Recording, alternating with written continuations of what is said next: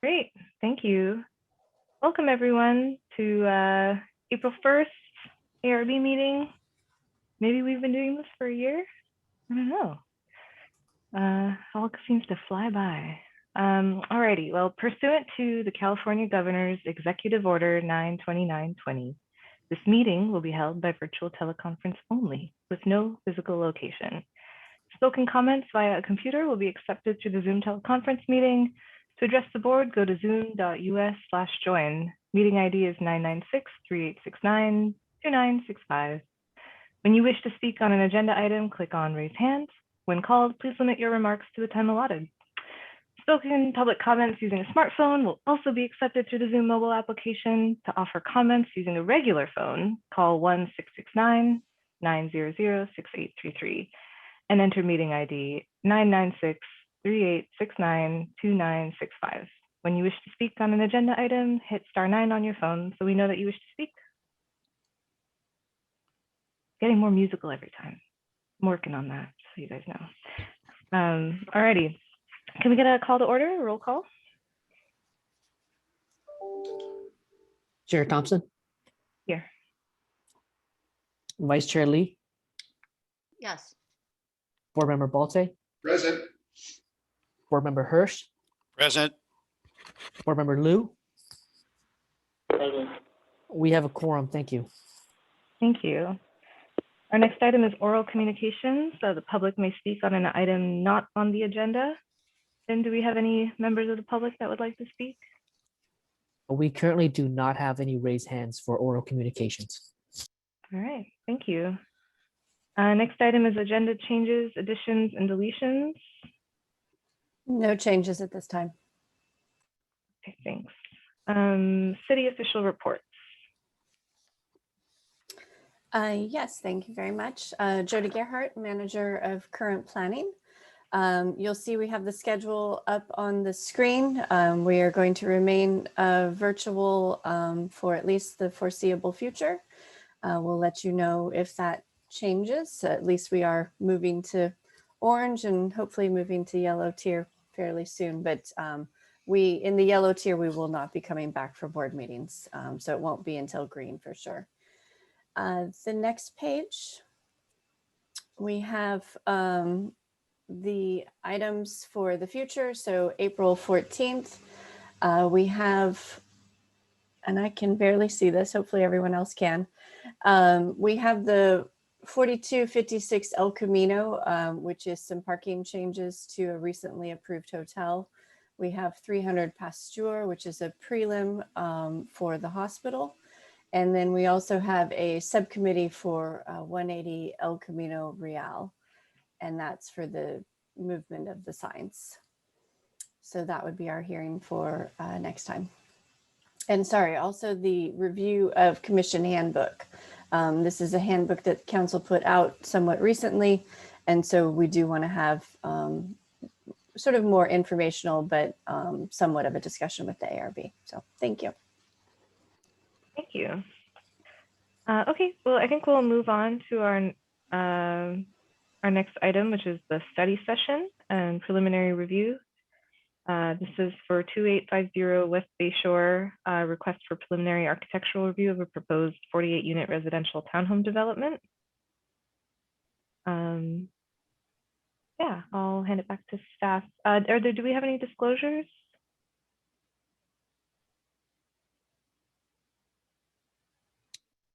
I'll simply disclose that I visited the site. Thank you. Osma, I visited the site, but you don't need disclosures, I don't think, for a preliminary review, Oh, that's true. but it doesn't matter. If anyone else still wants to disclose anything, feel free. Okay. Well, I also visited the site. I'll let staff go ahead. Thank you, Chair Thompson and board members. Claire Raybould, Senior Planner, and the project before you today is 2850 West Bayshore, new multifamily residential development. And This is located just off West Bay Shore Road near Greer Park. And just a brief overview of the project. This is just a preliminary review of the project. They will be coming back to the Architecture Review Board if a formal application is filed. So this is preliminary review of a proposal to demolish an existing approximately 32,500 square foot office building and redevelop the site with 48 for sale residential townhomes. And I wanted to note that this, the applicant has applied for a preliminary application for Senate Bill 330 project, which they are eligible for as a 2/3 housing development. And so the city is reviewing that preliminary application right now. Once that's deemed complete, that locks in their development standards. So they can choose whether to use the development standards that are applicable at the time that that application is deemed complete, or they can choose to use the current development standards. And I wanted to note that because, you know, we are going through the process of these objective standards, and that if that application is deemed complete before that the objective standards get approved by council, then they can choose whether to apply them or not to their project. So this is a 2.3 acre site.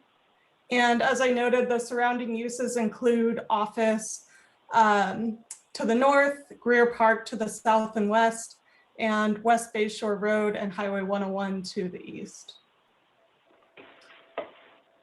And I also want to note that the project is planning to have 7 units of the 48 as affordable housing. So they are eligible for a density bonus. And they plan to request a density bonus concession for increased floor area ratio of 1.08 to 1. And right now, under the ROLM standards for exclusively residential, which follows RM30 requirements, they would be only eligible for a 0.6 to 1 floor area ratio. So I just wanted to note that. As they'll also be requesting parking allowances in accordance with state density bonus allowances under the new Assembly Bill 2345, which the city is currently going through the process of updating their density bonus code requirements under 1815 of our code to align with that Assembly Bill.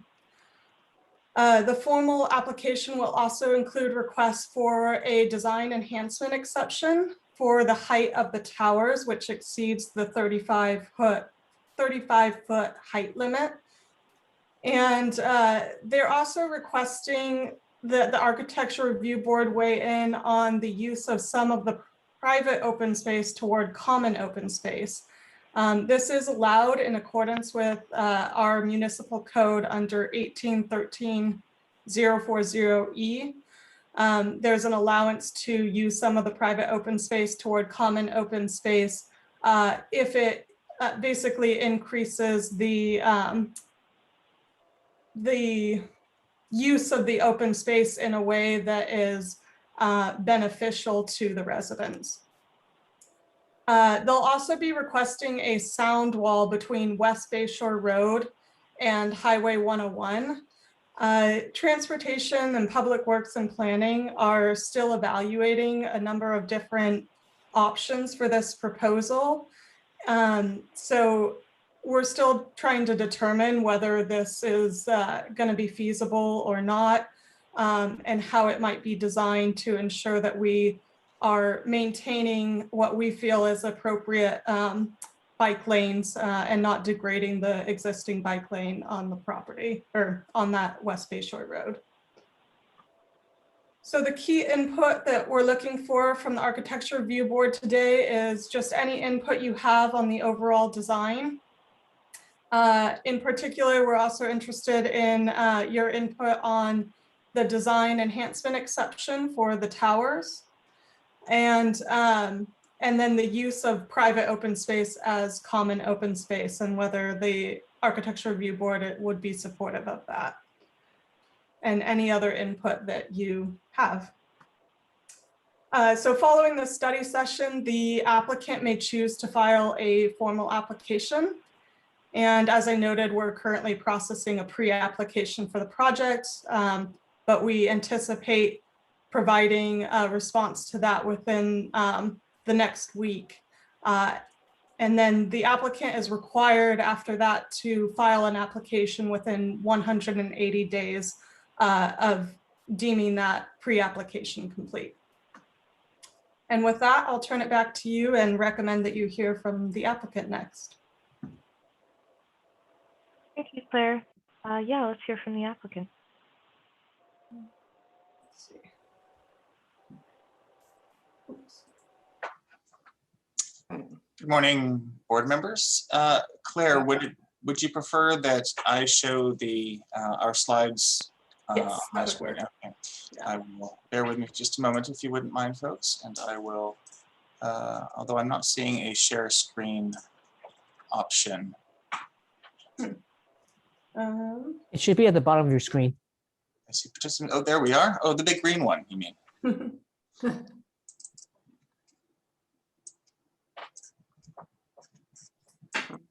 All right. Thank you, everyone. Thank you. I will get started. Good morning, everyone. My name is Elaine Breeze. I'm Senior Vice President of Summerhill Housing Group. Thank you for the thorough staff presentation. For those of you that aren't familiar with Summerhill Homes, we are a privately owned development company specializing in communities of distinction and have been located in Palo Alto for the last 34 years. We haven't worked in the city for a few years, but are excited to have the opportunity to be back and working on this great site. Most recently, we worked with the Elks Club to redevelop their lodge on El Camino Real and develop the Redwood Gate community behind it. And then prior to that, we redeveloped the old Palo Alto Medical Foundation property south of Forest Avenue, which included the University Park, Woodmark, and Weatherlake communities. And we also developed the Echelon condominiums off of East Meadow Circle. This morning, we have our design team present to answer any questions the board may have. Ralph Strauss with SDG Architects, Ryan Hansen from Carlson Barbie Gibson Civil Engineers, and Sherry Van Dorn of Van Dorn Abed Landscape Architects. You'll note our current plan set does not include landscape plans, but Sherry has recently joined the team and has a lot of experience with us here in Palo Alto. And then lastly, John Hickey, who pulled up the slides, is our Director of Development for Summerhill Homes. And John will provide an overview now of our site's context, our planning approach, and our proposed design. John, thank you. Thank you. Again, good morning, board members. It's a pleasure to be here. We thank you very much for taking the time to review our preliminary application. Your feedback is very helpful to us as we move forward with the project. I want to start by echoing what Elaine said. We're very excited about this site because we think it's a great location for new residential community. As you probably know, the site's less than a mile from the groceries and pharmacies and other neighborhood services that you have at Midtown and over at Edgewood. There's a Montessori school actually right next door, and the Ohlone Elementary School is just a short walk away. And of course, we have Greer Park right next door. I also want to point out that the site, as Claire mentioned, is currently occupied by an office building. And I think that's key because the project won't be displacing any existing residents, which we think is a major plus. Just to show you the actual location here. This slide shows you a view of the existing one-story office building that's on the site. As I said, it was built in the mid-1970s. I personally happen to live very close to the site, so I'm quite familiar with it. It's where a dog and I walk most days. But for those of you who aren't familiar with it, I want to show you some photos to give you a sense of what the edge conditions are, the shared edge between the park and the site. This photo here shows the view from the area of the park that's just southeast of the site. And you'll note that here the park is actually a few feet higher than the grade of the site itself, and we'll talk about that a bit more in a moment. This photo here shows the view from the southwest. Again, as you can see, there are dense bushes, some trees along the edge here. It's on the park side of the fence, and those screen the site from the park. Similarly, the view here from the northwest, again, dense vegetation along the fence line, screening the view of the site from the park. And again, those trees and bushes are on the park side, not the project site, so they will remain. This is a view from across the park over towards Simpkins Court. Again, you can see all the vegetation, the trees along the edge, the shared edge there between the park and the project site. As I mentioned, there's also Montessori School next door. This is actually a view from the project site looking at the Montessori School. This area of the school is actually primarily used for storage. There aren't, it's not a play area or anything like that for the kids in the back there. As the staff report explained, we're proposing to construct 48 new 3-story townhomes. These townhomes will be all 3-bedroom. They'll range from about 1,500 square feet to 2,000 square feet in size, and each will have a 2-car garage. And I actually want to mention, Claire pointed out that we would qualify for a parking reduction, which is true, but actually we are meeting the city's parking standard as well. I just wanted to clarify that. 7 of the homes will be dedicated as affordable units for moderate income households. The buildings are oriented, as you'll see, to provide an active presence along West Bayshore Road and over here towards Greer Park, and also towards the common open space, the community open space here in the middle. And that open space, is a bonus. Obviously, we're next to the park, which is a great asset, but we have this community space too, which will have casual seating, outdoor dining areas, tables, and a large play space, active play space there. We have walkways you'll see throughout the site to provide connectivity from West Bayshore over to the park, to the community area, and to all the homes.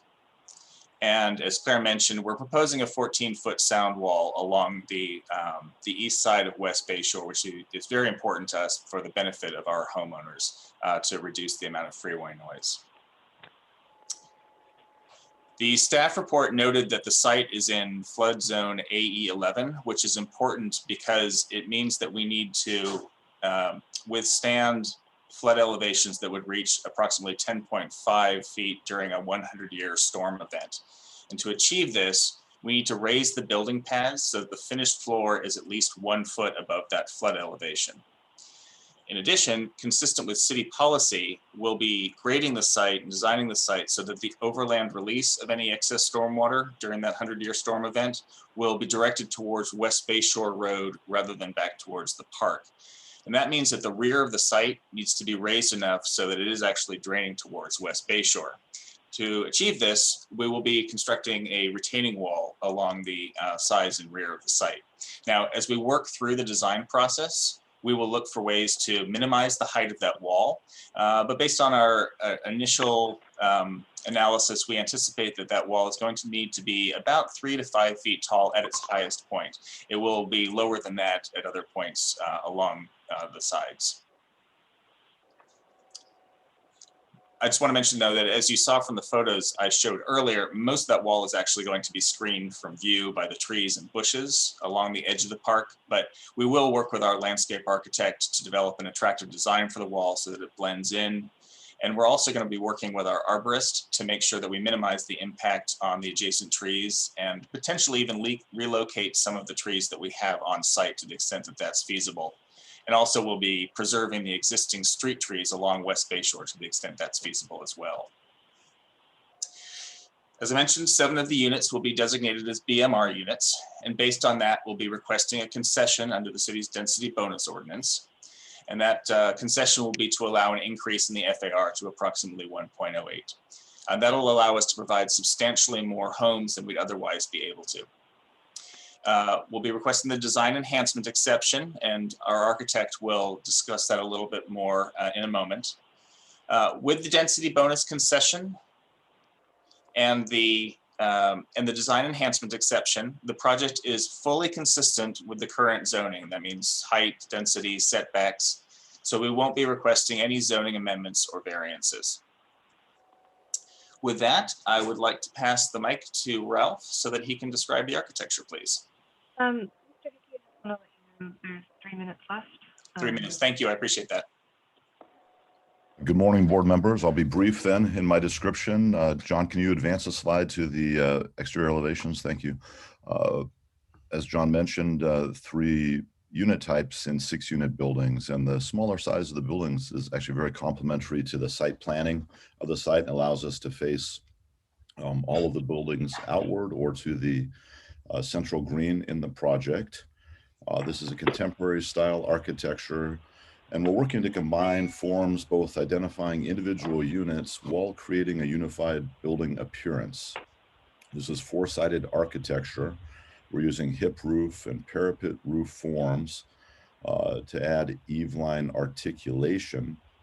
We've got a variety of materials: exterior plaster, horizontal siding, and wood railings that are highly articulated in their planes across the frontage to create shadow opportunities and depth in the elevations. And then we're combining window shapes and sizes in multiple patterns to further enhance the elevations. The window frames would be a dark material, and this is 4-sided architecture. So the treatment that we are applying to the structure goes to all 4 sides of the buildings. Related to the design enhancement exception, this exception request is related to the tower elements that you see on the front elevations of the building. The average height of those components is 39.5 feet relative to the 35-foot allowed in the zoning ordinance. But we feel that these are important to add to the articulation of the buildings, the roof articulation, and these components will be visible both from the pedestrian level, where people will see a nice break in the eave lines, and also from the second floor private outdoor living spaces in the units, and from the surrounding community. So we think they add a very nice component to the massing and scale of the into the roof forms that we are creating. That's a very brief description. I'm available for any other questions. And I guess I should add, we're using the color allocation across the elevations to enhance the plane breaks and the other articulation that we have on these buildings.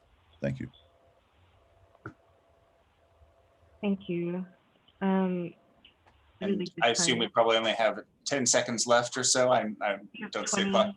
24 seconds. Just wanted to close by saying we look forward to receiving your comments, and we're here to answer questions as well. Thanks very much.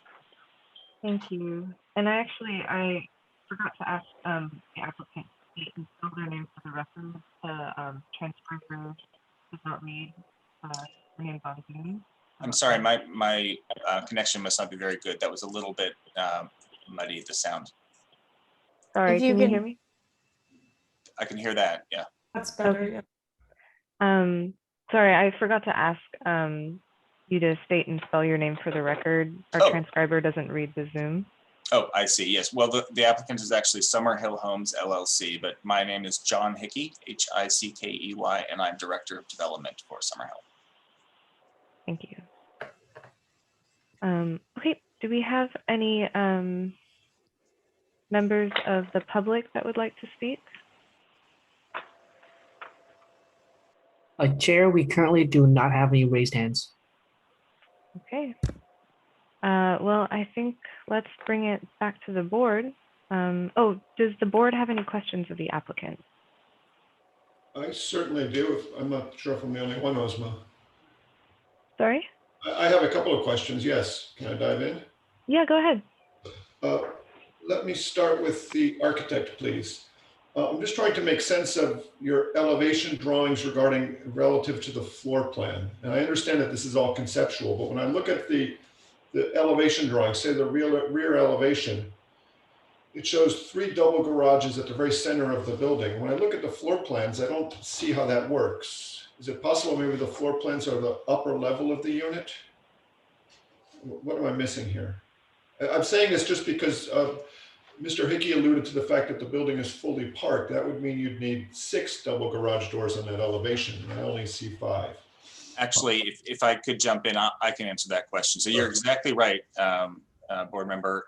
The floor plans, the building plans shown on our site plan do not correspond exactly with the elevations. We are, as you said, in the preliminary stages here. And so as we're refining things, some of this will need to be coordinated as we make a formal application. But what you're seeing on the site plan is accurate. Those are all 2-car garages, but 2 of those garages are tandem garages. So you'll see it's a front and back there. So in fact, what you're seeing, even though the sequence of garages that you're seeing on the elevation does not match with the site plan, you are correct. There will still be 2 what appear to be single-car garages from the front, and then 4 2-car wide garages. Okay, thank you for that explanation. The second question regarding the architecture again is on the side elevation. At the lower level, I see what looks like a recessed set of glass sliding doors. Is that right? Or can you explain what building functions inside are expressed on the outside on the side elevation? Yes, at the lower level on the side elevation, those are the utility cabinets for the buildings. And they're at the ends of the buildings, but we are recessing them into the mass of the building and creating articulation around them. So you're saying that's like the electric meter and gas meter and such? Correct, yeah. Although this would be an all-electric project. You have floodplain requirements though, don't you?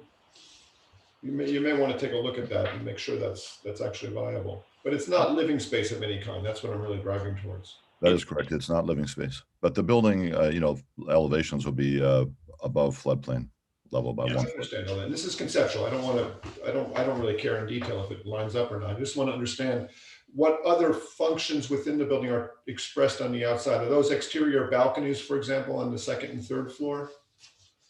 Yes, on the 3rd floor in this case. And then the small square windows and the other component, what are those? What's actually behind those windows? Stairwell. Those windows are climbing along with a stairwell on the exterior of the building. I see. Okay. So there's no actual living rooms or anything facing those side elevations any different? There sometimes will be a bedroom at the lowest level towards the front of the home, adjacent to the porch. And it may have a window to the side at the lower level. As John mentioned, these are elevations or works in progress. Then the second question, Ozma, if you don't mind my continuing, is regarding the applicant mentioned a retaining wall at the back of the site. Could you explain in more detail what the grading requirements you're facing are? Yes, I'd be happy to. So actually, if I may, I'm going to shift to preliminary grading and drainage site plan that you can see here. So essentially what— Drawing in our packet as well, or? No, this is part of the slide. This is actually, there is a grading sheet in the packet that you received, but as I mentioned, this is during due diligence. So we are constantly refining as we go through prior to making the formal application. And so we've already come up with some additional ideas since we provided what we gave you initially. But the essence here is that the portion, I don't know if you can see my cursor, but the portion along here needs to be high enough at the rear of the site to be able to drain forward to the front of the site. That's the city's policy, is to have now, I want to back up for a second and point out that we will comply with all the stormwater treatment requirements. So for ordinary storm events, we'll be treating all the stormwater on site through bioretention, and then that will drain to the storm drain, and that would go to the front of the site. Now, in major storm events, 100-year storm events or bigger, that's more than the design capacity for the stormwater treatment, which means that you need to be able to account for the overland release of any excess stormwater. The city does not want that to flow to the rear of the site. They don't want it flowing to the park. They want it flowing forward to West Bay Shore. So in order to accommodate that, we need to be able to grade the site such that the rear of the site is high enough that it will drain towards the front. To achieve that, we need to be able to lift the site, which means that we'll have a retaining wall along the rear of the site. As I mentioned, you can see it's very small on my screen. I hope it's a little bit larger for other people. But right now, I think it says 6 feet here. We've already identified a way that we can, we think, reduce that by already a foot, and we're exploring additional opportunities to be able to reduce the height as well. So the highest point of the wall is really going to be along here. Once you get over to the southwest corner of the site, the adjacent grade on the park rises substantially. And so the matching grade will be much closer at this point, and there may not even need to be a retaining wall. Over on this south side of the site, the existing, right now, this portion of the park is actually about probably 2 feet higher than the edge of the park. So there's an opportunity potentially to, even if we raise this portion of the site, to correspond to what is the primary predominant grade along the park as well. But we'll explore all of those options as we refine the design and go through the planning review process. And is it possible to have some other means of meeting that storm drain requirement, say a series of storm pumps or something, rather than grading the site? Well, the site needs to be raised up to be able to bring the building living areas out of the floodplain. That's an absolute requirement. So, because you were pointing that out, I think a moment ago when you were mentioning that since this is the floodplain, you know, the utility cabinets would need to be raised, and that's true. And not only do we have the utility cabinets in there, but we have living space on the first floor of all of these units. So the building pad itself needs to be lifted to that minimum elevation, absolutely. So it's just a question of what we're doing, and once we're doing that, we obviously need to be able to raise the access drive as well. So that we can reach the garage apron. So the question is really just what's the elevation going to be of this common area here and the areas along the edge. So that's what we're working through with staff. Essentially, we need to be at this grade at the building. That's a given. The question is, Ozma, if you don't mind my getting detailed, what is the actual grade on the site that you need? What's your finished base ground level, the level of the driveway? And your floodplain, you said, is 10.5. Is that the AE number you have to work to? yeah, so AE 11 is technically the flood zone, but according to the city, they've measured it out, and it's 10.5 is the flood elevation. And so that means that we need to be at least 11.5 with our finished floor. Right. And what is the level of the ground right now? And what do you want to make it to make your buildings work? Yeah, so it varies. So right now, if you're at the curb along the front here, it's at about 7. 7, and you need to get to 11.5, you said. Yeah, exactly. The existing, now if you go into the site, some of the parking areas are low, Right. but then as you get to the rear of the site, it actually gets a little bit higher, and the building itself that's there right now is elevated. So we haven't surveyed to find out exactly what the floor elevation is there for that existing building, but it appears to be approximately somewhere between 9 and 11. And how about the ground level on this drawing here, the lower left corner here? I bet that's the lowest part of it, where your cursor is now. In that area, what is the current ground level, and how much do you need to raise it approximately? Well, actually, I don't think that is the lowest level at the current point, and I believe, I apologize, I don't know that I'm going to be able to blow it up to be able to see on here. If my civil engineer hears this and he remembers what the existing grade is, he might be able to chime in. But actually, 12.2. I'm looking at it on the plans. 12. What does it say, Claire? 12.2. No, that would be the finished grade. Finished grade. Oh, I'm sorry. It shows the existing is grade, around 7 to 8. Oh, 6. 6 feet. 6 feet. And you're proposing to bring it to 12.2 because you want it to be above the floodplain? That's correct. About 8, is that what you just said, Ryan? Yeah, I think the existing is at about 8. I think it's a little bit lower on the school site, which is where that 6-foot shot is. Okay, well, I think I don't want to drag this on during a series of questions, but I think it's important to point out to the board then that what you're really doing is grading this site up, not just for storm drainage, but also just to meet the floodplain requirements, which is legitimate. I just want to be clear what you're up to here. Yeah, that's a fair characterization, board member. Thank you.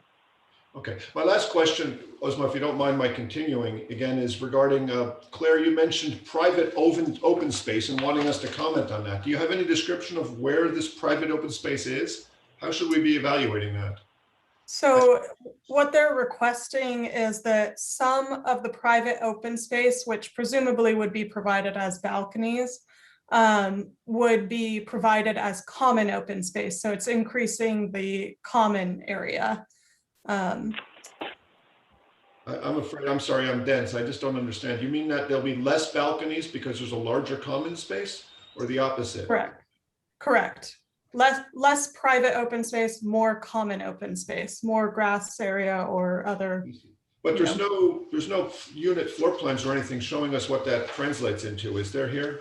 So it's just sort of a conceptual idea. Is that what you're asking us for? Conceptual idea, yeah. The exact amount, I know that currently they're proposing some private balconies, so there would be some private open space provided, but some of the private open space, and the applicant didn't indicate to staff how much might be allowed. So you're just if you have asking input on how much might be acceptable, that would be. Through the chair, may I respond? Or Sure. Sorry, is that a yes? Yeah, so that's a great question, board member. And we're trying to gauge what our options are here, because as I mentioned, we do have obviously 18 units that face towards West Bay Shore. So even with a sound wall, the second and third floors are going to be at a height that they're going to be close to the elevation or potentially even a little bit above the sound wall.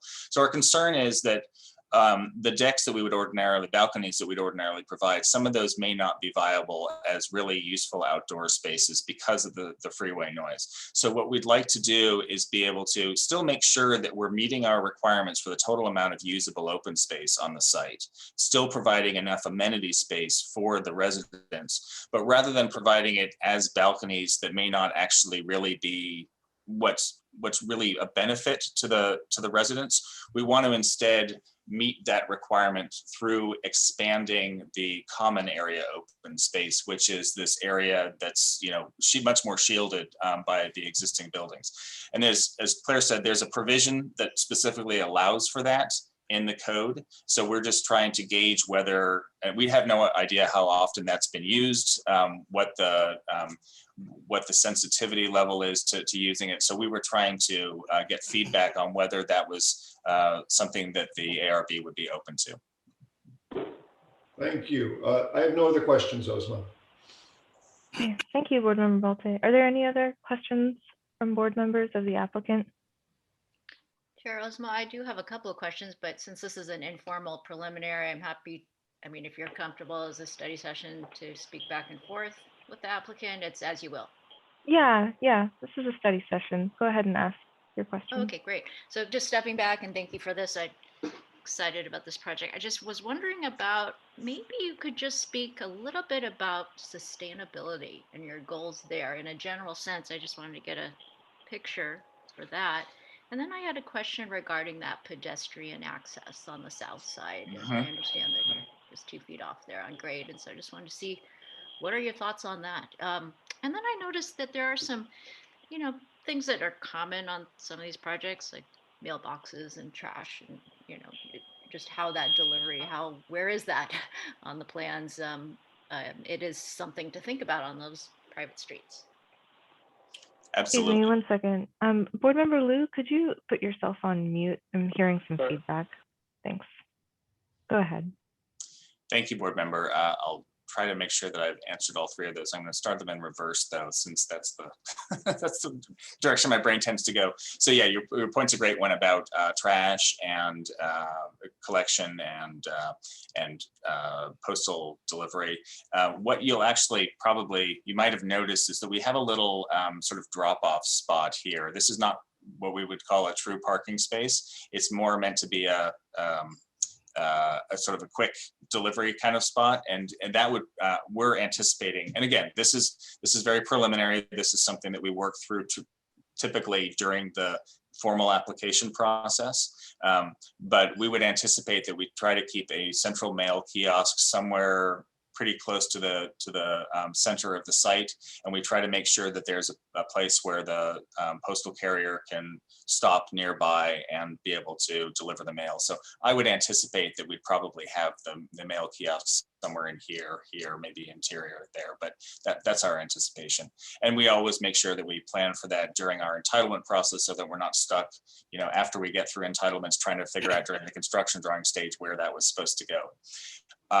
With regard to waste collection, recycling collection, it's a great point. We've found from past experience that can often be a real challenge if we don't address it early. So we've already been reached out to waste collection to review our site plan. You may have noticed actually in our packet, there is a site plan that shows the template for the turning for the waste collection. So what we will do is each of these units, we'll have space in the garage to be able to have 3 bins, a compost bin, a recycling bin, and a landfill bin.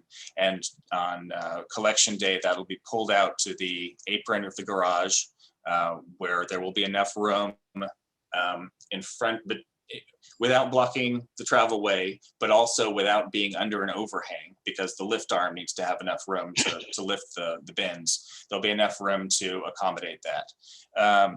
Let's see, you asked about sustainability. So obviously we'll be complying with the new Title 24, which is very stringent. We will be also complying with the city's REACH code, which means that the project will be all electric. There will be no gas appliances at the project. And in addition, we're anticipating that in order to meet our Title 24 requirements, which, you know, have sort of a scoring system, we will be providing solar on the units as well. Elaine, was there anything? I remember we were discussing that earlier. Let me just make sure there wasn't anything important that I missed. Oh, and EV chargers. Obviously, we're setting up the site so that there will be adequate capacity in all the units to be able to provide a level 2 EV charger. I think I missed one of your 3 questions. What was the third one? I was wondering about that pedestrian access. to Oh, the yes, park. thank you. We were discussing that actually just a couple days ago, because we realized with the grade change and the possibility that would need to be an accessible connection, ADA accessible connection, we may have challenges with the grade there. So that's something that we will continue to work with staff on, because we think it would be an asset for the community to be able to have a direct connection there, but we would need to be able to do it in such a way that we make sure that that's an accessible connection. I just want to note that I did discuss that with Community Services Division, whether they would be supportive of an access. They said that they would be supportive of an access point as long as it doesn't preclude them from anything they might want to do in the park in the future. So we'd be evaluating to kind of look at the location and make sure it makes sense if they're able to provide it. Thanks for those responses. Those were just some questions that came up. Happy to answer. Thank you, Vice Chair Lee. Are there any other questions from Board Member Liu or Hirsch of the applicant? I have I have just one at this point. Go ahead. Visitor parking. How do you deal with this? That's a great question. So first of all, there is the city's code for multifamily developments such as this does not actually require any on-site guest parking. We are providing 1 ADA space and 1 guest parking space here. In addition, I think this drop-off space, this delivery space, is going to be very important too, because it's going to not be blocking any driveways, but it's going to be, you know, so many of us now are, you know, receiving dinner or whatever it is by delivery. It's useful to have that. In addition, we right now there is some limited amount of existing on-street parking. As Claire alluded to, we're working with the city to try and decide what makes sense as the new street section along West Bay Shore, because we'd like to be able to, we need to be able to have a sound wall on the east side of West Bay Shore, but we also want to make sure that we're accommodating the city's bike plans. So what we're anticipating is that the existing on-street parking would be eliminated. However, there is still a lot of on-street parking down here. And there's, for those of you who are familiar with the area, you'll know that Colorado is just a little bit, it's only just beyond this park here. And so, so there's a lot of on-street parking along Colorado. And the other thing that I mentioned is that one of the nice things about this site is we don't have any immediate residential neighbors right now. So if there is any on-street parking, it's very unlikely to be something that's going to be bothering any adjacent neighbors. But the key too is that we are complying with the city's requirements. In fact, exceeding them because we're providing that guest space, those 2 guest spaces which aren't required. Thank you. I have a couple questions. I appreciate. Are there any more questions, Board Member Hirsch? You just had the one. Just that one at the moment. Okay, great. Yeah. Yeah. Thank you, fellow board members, for asking questions. A lot of mine were asked already, but I do have one or two more. Does the applicant have thoughts on the material of the retaining wall and for the sound wall?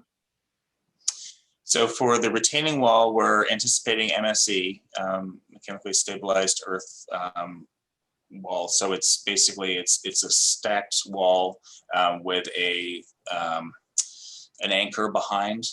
And the finish on that, if there are several options, we'll work with our landscape architect as we go through design to set on that, whether we want some sort of smooth finish, whatever it'll be something that's sort of a natural tone. So that it blends well with what's around. Our goal is really to have that wall blend in. We'll probably also be looking at ways to actually, as I mentioned before, I don't think anybody's going to be able to see the wall because the dense vegetation along the park there. But to the extent that anybody is looking through, we don't want it to be something that's glaring. So we may even look for opportunities to use landscaping to cascade over the wall, things like that. There will also, I should mention, because it will be elevated, we will have probably an open rail guardrail fence to keep anybody from falling over the edge. But that would only need to be about 42 inches tall in order to comply with the requirements. For the sound wall, we have a couple of different ideas. You probably know that to the south, when the Sterling Park community down by Loma Verde was built, they installed a sound wall along the east side of West Bay Shore. That's a 14-foot sound wall. It's precast panels with columns. And that actually is painted, I believe, on the West Bay Shore side, but it's more textured on the freeway side. It's actually 2 different colors on the 2 different sides. That's to the south. So that's one option that we'd be interested in looking at.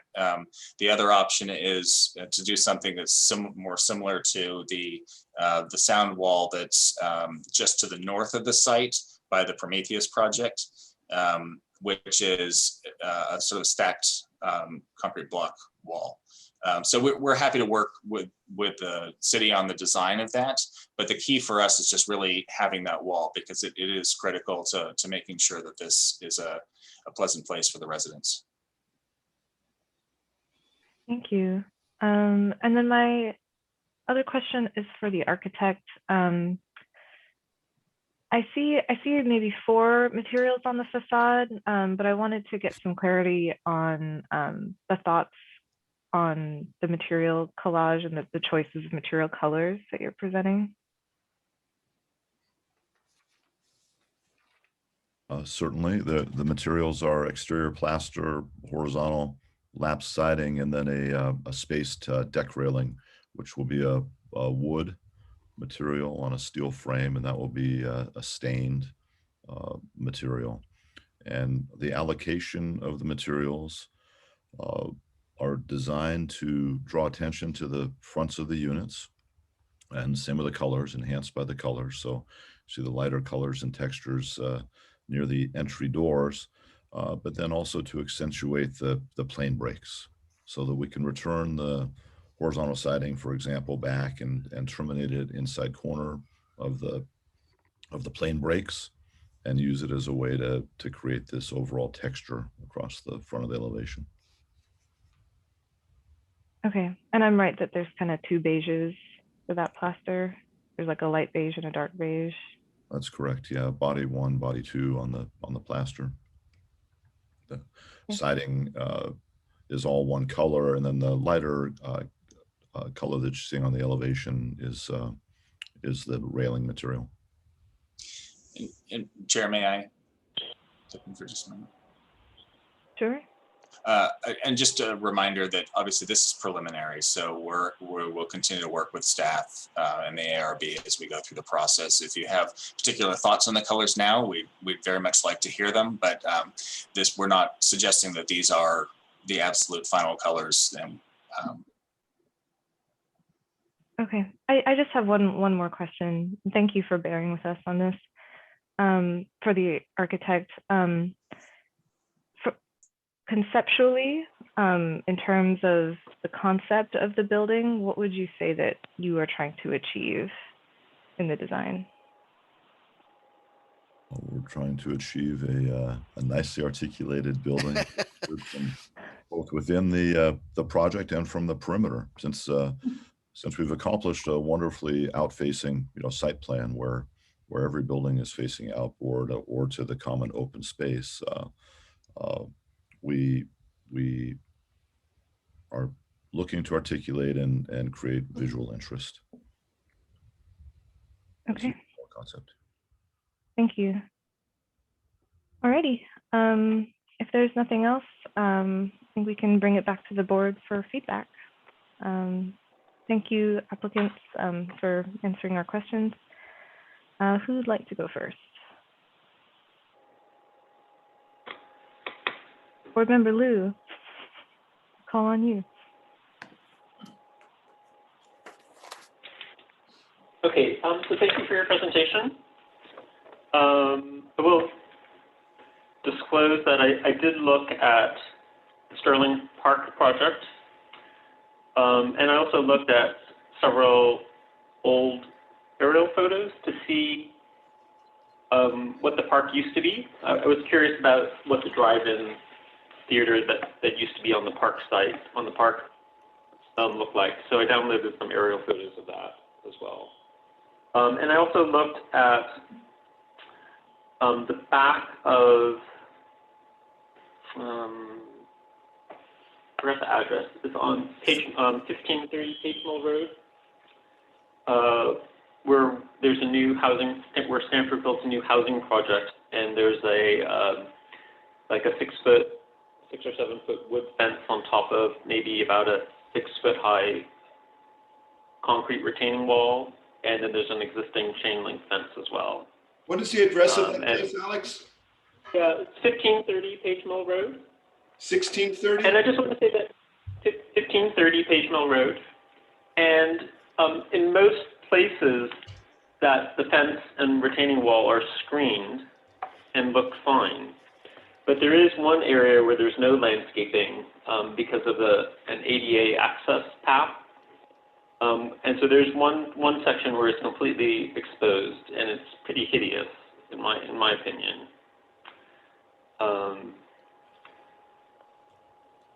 So yeah, so we might want to take a look at that when this project comes forward.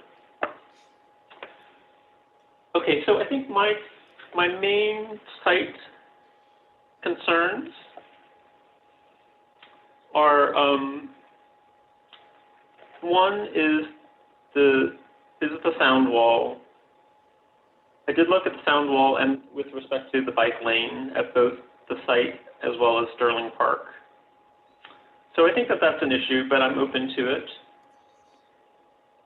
Two, on the site access, which I think Grace was mentioning before, like Sterling Park, the main entrance has like a zigzagging handicap ramp that dodges utility vaults and pad-mounted equipment, and it really doesn't really all come together. Like if you look at it at Sterling Park, you can see, there was a nice idea, an aesthetic idea, and then it just sort of all fell apart.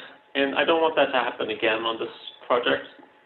if you can separate the utilities from the main entrance, that might help. It seems like you have 2 or 3 areas where you might be able to do that. But I think, again, the grading is going to be a challenge. And so I want to make sure that you have enough space at the main entrance to make something nice. I think the second big site issue is, or third site issue is Greer Park. I think we need to see like a street elevation of the 2 facades facing the park.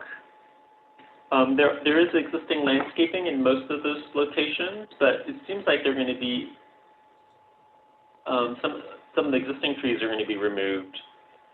So there's some potential for big change. And also in a couple locations there's no landscaping. So I think that that's an issue.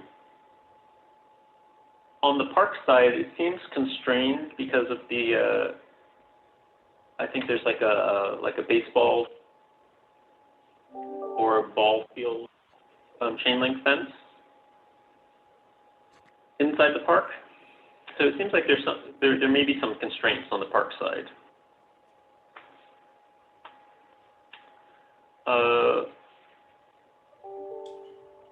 And then I think also on the site planning, when I was looking at Sterling Park, it seems to me like landscaping on the garage side, you know, on the inward garage facing elevations really does help the buildings. And so I do want to see what you guys are planning for that. I think I did see some mention of it. I might have seen in the plan. But I think that's really important. On the architecture, on the towers, I'm sort of inclined to that. I did want to point out a project. It's an older project. It might be like 20 years old. It's Jacobs Court on El Camino Way in Palo Alto. And there it's only a 2-story townhouse project, but they used the towers in the master bedrooms, and they've got clerestory windows on like 2 or 3 sides of the tower. And it really, I've seen the units because I know an architect who used to live in one of them, and it really made the unit like so much nicer. So I hope your towers aren't just things that are added on into the attic. I hope you can try to make it into something really desirable.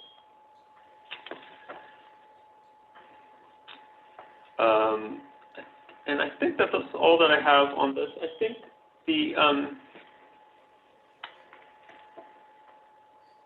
on the towers, I think again we'd want to see it on facing the park.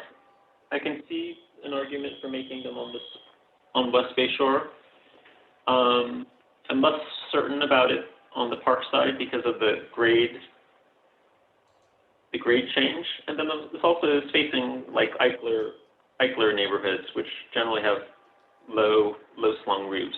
So I think we do need to see that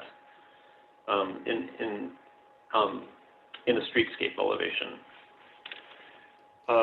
Okay, and then my last comment is on HVAC. If you're doing mini splits, I hope that they're screened or they're somewhere like hidden. If they're on a balcony, then do like a solid railing so they're less visible to the public.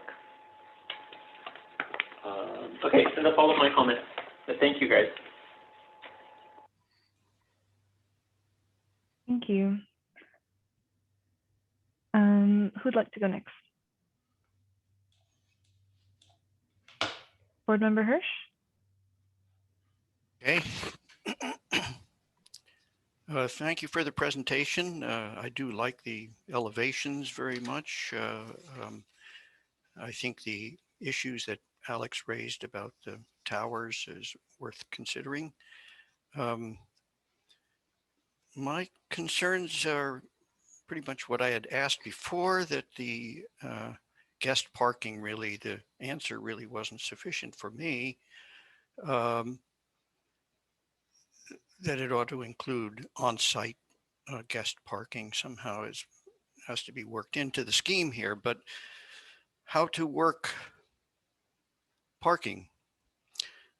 This project as a prototype requires kind of this private access for each unit for 2 cars or tandem or parallel to each unit. Therefore, the road B Street becomes a kind of a thoroughfare of cars in, cars out, cars parking under buildings. I personally think that that may work for some aspect of the project, but it really isn't making a wonderful project out of this. I like the way the Oak Court and Ramona and Channing works very well with parking underneath. And then, of course, you explained all of the flood issues, but in a way that could be solved. You know, if there was a platform and platform housing for a portion of the property, you could accommodate a significant amount of parking under that platform, and actually avoid the issue of or find another way in which you can deal with the water through a parking structure, and it would then put the units on a level up, and maybe shared space, shared community space. So that's not housing, quite the same kind of housing anymore. But this brings me to another issue, is that Palo Alto, I don't know whether it's 40, 60 or what the actual percentage of rental versus ownership is. But it seems to me that a really nice project like this ought to have a mix like Palo Alto and offer the possibility of rental housing within the format of rental and ownership housing. Happens all the time, and it wouldn't be unreasonable. And perhaps it would be a denser housing on top of a deck that's a parking deck. And then the private housing, although the car would be kept in what might be a central parking area, it would allow more use of the public space rather than everything being car oriented here.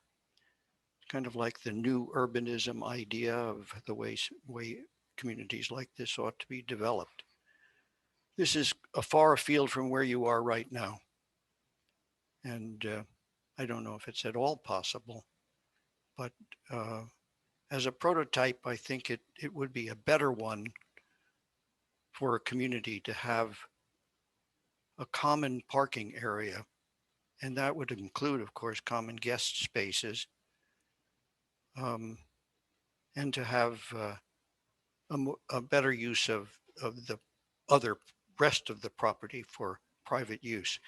And one thought about this again is, and it's again in contradiction to the water table, you know, everything is up higher, but then you enter these units, and what do you get on the ground floor? A staircase basically to get to a living room, I'm assuming upstairs, with bedrooms on a third level. So that's what, a guest room on the ground floor of some sort behind the garage. So access to the ground is not at all easy here. You have to go down a whole level, and then the space below is really private, maybe for that one bedroom to be out to access the outside. I didn't ask the question, but we really were not given a full set of plans here to know exactly how the ground floor has been being used, except the garage, and there is something behind it, but none of the units were developed to the level that we could really read how they relate to the ground. So this is quite a radical change from what you're showing, but I think it's an important concept to think about here, because after all, the use of the outdoor space is important, not just as a landscape to look at, but because it could be used privately. And I do think that a raised deck does solve certain problems. Definitely gets the cars in a single location, and avoids and allows maybe for the entry to the houses off of a tighter relationship, maybe kind of a more muse-like thing, which doesn't have to be a street-wide width. And I guess you get my picture, but it's very different scheme than what you're showing. So I'm going to be an outlander here, outsider for this project, no doubt. But this is my feeling that it isn't really the right project for an area as wonderful as this is, adjacent to a park, all of those facilities nearby, with a problem, of course, of the sound, which I think you could solve the way you've described it.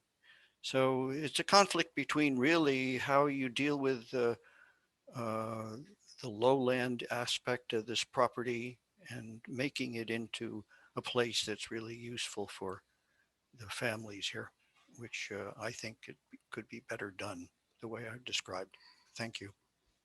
Thank you, Board Member Hirsch. Board Member Balte. Thank you, everybody. Number of things to say, but out of the gate, I'm really pleased with this application, with the fundamental ideas here. I think it's really going to be a fantastic place for these housing units, and I'm pleased to see that Summerhill Homes is tackling the project. You guys have done some other good work in Palo Alto, and it's appreciated. I think this is a good project.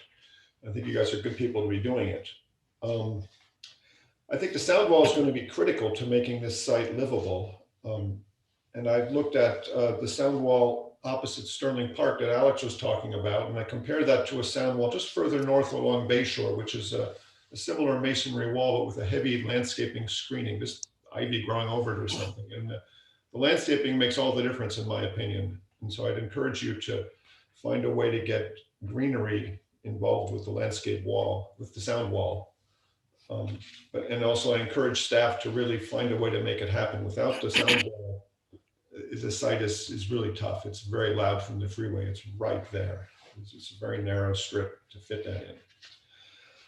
On the site planning of your project, that comes to my basic criticism of it, which is that at least right now, the buildings are all too much the same. It's the same design 6 or 7 times round, and the site planning then suffers from it. I think you have, when you make a basic partie of your site, a real issue with the units facing the freeway with the noise, and just a fairly busy road, and a real opportunity with the sites facing south towards the park. It's a wonderful park, and I can't imagine people living in this unit not wanting to go out to that park frequently.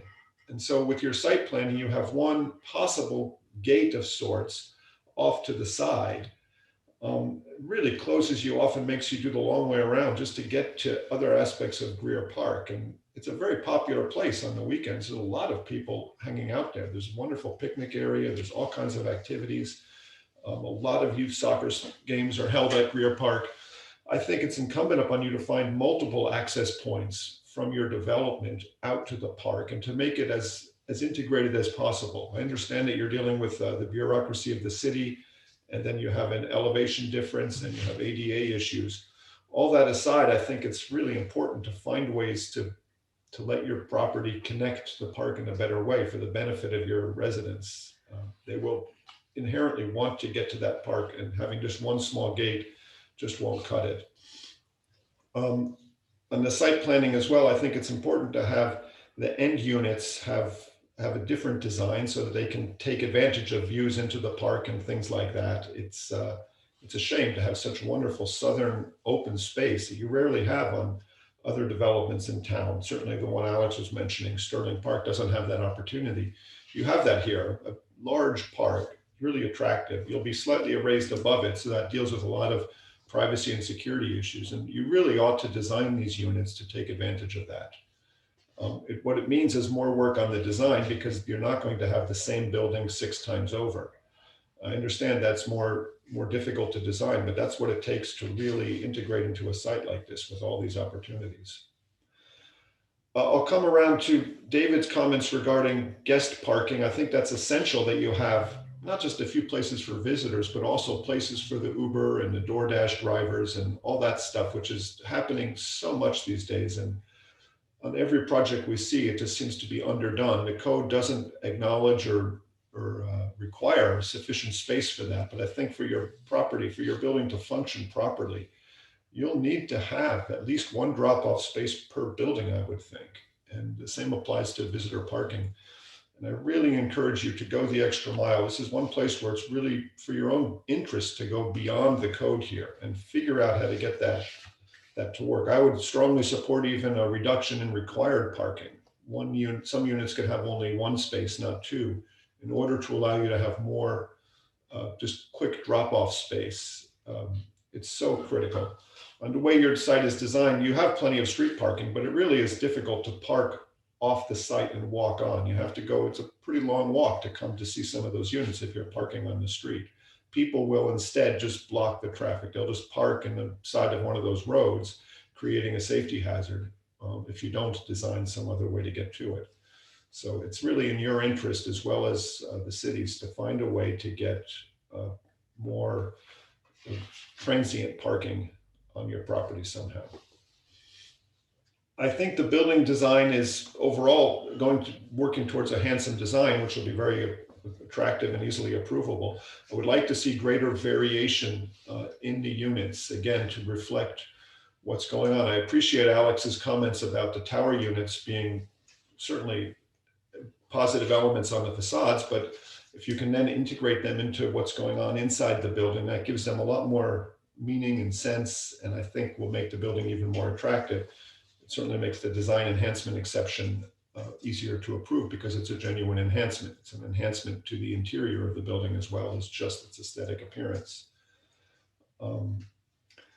I took a look at the project you did at the Palo Alto Medical Foundation fronting Heritage Park. I was thinking at first, just how do you relate to the park?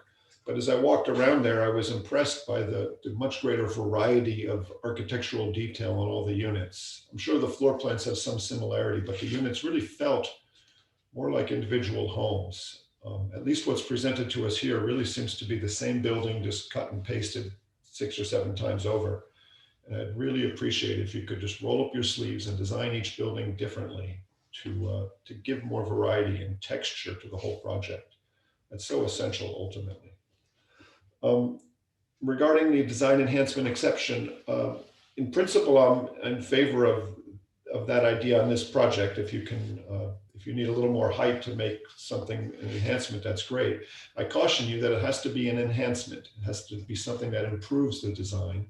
Right now, I'm not so convinced that some of these towers aren't just computer images cut and pasted into place. I think you should take Alex's comments to heart that integrate that taller element within the function and the design of the building, and I'll be able to make the finding that it meets a design enhancement exception.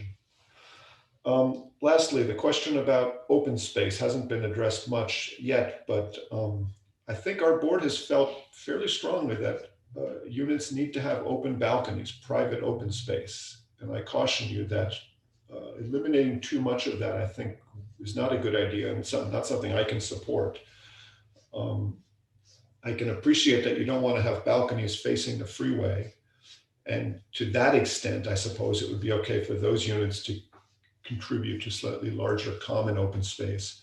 But for any unit without a strong reason not to have a balcony, I don't think I can support not having private open space on the unit. So it's a vague answer, but it's a vague proposition that's put in front of us at the moment on that. Those are my comments, but overall, I'm excited about this, and I really hope you bring it back to us with a final application. Thanks. Thank you, Board Member Balte. Vice Chair Lee.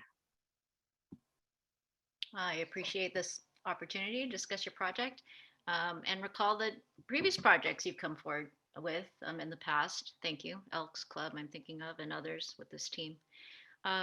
So, this is an opportunity for Palo Alto, and I I just have to say, without, just making some general comments, 48 units with 7 affordable, hurrah. And just wanted to take a few steps back. I had asked the question regarding sustainability, and I know that this is a preliminary, and I just, would love to see how this project and every project that comes forward, developed in Palo Alto, begins to think about the future in a way that is a blueprint, or maybe even going beyond, just the requirements, or maybe there's some thinking in terms of our troubled climate change and how we build in the area. So I just put that out there. As just the thought regarding the site, I mean, Greer Park, so wonderful. I was just there with my daughter this weekend, and I think what's going to be really helpful in your project is just to have some site sections. As I'm sure you do have them, but just some profiles of these proposals for the sound wall, and for just really thinking about that site from a larger scale in a drawing that is communicated, and in with that bike lane, it's just look forward to seeing how the city works with you, and you work with the city in terms of not degrading, just the important pieces of infrastructure, and what's there, and coming to some compromise. Now, from the sidewalk curb on West Bay Shore, we didn't talk about it a little bit. I know your landscape is going to be coming forth with the city. Is that the tree canopy and shade? And just, since these are 3-story buildings, and, you're right along the freeway, but there are existing trees there. Just want to just put out there that mature tree canopies really help kind of comfort and shade, and for the users, and just how you said you might relocate trees, all good. But to, love to see that landscape proposal that has, the mature shrubs that might buffer. And it's very encouraging that you see along the park edge that you have along the park some buffer there with the shrubs. And as you propose and communicate this design, it would be wonderful to make sure about that landscape plan on all sides. When we talk about common open space and private open space, and I'll just say, the diagram to me makes a lot of sense. The site plan, I think we've all laid out these kind of proposals with townhomes and multifamily housing, and it's tough. It really is. But if we take a look at how the open space, if we just think about your site, I did want to point out that common open space that sits along the what is it, north-south, the western edge there, right along the park, that long park side, that common open space, and often a common open space wants to be the heart of a project, that all things lead to that common open space. And I understand the push and pull regarding private open space in terms of balcony use, and we'd love to have private open space. And sometimes these projects with balconies actually just become storage, or they're so small that they're actually not so enjoyable for the user. So I just want to keep an open mind about this request in terms of common open space that might become this really compelling heart of the project with terrific access to all. And I think that's something to remember, that it's common open space, and that all the users might have terrific access, and because you won't have that private open space. So that's my thought there. And in terms of access to the park, that seems important if it's possible. Given on a project this size, I hesitate in terms of multiple access points. I think one might be sufficient. Again, how does that walk and how does that access actually become something that everybody knows in the community, and is designed in a way that is compelling and comfortable, and maybe your landscape just works, sharpens the pencil there. I actually spend a lot of time in these kinds of developments just over the years, with my kids and with my family. And I'm thinking about a lot of these projects in other peninsula areas, like San Mateo. Just it comes to mind just in terms of a lot of these kinds of projects. And I guess my comments will overlap with my colleagues here, but in terms of the architecture and how we experience them, actually a large part of these projects are experienced not from the outward edge, not the West Bay Shore edge, but actually along the private streets of B, D, and C. And so I just want to, and every inch counts, right? And you want everything to work. So what's the word? In terms of the post, right? I mean, it's not an afterthought, right? You actually think about how people are walking and getting their mail, and the trash and recycling, and often there isn't a lot of space for landscape on these private streets. The architecture can be because you're focusing so much along the open, the street facade along West Bay Shore or these others. Well, in your site plan, you actually have a lot of front, rear, and side that is vehicular, and essentially the front face for users.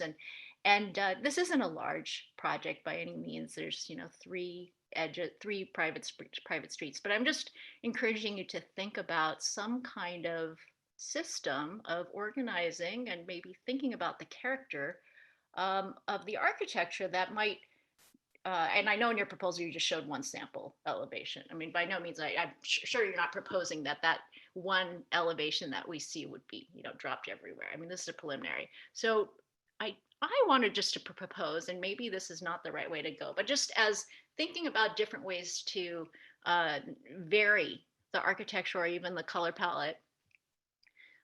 Maybe there's some groupings thought about in terms of a front face along West Bay Shore or the edges along that south facing Greer Park.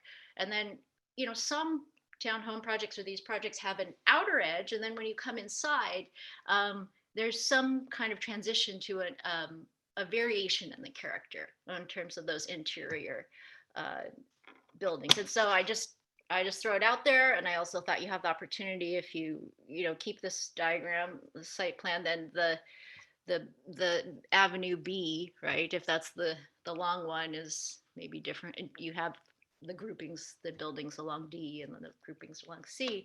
And I just hope that you might really consider those, the front, what you would call the front of the units of building, the long facades of buildings 5, 6, and 7 along that common open space, right, as the heart, the compelling heart common open space. So I'm just thinking out loud and trying to think of how, you might propose and progress in your design in terms of a character that has variation and delight, and perhaps maybe when you go to those towers, which I do not see any problem with the height going up there.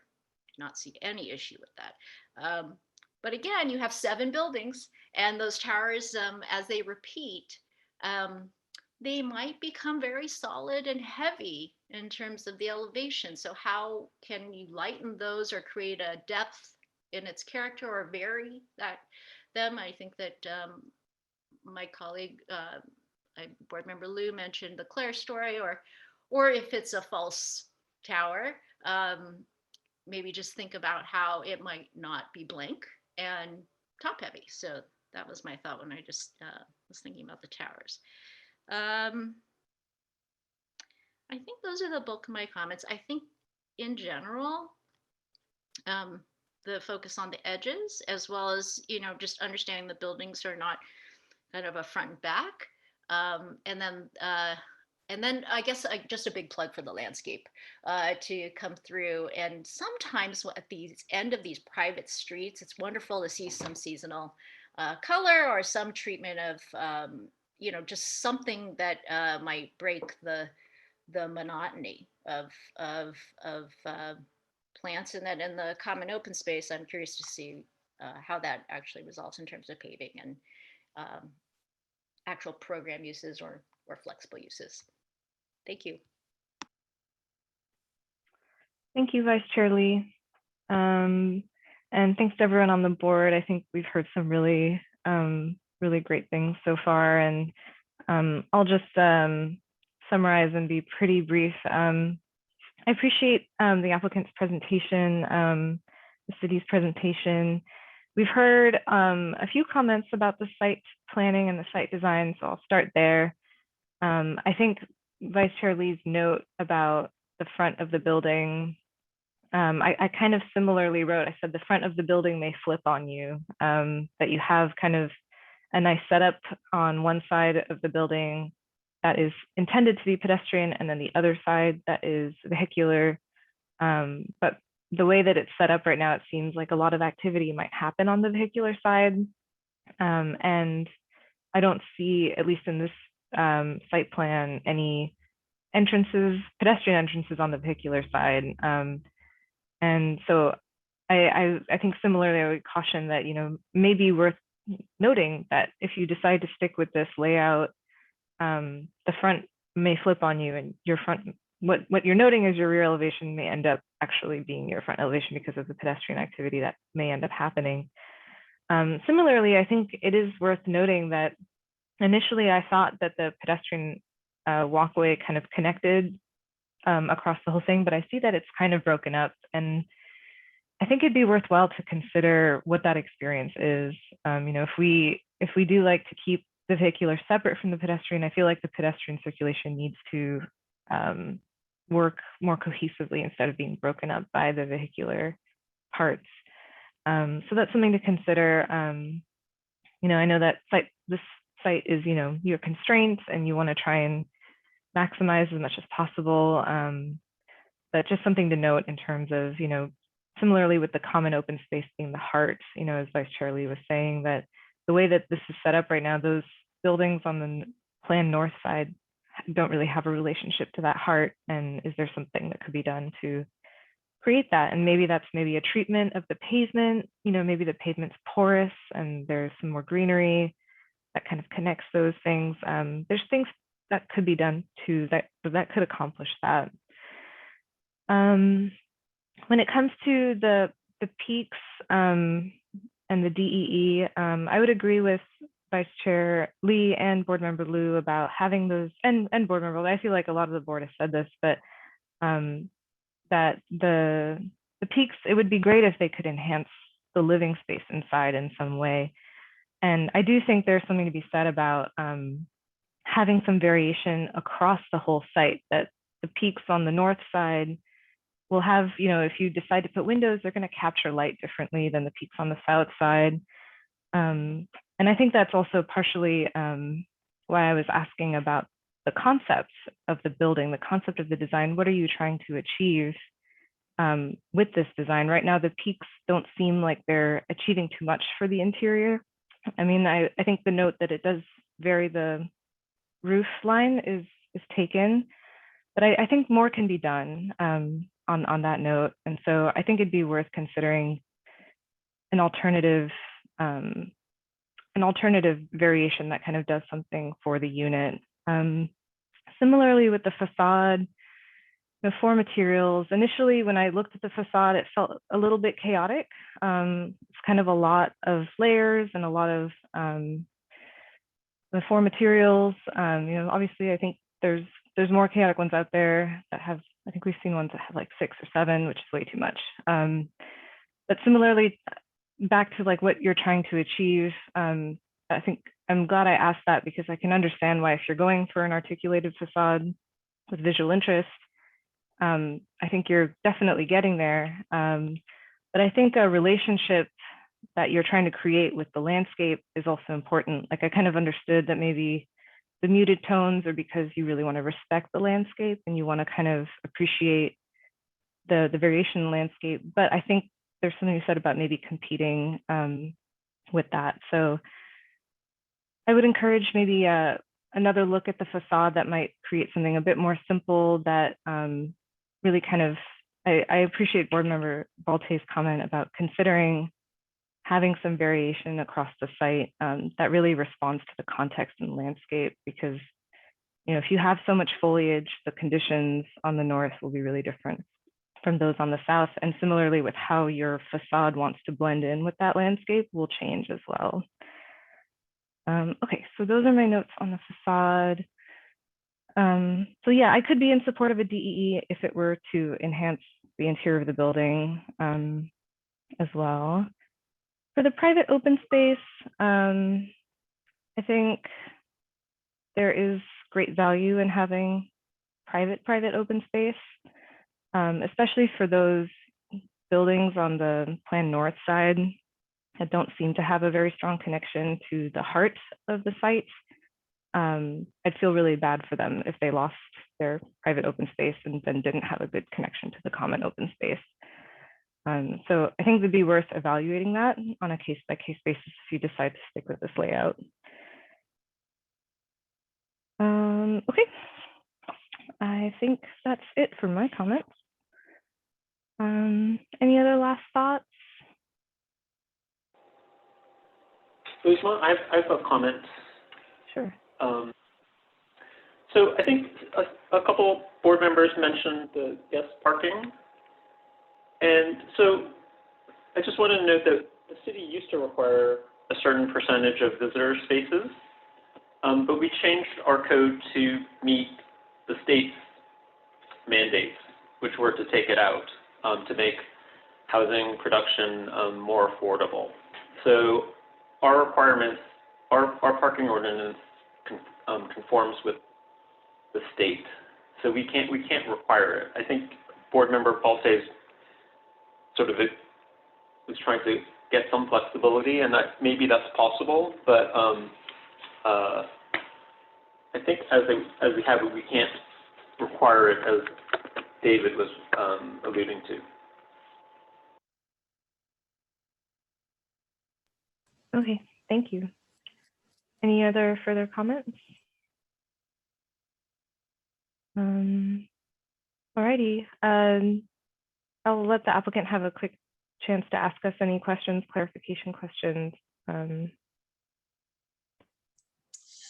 guess I'm not sure whether Elaine will have anything additional to add, but I just want to say thank you. We really appreciate your comments, some good insight there, and that'll help us as we think through the project.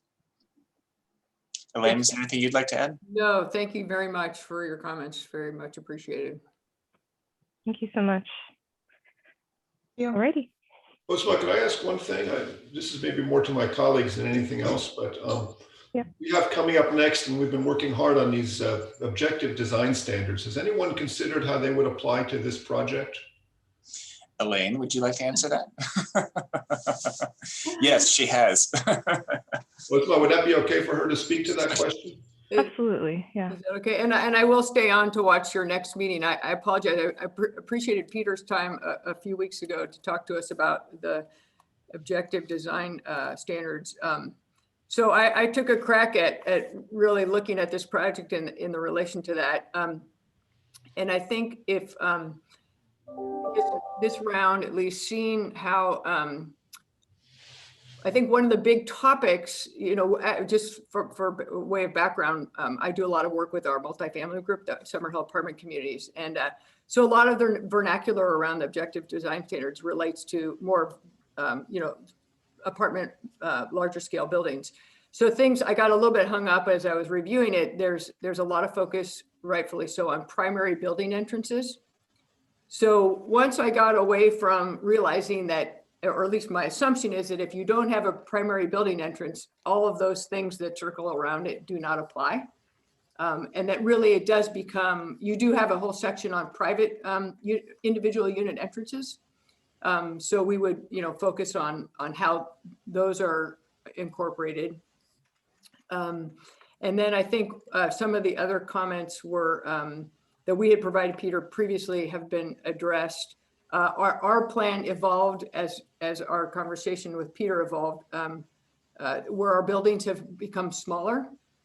So in this case, we do have only a 6-unit building. In the event this project had an 8 or 10 unit building, we would have had a really hard time complying with some of the conditions. And I think the other thing that jumped out is we are not adjacent to any residential, existing residential, and I think that would have been a little bit more challenging. So Those were some of the high level things. There is a note and, specific to this site, you have a relationship to existing sidewalk grade, which is a 5 foot maximum, and it's kind of tiered in how it works. And that, in this case, we might not be able to meet that because of the FEMA floodplain. So, just to be aware of that, we might be, within 6 inches of that and maybe a foot, but that was one very site specific item. And then I guess the only thing that did strike me, because I didn't realize that you had the March meeting previously, is that, I think the idea that if a townhome project, if the design standards are really not set up to address townhome projects, the fallback is that we just can't, we don't use the objective design standards and we have to go the discretionary route. And I would say on a global level, I only looked at this relative to our project, but other townhome projects might not meet the design guidelines. And it struck me as sort of candidly, like not acceptable that if you were to propose a townhome project that didn't meet the standards, like, sorry, we really didn't design them for that kind of housing, so you have to go our old route. That's the one kind of global thing that I'm just letting you know, kind of struck me as unusual. Yeah, so Chair, if I may, I think this conversation, Elaine, you were saying you would be able to stay on for the Objective Standards project. So we would really appreciate that, because I think it's a good conversation to have. And I think we can explain about the floor levels and how we've tried to make this appropriate for all styles of projects. So it would be good to have in the next item. Okay. Sorry, kept going. You got me started. Apologize. Yeah, I think we will have a chance to do public comment in our next item. Okay. Again, just want to say thank you again for your feedback this morning. It's very helpful. All right, thank you. Thank you very much. All right, well, we'll close this item and move on to the next one. Take a 5-minute break. That would be great. All right, we'll reconvene at 10:14, 10:15. Are we all back? Yep. All righty. 1 second.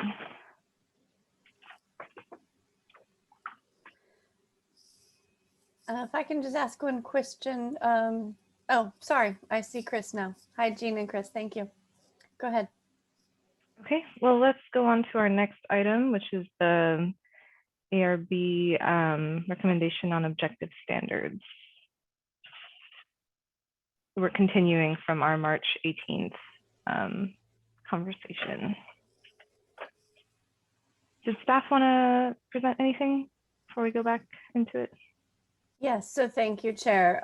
Jody Gerhart, Manager of Current Planning.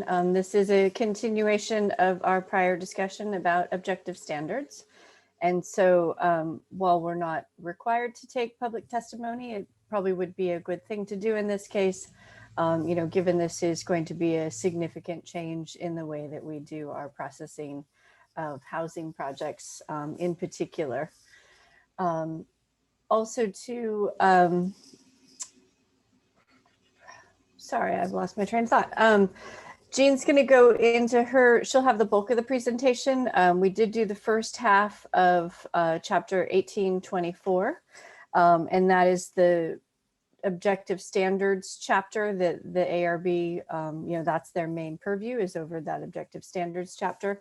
So we're going to be doing the second half of that today. And then we'll get into, there are some code changes in the rest of the municipal code. And we would like to hear the ARB's opinion, especially on the heights transition changes that we're proposing. They're fairly minor in nature, but we'd love to hear what you have to say about that. And you do have an @Places memo that we did last time. It should be in your packet this time for that height transition. With that, I'll let Jean take it away. Thank you.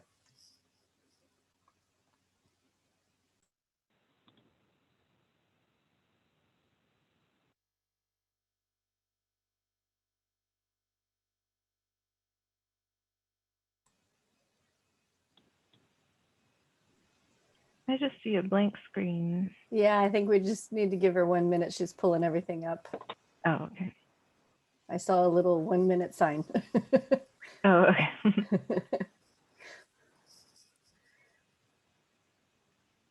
Jean is unmuted. I see that. Can you hear me? Yes. Yeah, we can. Okay. I'm frozen, but I'm going to try to start and see if this works. Hi, I'm Jean Eisberg with. Do you want me to share instead, maybe, or Chris? Maybe you can try to share. My system's stuck, but I'm on the phone. Oh, here we go.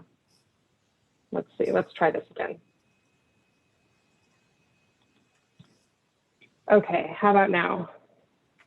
Yes. Yeah, it's working. Okay. Let's see how this goes. Good morning, Chair Thompson and members of the board. We are back talking about objective standards, as Jody indicated, a continued item from March 18th. So we're going to jump in and I'm going to present the changes that we've made since that March 18th hearing in response to the board's comments. We also have those redlined in a version of the Word document that Chris will bring up. We're going to continue the discussion starting with the facade design section that we weren't able to finish last time. And then as Jody indicated, I'm going to represent another update from Title 18. This is about height transitions related to the At Places memo that staff provided on the 18th. So since our last meeting, we made 4 key changes. First, to clarify in the applicability that the objective standards do not apply to single family with ADU and JADU. The way the city does not calculate those units towards density, and so those are not considered multifamily for our purposes. So we're just clarifying that the design standards apply to multifamily meeting 3 or more units. Also clarified the section on accent paving. This is the new text that's proposed for the chapter, and included a table to clarify where this applies. So on these street segments listed, we've clarified what that material needs to be. So on University Avenue between Alma and Webster, it's replacing the brick at the corner or providing it and creating this brick trim mid-block at the edge of the sidewalk. On Cal Avenue, it's this decorative glass replaced again on the sidewalk. We had a discussion last time about townhomes, particularly what happens at the ends of townhomes when they wrap around the corner. And we've clarified a number of items. First, adding these 3, this is a summary of what appears in the new red line document. The treatment of the end unit. First, that there's a height to width ratio greater than 1.2 to 1. A minimum fenestration of 15% for those end units, and at least 1 facade modulation defined as a minimum depth of 18 inches and a minimum width of 1 foot. This could be a bay window like you see here. It could be a wraparound porch. We've also revised the document to allow for townhomes on the interior of a lot, so similar to what you saw in the project that reviewed earlier this morning. Previously, it just stated that townhomes need to face a public sidewalk, and we've clarified that it's really any walkway. So that allows for that interior townhome condition. In terms of facade length, the board straw poll made a change to the facade length standard to increase it from 150 feet length to 250 feet.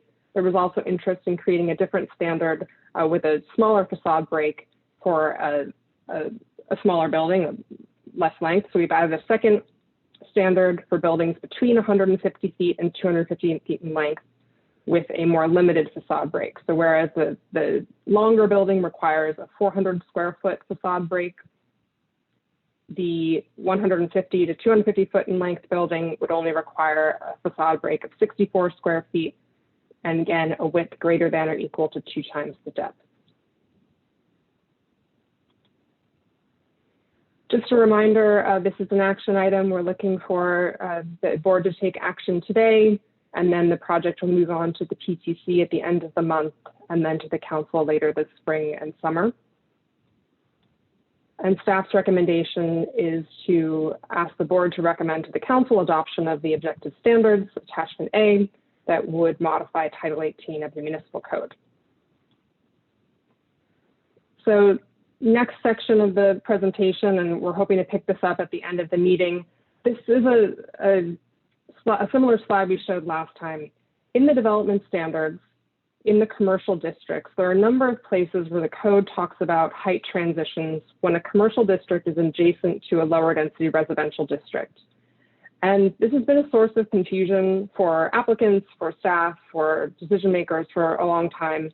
Each of the development standards table has slightly varied definitions of how this is presented.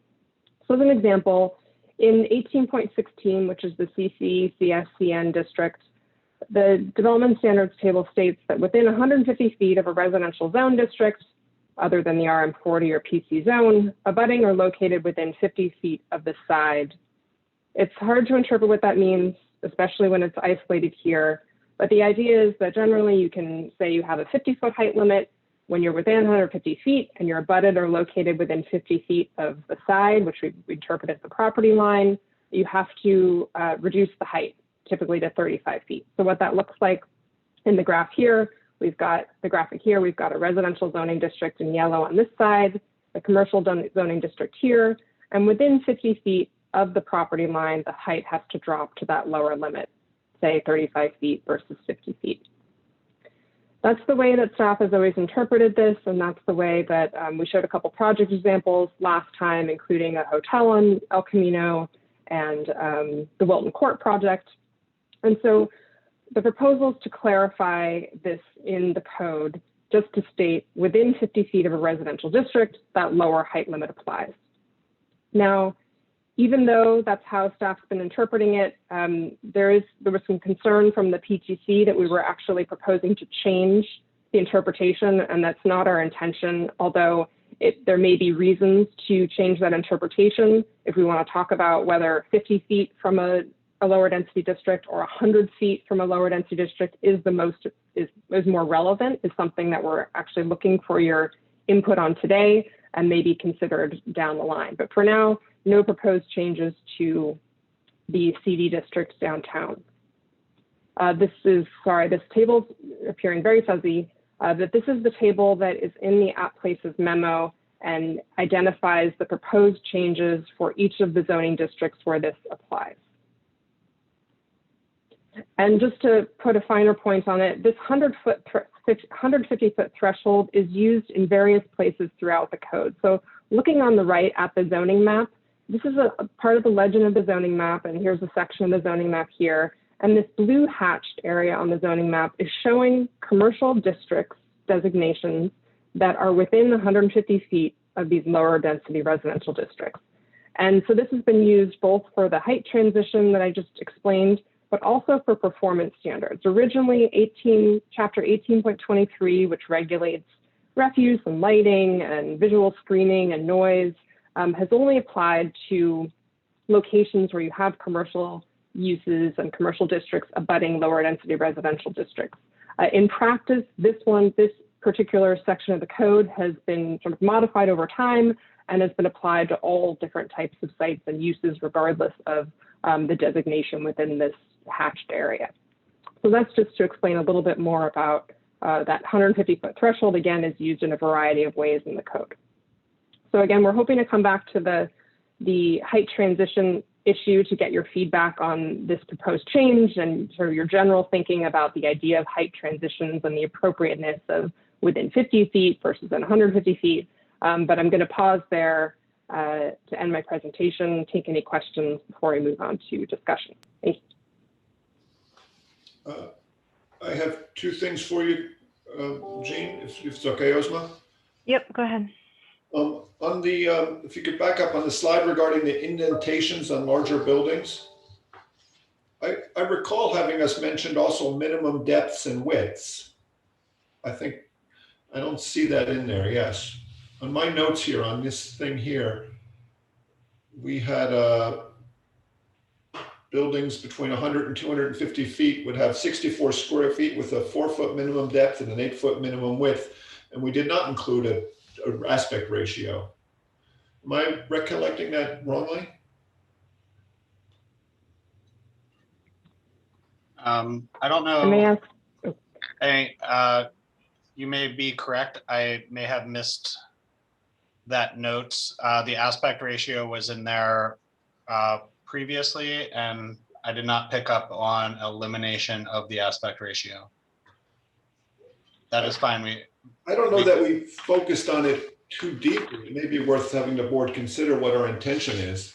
But I was trying to give greater design flexibility, and sometimes you want the ability to have something either deeper or narrower. Yeah, I'm in support of that. I believe we did touch upon it, but maybe we just didn't give clear direction there. So I think maybe it's worth just going back to the record really carefully and see what we actually approved rather than having us redo it right now.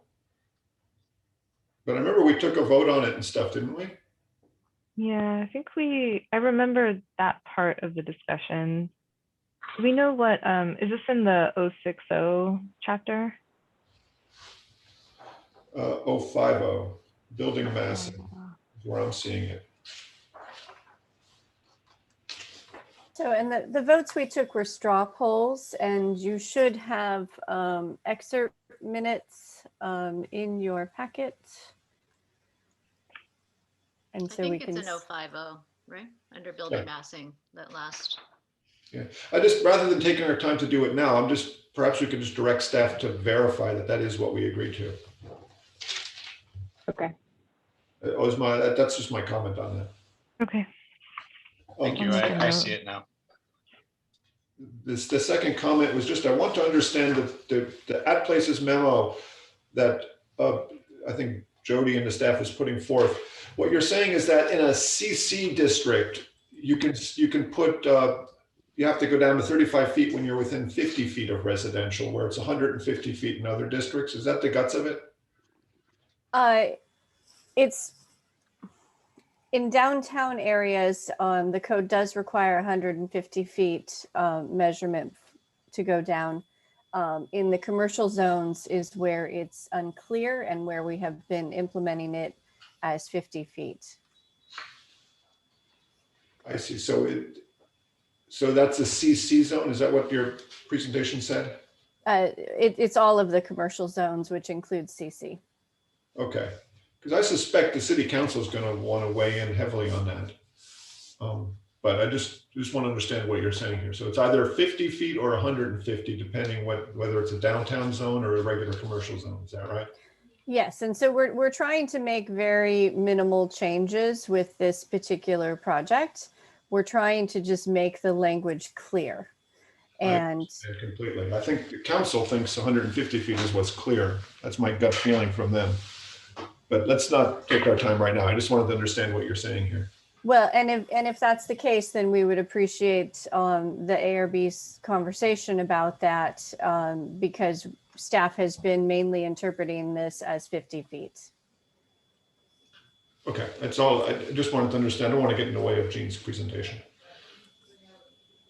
Okay, are there any more questions? I just had a couple, and maybe this is obvious, but Jean and Jody, are these diagrams of what slide we're looking at right now, the diagram to the right with the dimensions, ABC, are those new and that is to be included with the language, revised This language? diagram is not proposed for the new 18.24 section. It's just Chris and his team prepared it to help us explain this. Yes. Okay, and then my other question was the previous slide.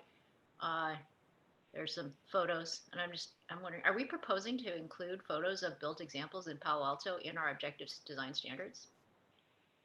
Or is that again just for us? I think the photos were presented for the presentation today. I think what's going to happen is that there'll be this 18.24 section of the code is going to be integrated into the existing ordinance, and it'll look just like your existing ordinance. And then the version that you've been looking at that's formatted, has larger graphics and potentially some photographs, will be essentially a checklist that'll be available on the website. It may be updated from time to time, but it's going to say, hey, make sure you always go look at the code. And applicants will fill that out and say, okay, we've met this XYZ standards. And so I think it'll be easier for us to add photographs into that version. I'm actually not sure how to add photographs into the adopted version of the code. But so Okay, that thanks, checklist Jeannie. could look a little bit different, and we could have more example photographs. Well, I just want to bring it up because it is something that I remember in the notes that Planning Commission had some thoughts in terms of graphics or not, and photos or not. And I think I'm a lone wolf here, but I do think photos of existing examples in Palo Alto or along the peninsula is helpful to applicants and to illustrate this abstract language. So, I don't know if we want to talk about this as board, but I think that to have diagrams and photos as part of what an applicant or the public or a board or the council reads is a positive. Maybe we can take a straw poll. I want to support that. Well, and I think I want to reiterate what Jean was saying is that, what the code might just be the written language, whereas handouts and things that we give to the public could have more graphics in them, and that's something that we can certainly run by the ARB, before we sort of finalize such a handout. So it sounds like also Jody, Chair Osma, it's up to you, but this is something we could discuss later. I in previous comments, I had noted, City of Mountain View and other cities, when I use these documents, actually have photos and I find it to be helpful. Okay. I guess is the question, when we do this straw poll, do we want to ask the question of photos and diagrams as separate items to include? I feel like we've been seeing the diagrams this whole time, and maybe there's been an embedded assumption that those are going to be in the document but now I'm hearing that they probably won't be in the code. They'll be in the handout. All right, they will be in the code. The graphics will be in the code. Oh, okay. The zoning graphics. We have not proposed photographs in the code at this point in time. And I'm not sure it's feasible, although I suppose if there's a graphic, there could be a photo. I've just never seen it. I see. Okay. So the query is if we add photographs in the handout version. And I'm willing to do a straw poll on that. Let's see if there's any other questions, and then maybe we can get into the discussion part. I'll make a note here. Any more questions of staff before we end the staff presentation? I don't see any. Jody, is this where we do public comments? Yes, we can certainly do public comments now. I think right now we're just sort of on the first half of 1824, which is sort of what we discussed in depth last time. So actually maybe now is not the time for public comment. Let's move forward to our second half, which is the end of 1824, because we already got public comments on the first half. We can get public comments on the second half. I see. So once we go through all the sections, and is the second half, sorry, I'm confused. Although, yeah, I'm sorry. Public comment comes first though before the discussion, but we are mainly discussing the second half. So I guess that's my caveat. Yeah, my note is that we ended at, or that we should revisit starting at 0.60, right? Correct. Before we start that, I did get a request from Board Member Hirsch to speak generally about the project. And so I know that once we go through all the chapters, we'll have a chance to speak generally again about the objective standards, but I wanted to grant Board Member Hirsch a chance to speak generally now, and if there are any of the board members that would also like to have general comments now. Thank you, Ozma. We discussed this morning, and I noted a few situations which actually have been addressed in just the recent comments about that section B, maximum facade length, and certainly more appropriately so. Just to get to that, Jeannie, I had asked you to show the elevation of the Wilton Court. I don't know if you have that handy, but thank you. So it's very clear that on this building, which is about 160 something linear feet, that the recesses that are both on the left and the right-hand side, are smaller than what would have been required if our 400-foot recess was a part of this project. And I'm quite satisfied with the way this looks at this moment. So this is going back in time again, but it seems to me that there has been a correction, and maybe Jean, if you could, Chris, if you could speak to it, that you have lessened the requirement for a building of this size so that this would actually be okay at this point. Is that correct?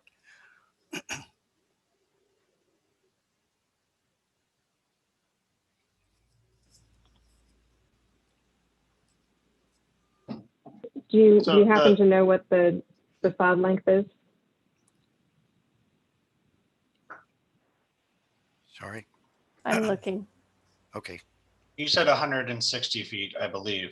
If the building is within 150 to 200 feet in length, which face a public street, right of way, or publicly accessible path, shall have at least one vertical facade break with a minimum area of greater than 64 square feet and a minimum width of 8 feet and minimum depth of 4 feet. Okay, and this certainly works. So that satisfies me quite a bit about that particular issue. I had some general comments, and Ozma and I discussed them earlier, and I could hold them at this point to the end of the session here. Okay, are you sure?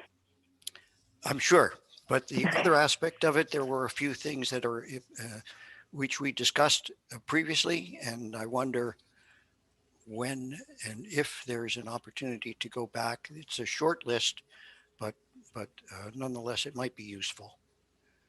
Okay, yeah, I think the way, so I think hopefully from now moving forward, I want to do the public comment really quick, because I do want to hear from the public, and then I'd like to go through the remaining chapters, starting from 0.60 all the way to point 100, and then at that point we'll have given the whole set a fine-tooth comb with our comments, and then at that point, if there's any things that we want to revisit from previous chapters, we can have a chance to discuss that as a board. Okay, so let's hear from public comment. Chair Thompson, there are currently no public attendees in this meeting right now. Okay. I see Elaine Breeze on the video chat here, and I think we really should hear from her if you can get her to work in somehow. There she is. There she is. Elaine, you need to formally speak up as a member of the public. Vin, does she need to do something to get that recognition? Yes, my name is Elaine Breeze. I'm with Summer Hill Housing Group. Ozma, are you recognizing her as a speaker from the public? Yeah. Elaine, could you state and spell your name for the record, and then you'll have 3 minutes. Sure. Elaine Breeze, Breeze. Thank you.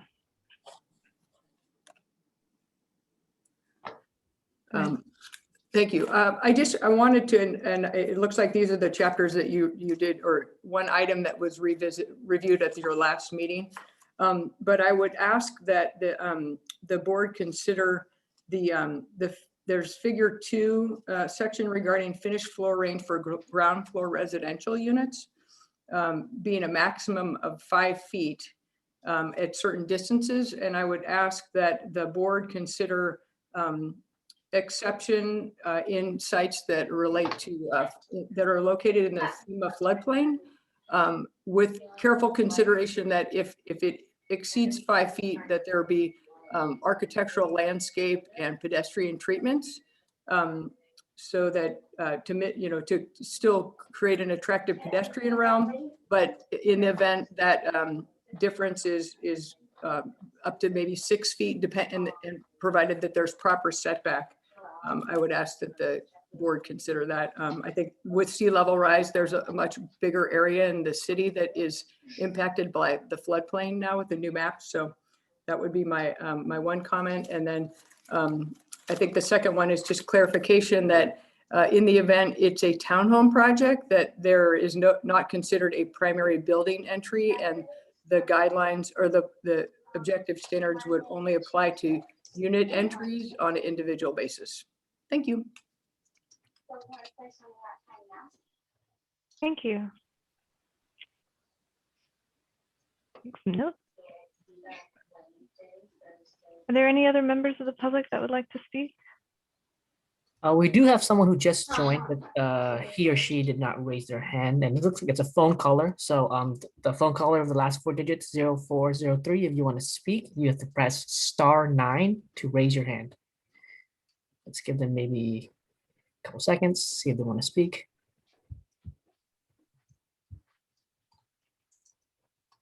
Okay, seeing as how there's no raised hand here, that concludes public comments for this item. All right, thank you.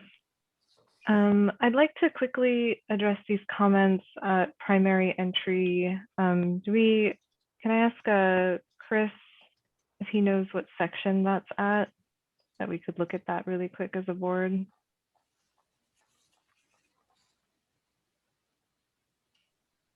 I think there may be several sections that have primary entry. I think possibly Elaine's main point is that, you know, there's not a primary entry on a townhouse project. There's several entries. And so we just need to make clear that those sorts of things are not required on a townhouse project. Okay, I think I found the location in question. So this is in section 040B3 or triple I. That's right. Chris, do you want to bring it up on the screen? I can.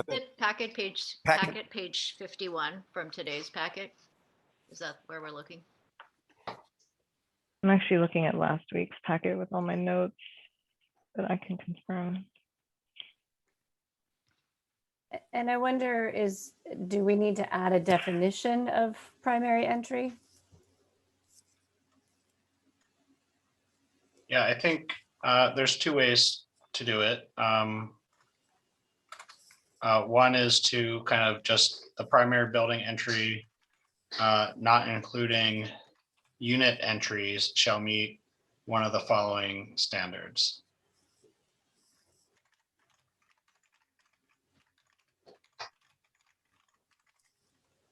Okay, yeah, let's think about the right verbiage.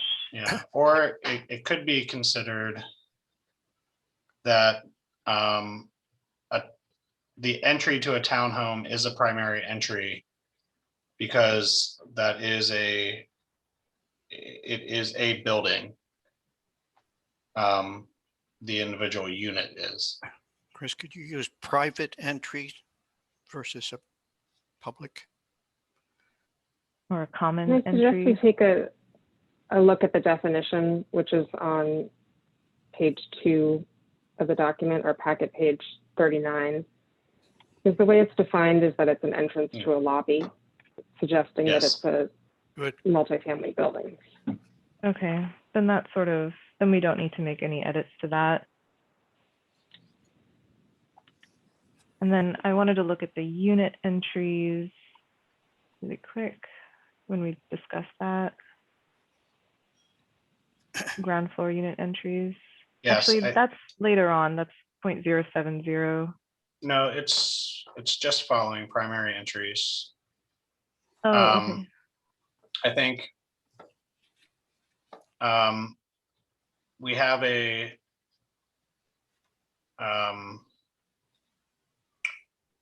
we could add an exception to the finished floor here. Isn't this a minimum? The 4 feet is a minimum, so it could be higher. Well, there's a maximum of 5 feet. Oh, okay. So. And we have in other parts of our code, in flood zones, we do allow them to go up. I'd have to find the language, but so let me. The state is also state and counties are now thinking about changing building codes to provide a minimum level.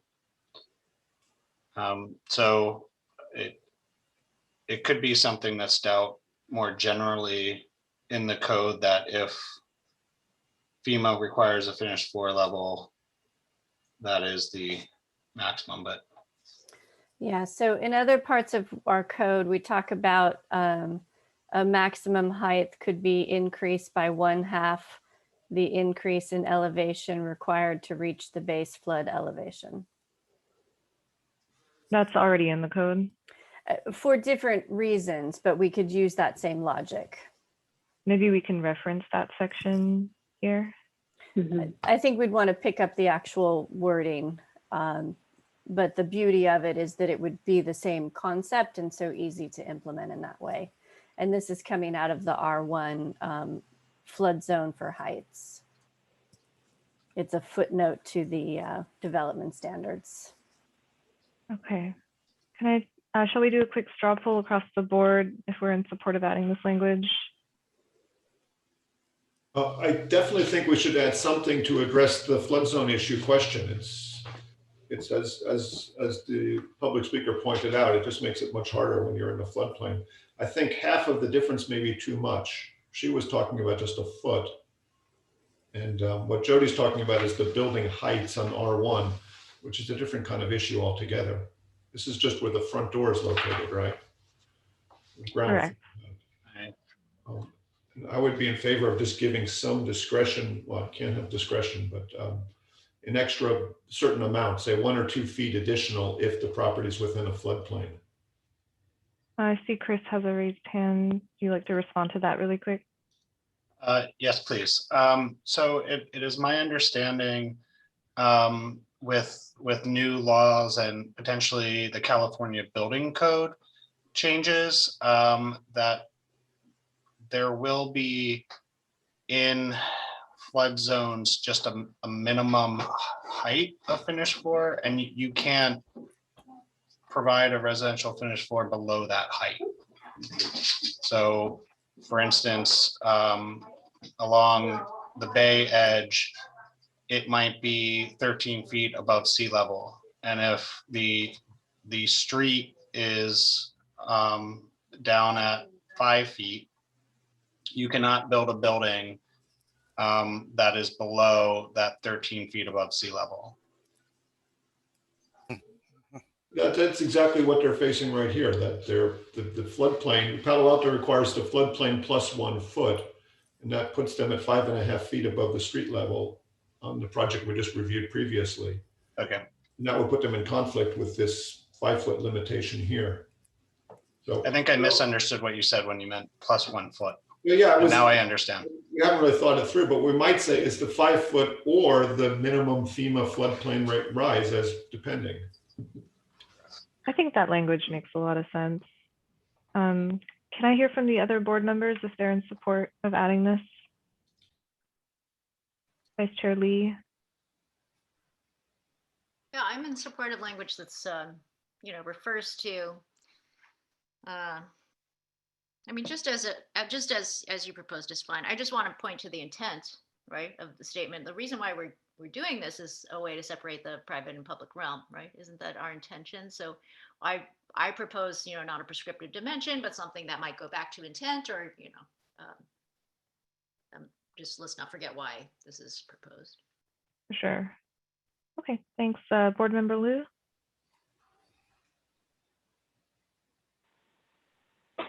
Sure, I will support this. Thank you. Board Member Hirsch. Yes, I would support that. Okay, great. All right, I think those were the notes that I took. All right, I think let's move on to 060, where we left off, which is actually this chapter, if I'm not mistaken. Is that right? No, sorry, that was 040.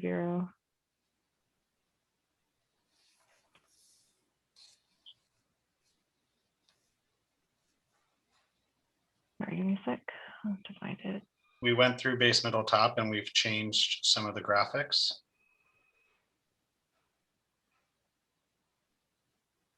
Oh yeah, this is good to see. They might not be in your packet as they were just changed some this morning. Perhaps you could show us then what's in the current proposal. We just cut the graphic as suggested. And we added some windows to the bay here to make it obvious that it's a bay. I'm trying to sort of correlate this with what I'm looking at in these handouts. Sorry, I don't know. I have not seen your handout, so I have not seen your presentation, so we have to figure it out. So for better or worse, we did not provide a new report or version of the standards, so as not to add confusion when we're continuing an item, but then that's swapping fine. out the goalpost. You just want to all be So the packet, so for Chris's, the packet is the same as what you saw on March 18th, and what's on the screen is new, and the text changes are showing as red lines, and the graphics may not be showing as changes. So Chris will help us orient us where graphics have changed. Just walk us through, Chris, what's the changed graphics and text, please. I don't believe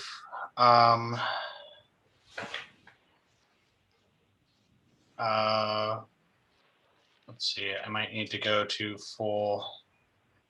I have a recollection that we had asked, because in our packet page we see two sides of a building. It's like an axonometric of a building showing the corner. And we had given some feedback that an elevation or a zoom in of that axon that just shows a strip of the facade would better conceptually illustrate what we're trying to say here. And it seems like that's what this diagram is showing, is just a little strip of the facade, not the whole building. Correct. So why don't you put that strip of facade on the screen so we can see what it looks like? I believe it is. This is the strip of the facade, the three colors. Well, this is it right here. This is the elevation facade now. Yeah, and you can see I can maybe zoom out a bit. But we've cropped all the drawings and repositioned the legends.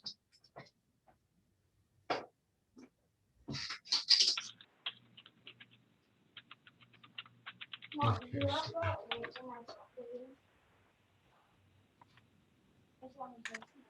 Are there any thoughts on these diagrams as Chris is scrolling through them? I'm still trying to figure out, Osmo, which one is which, and it's a moving target here, quite literally. Sorry. Well, I have some comments. Go ahead, Board Member Hirsch. The prototype you're showing here, is a base, middle, top. Exclusively includes each of the floors, the base being the first floor, the middle being 2 floors, and then the top being an entire floor. So if you look at the wording, actually, one of the possibilities is that the middle goes all the way to the top, and the cornice is the only remaining element here.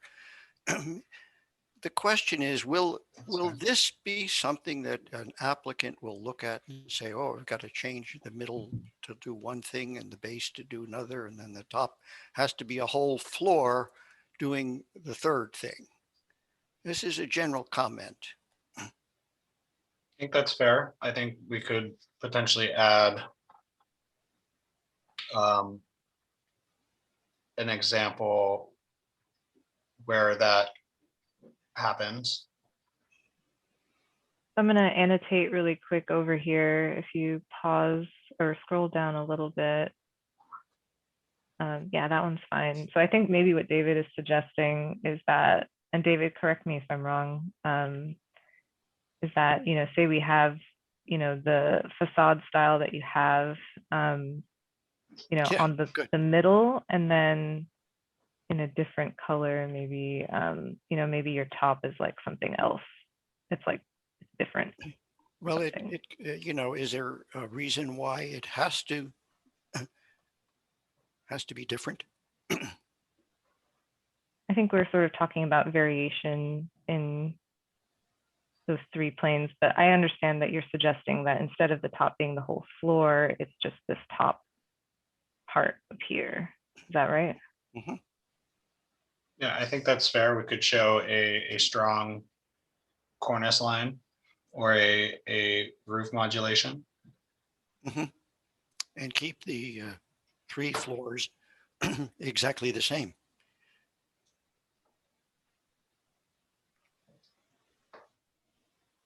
What are the other board members' thoughts on this suggestion? Alone on this, and I know we've been beating these guys up about their graphics, but I think this is a change for the worse on communicating with graphics. I think just taking a three-dimensional axonometric drawing and only showing us one side of it is not the same as showing a building elevation. And it's taken me, the reason I've been so confused, I'm just trying to understand how these relate. Now that I have the pictures in front of me, it's just, I don't think it's working. I mean, I think these drawings are maybe understandable, but not clear. If you scroll down a little bit to the one with just the cornice lines, this one with the lines on it like that, I don't see that as the facade of a building being looked at obliquely. That's just 3 slanted lines now. Maybe I'm alone on this, but you know, I'm not so sure this is doing it. I think what you really want is building elevations. And then I think maybe you can dial into more what we're talking about with how do you change the window patterns or the cornice lines or demonstrate all that.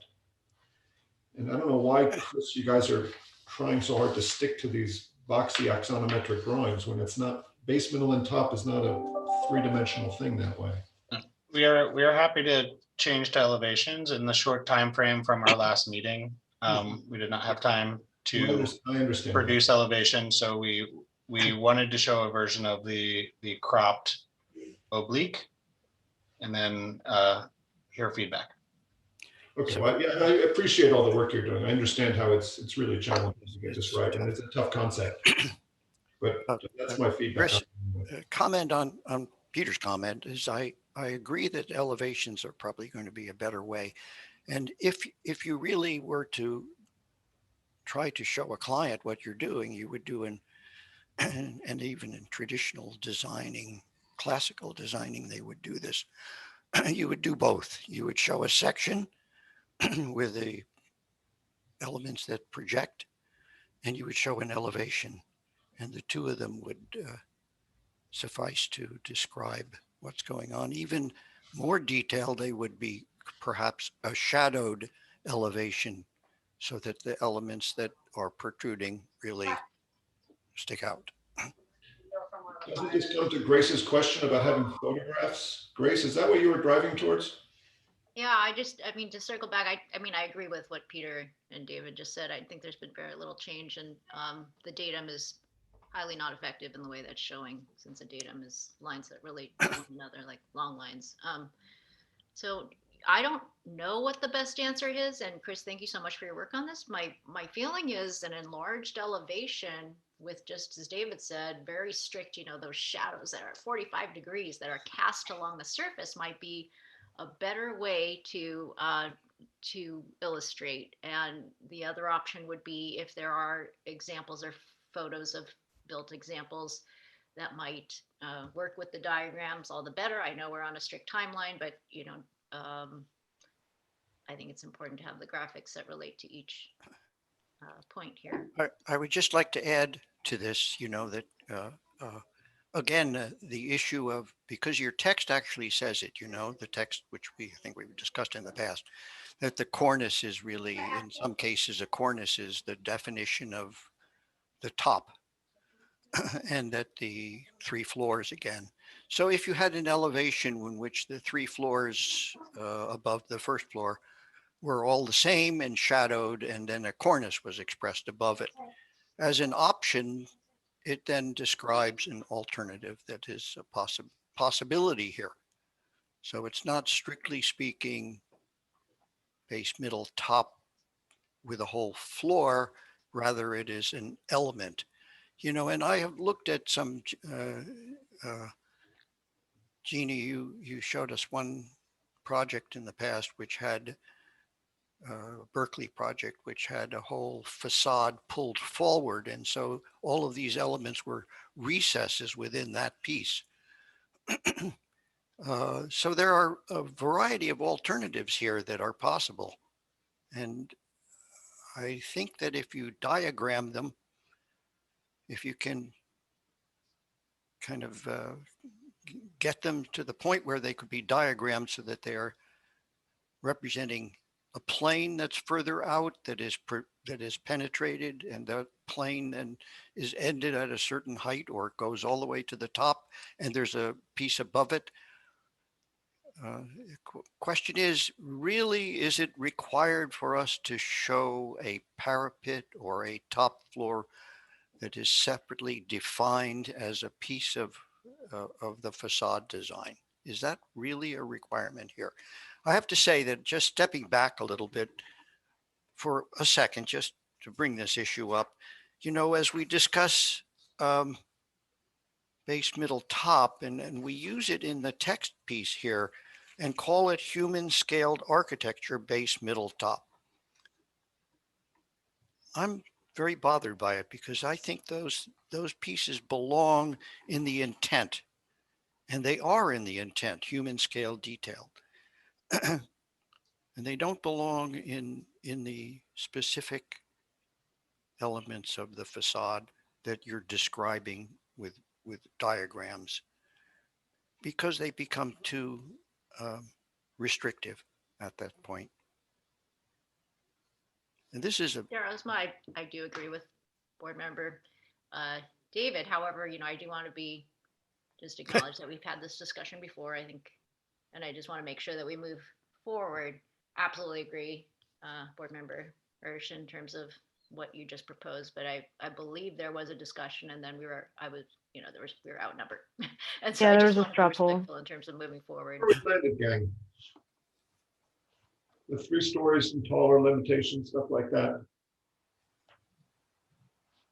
I mean, I'm raising the issue again. I know, I'm sorry, but it's You're something right, I just David. feel You're so strongly about. I thought maybe, Peter, we could get somebody on board. Yeah, I do see a note here that you did propose to change the title, but we voted not to do that. Thank you for pointing that out, Vice Chair Lee. We owe staff a complete response today, guys. We do. We need to keep moving forward. Were there any other comments on the graphics? I wanted to hear from board member Liu. So I don't support the crop. I prefer the isometric drawings in the packet. And I'm not sure I support going to elevations, because I think you're trying to show it 3-dimensionally, and I think it's better. Yeah, I think it's just better. Elevations, I think architects can read elevations, but I'm not sure that other people can read them as well. I'm not sure it's as clear. So I'm okay with the packet drawings. Okay, thank you. Yeah, I think maybe I'll give my 2 cents here, and then it sounds like we might need to do a straw poll. I think the problem with the crop is that we lose the context. And so especially for the ones with the 3 datum lines, there's no context. And so I think therein lies the confusion that if that's really a facade or not. I think the proposal of having an elevation and a section, an elevation and section do make an axon, like it describes it in the same way. I'd be open to keeping the axons as they are. The crop it's not successful in many ways. If there was a way of showing the original diagram and then pulling it out or something, maybe that context could come in. But I think in general, there seems to be a split between if we should do elevations. I think the proposal should be an elevation and section, because I don't think an elevation alone would work of the facade, versus keeping the axon diagrams as is.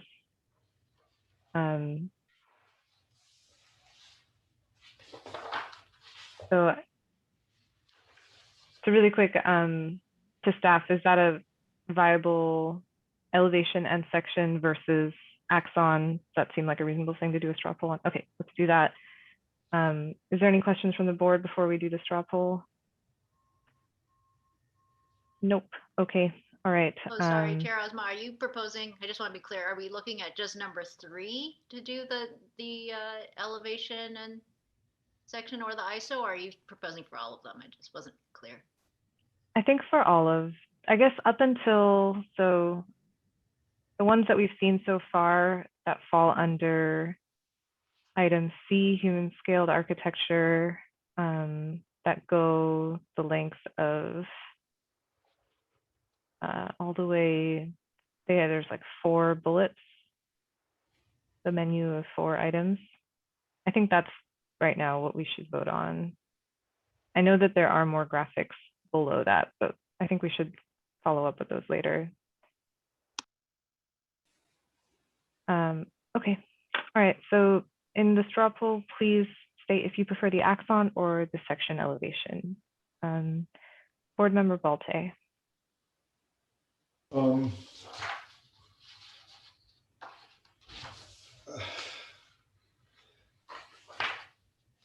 I don't have an opinion right now. I'm sorry. I haven't, it's hard to judge those two.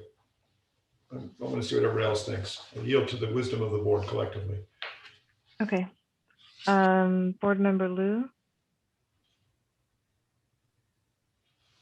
Yeah, so I'm voting for the axons.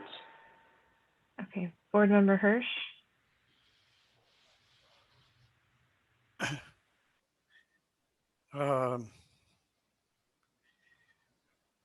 One of the, to add, it's hard to be specific and just give you a yes, no, because I'm still kind of puzzled by the possibility of of it having a corner but not being a defined shape entirely, which is yet another possibility. So that the lines could continue, you know, forever, but not be cut off as a method of dealing with an axo. Yes, you know, that was this one was very successful. And Osma, I think we had a lot to do with it, so I'm happy about it. But I still am puzzled whether, because in elevation, I think I agree with Alex that it's hard to read it, even if it's well shadowed. But I think we should see it so that we make a judgment without not seeing it. You know, in other words, if we see the options, I think we need to be given options and to look at them and see what's possible here. Okay. Board Vice Chair Lee. I agree with Board Member Hirsch. So it's sadly not ISO or the other as you proposed. I think we just need to see an alternative option. I do believe in photos with a diagram. Oh, so if I could throw an idea out to you. Yeah. The board established a subcommittee, an ad hoc committee on this issue. And I wonder if you couldn't have the board collectively just steer the issue of the graphics back to our subcommittee to work with these folks as we're putting this final thing together to look at these graphics. I think all of us understand what the issue is, and it's really just a matter of rolling up our sleeves and getting it right. And I'd be in favor of having the subcommittee just take that on, if the subcommittee is willing to, rather than having us do straw poll votes on each one of these. Because the graphics throughout have been an issue for us, and I think it's just a matter of communicating with the people doing the drawing. Is that feasible or possible? I'd be open to that. Yeah, I'd be open to that if the rest of the board felt comfortable. I wanted to give the board a chance to voice their opinion here so that, you know, we wouldn't have to do that. But we could. I mean, you and David are the subcommittee, right? That's correct. Yeah, I think I think we understand the concern with the crop, that the full axon had more context. And I guess if the team thinks that it might make sense to do an elevation, I just want to give staff some direction if we think it's worthwhile for them to explore that, or if there's something in the axon itself that was fine enough that we can stick with the current scheme. Well, what strikes me as I flip through all of this is that there's a consistency in the graphics with these axonometrics, and that's also important. And so introducing a new style of graphic just for one thing in the middle because a board collectively voted on it doesn't make a good overall communication. And yet it's just so hard to do by committee. Yeah, I think maybe what I am hearing is though that the majority of us feel like the crop, at least with it, when it comes to these more conceptual facades that don't have the more detail in them, are a little hard to follow. So at least for those, I would recommend that staff explore something else. And I think I heard a lot of our other board members say similar things. Okay, well, we didn't really finish the straw poll. We have sort of like 3 maybes, one for the axon, and I think the axon is successful, except for these particular conceptual ones that could use an elevation section. So maybe we'll revisit this later as a part of a subcommittee item. Yeah, I'd like to, maybe we should finish our discussion of these topics, but if you like, I can make a formal motion that we just empower an ad hoc committee to review and approve the final graphics throughout the entire document. That's what I'm really saying in a nutshell. Do we want to take a straw poll on that, and then that can be part of the motion at the end? Sure. Yeah, let's do that. Board Member Hirsch?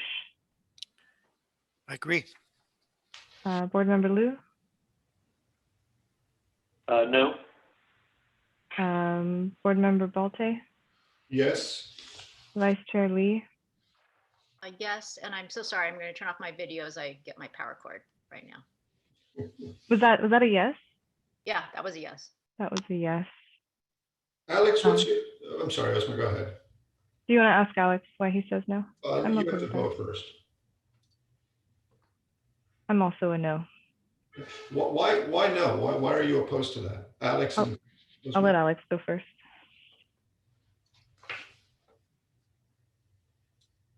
Yeah, because, you guys, it's going to council. We have the axes. The axes work. They're not perfect. We've had ample opportunities to change the drawings, and you haven't proposed anything to staff. And I think it's just time to move on. Do you think we should just stick to what we have, Alex? Yes, I've said that several times. I'm of a similar opinion. We've been looking at these graphics for almost a year now, and we've had a lot of play on them. I think they have evolved in many ways for the better. And I also am the opinion that we should move on.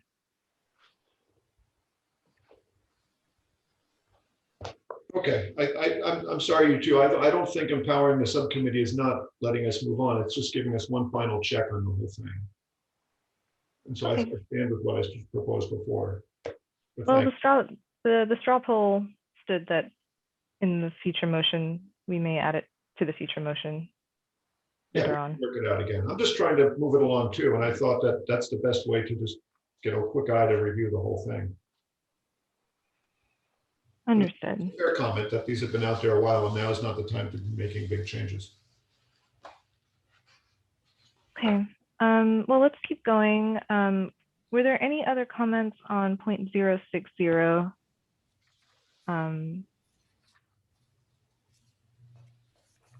I'll start with Board Member Liu. So on the last section, E, on parking, it says above grade structural parking levels facing a public right of way shall be lined with commercial or habitable uses. So I think we need to clarify public alleys and to exclude public alleys from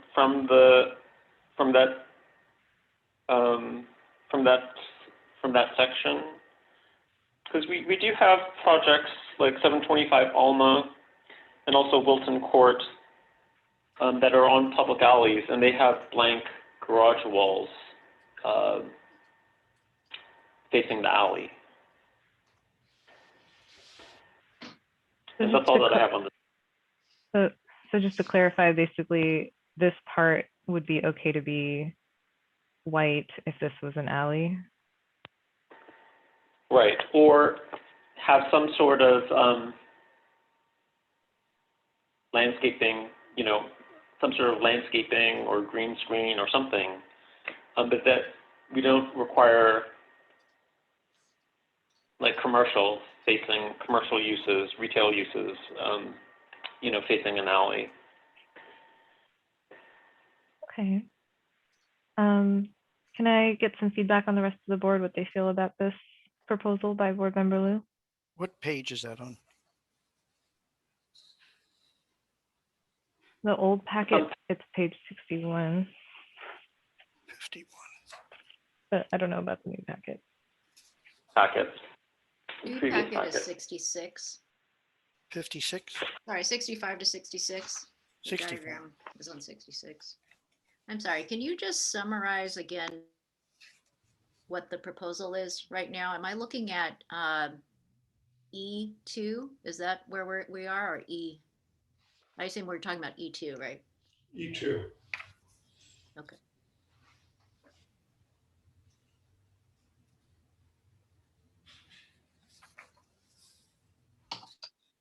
And the proposed language change is? Did we have that to talk about? Well, I think we should differentiate a street from an alley. Could be that we make an exception for alleys. Is that right? Yeah. So that's the proposal. We make an exception for alleys. I'm still not finding it. Is there any challenge with how we define alleys and definition of an alley, or I'm just putting it out there? Staff? So this is packet page 65 of the latest packet that you have. That's where this is expressed, and I can let Chris talk to the actual language. Oh, I see. But it does. Yeah. Go ahead. I mean, I think it's fine to exclude alleys from this. What's the best way to do that? Above grade structured parking facing a public right of way or publicly accessible open space path, with the exception of alleys, shall be lined with commercial or habitable uses with a minimum depth of 20 feet. Are there definitions of these spaces and alleys in the other parts of this code? Public spaces and pedestrian accessible.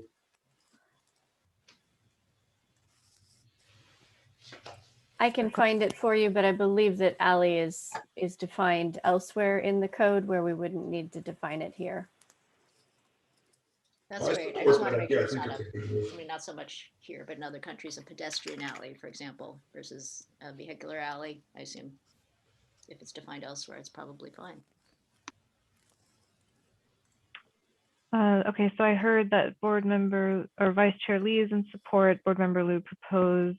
Can I hear from Board Member Hirsch? Um,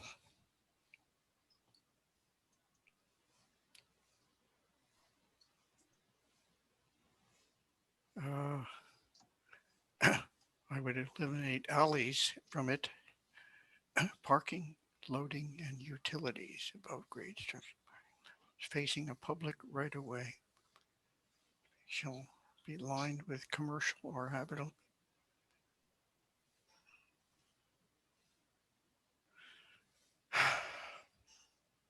I don't have an opinion on it. Okay. Board Member Balte? I'm in favor of it. Okay, and I think it's fine. Is this, we're sort of focused on this, but we have leapt over many pages here. We're going through each of the board members' comments on section 060, and I started with Board Member Liu. Okay. So Okay. any comments in 060 are still fine. We'll just go through all the board members' Okay. comments one by one. Mhm. And Uzma, that's the only comment I have on this section. Okay, thank you. Board Member Balte? Thank you. Yeah, I'm wondering about section 3, E3, just after what Alex was just talking about. Subgrade parking shall not have an exposed facade of more than 5 feet high. But is that allowed then to face any public right-of-way or publicly accessible open space? It probably is. If that's the case, I think 5 feet is too much. It should be more like 3 feet, just the minimum necessary to get ventilation. So the purpose for the 5 feet is that is the maximum height of the finished floor with a 5-foot setback that is allowed. So to line those up, because typically that building type would allow for subgrade parking. But also when you have the 5 feet, Chris, if you can show that diagram, if they had a 5-foot floor height, then it would be further set back. So there would automatically be room for landscaping. Is that correct? Based on the other, not on this. Continuous landscaping with a minimum height of 3 feet is required. But if we go back to the section that talks about floor heights. You can go up, you can use the minimum setback. The idea is to get privacy in the unit. You're allowed a higher finished floor the closer you are to the back of walk. And so with a 5-foot setback, and then the continuous shrubbery would need to be at least 3 feet high. And that allows for a half subgrade parking level. Let me withdraw my comment, Osma. I think this has been thought through pretty carefully, and it's obviously interrelated to a bunch of stuff. So I think it's okay the way it's written. Okay, thank you. Are there any other comments you have on 060? No, that's it. Okay, thanks. Board Member Hirsch? Okay, so I dare not mention it again, but I have a problem with the actual use of the words when it gets to C in human scaled architecture, base, middle, top, which I've already described. I have a problem with the diagram under number 2, C2A. We'll be changing the diagram here in some way, but this just doesn't look like any kind of building that's likely to be, other than a bank building. The whole scale of this thing seems wrong as a drawing. So why would there be sort of stoops to entries to a ground floor on a building like this? So what happens when there are no entries to the bottom of the building there? How is that treated? I don't know how you want to address this, but it's the only one in which the ground floor is shown with stoops and entries directly from the street. So comments on diagrams, I think that's noted, but I think we decided that we would move on from the diagrams. Do you have any Okay, other so- comments on 060? Yeah, I do. Under facade composition, item number 6, the use of fine grained materials such as brick, wood, shingles, not to exceed 8 inches in length or height or width. You know, there are many materials which are of a larger scale, so 8 inches is way too restrictive. There are even bricks that are beautiful that are longer than 8 inches or 12-inch bricks or even 16-inch bricks that are quite beautiful. I wouldn't limit it to the size at all. I find it to be certainly much too restrictive that way. Otherwise, the facade elements that are described are good. On compatible rhythm and pattern, I do not believe in using recesses or divisions of a facade specifically on a dimension level, because by dimension. Because for one, it makes a false look to the building, and it looks to me as if it's a double building or two buildings all of a sudden tied into one. So I'm opposed to requiring recesses anywhere in particular, unless they come from a larger planning concept, from the inside out. I'm not opposed to bays, or actually it isn't really even specifically a bay, is it? Housing units 10 to 50. No, they're vertical, recess, or projection. That's the proper term for it. And I think those are appropriate elements, but the recess on the basis of some abstract notion of that there should be a recess every 50 feet, or however this is described, assumes something that isn't of necessarily an important aspect to this building design. So Board Member Hirsch, what are you proposing? So to change? I would propose we eliminate these recesses unless they can be tied into a different form of description, such as modulation of the facade having ins and outs every certain dimension, 50-foot dimension. Talk about them as modulations, but they don't need to follow a vertical pattern like this at all. Again, we were looking at projects in Berkeley where there's a projecting element, and it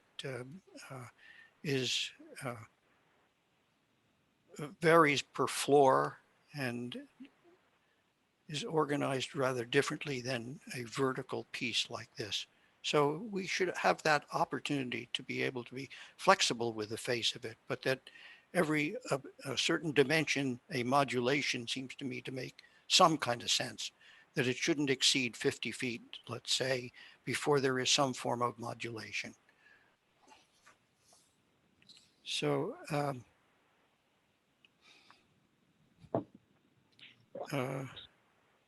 sorry, are you proposing a minimum size to the modulation, David? You mean a minimum depth, let's say, or projection, or facade area?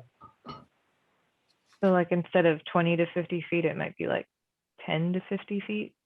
I was thinking more the size of the modulation.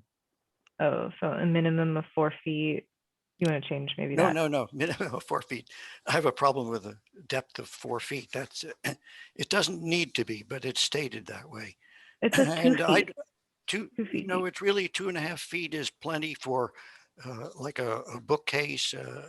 In fact, if there were a bay has to be off the floor, so it could. And a bay can only project in residential, small scale residential, a certain dimension. I would go with a 2.5 foot dimension, whatever is in the code for bays. That's the minimum. I see that it says 2 feet. I'm still unsure of your I'm confused. proposed. Are we talking about 2B or 2A? Which one are we talking about, A or B, or both? Oh, yeah. Okay. Well, 2B is as well. It could be, doesn't need to be more than 2.5 feet. David, does it help you to think that this is the standard if you want to meet the objective criteria. Most good architects may choose to meet the subjective intent, which we outlined at the beginning. Because what you're pointing out really is just the continuous problem of writing objective criteria for good architecture. And it's the same consistent issue that it's really hard to do. So this is obviously not a perfect set of standards, but it's a compromise. But if you think back that maybe some people would just choose to do something better, it's better to be a little bit more restrictive than it is to just try to get it right on everything. Does that help? Well, not 100%. I look at this building and say, what it does is create a look as if it's 4 different separate buildings by putting a recess in there. Absolutely. But I mean, lacking any other means of achieving that reasonable objective, what do you do? Hope that they use a bay or something else. Like That would be, I think they have an option to choose either, right? They can choose either the recess or the bay.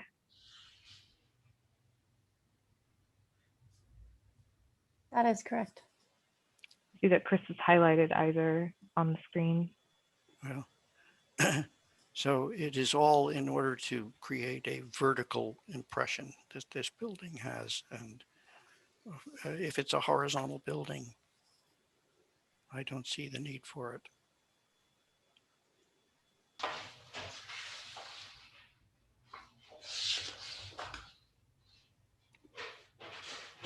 So I'm still unclear what the proposed change is. I know that there is a horizontal grain in figure 3. Beth, can you clarify what this particular item III, continuous rhythm and pattern, what the menu is? Yeah,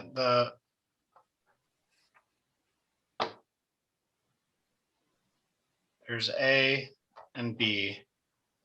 For A, you shall use either vertical patterns of modulation or windows or articulation.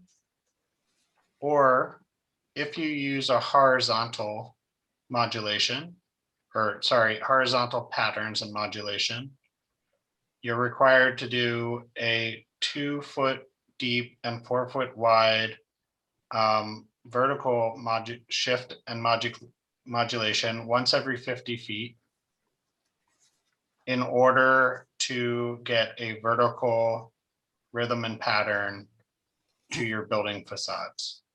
So, okay, so I have an example for you then. If we could put up on the board once again, Wilton Court.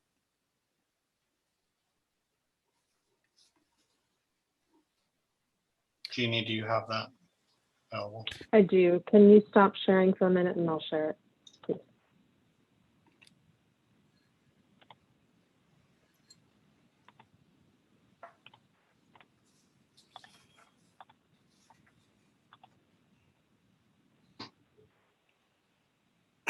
Well, that whole center section without any recess would then be required to have recesses. No, they have a vertically oriented pattern of windows. So where does it say that it is either a recess or a vertical oriented pattern or? In 3A, it says you can use vertical patterns and modulation facades and then not have to do the break. Now, if that facade section, a continuous facade, is greater than 100 feet, which I do not believe in Wilton Court, that continuous facade is greater than 100 feet. No, it's about 80 feet. Correct. So the middle section would not meet that requirement, but if it was 25 feet longer, then it would potentially need, then it would either need a break or a bay, set of bays.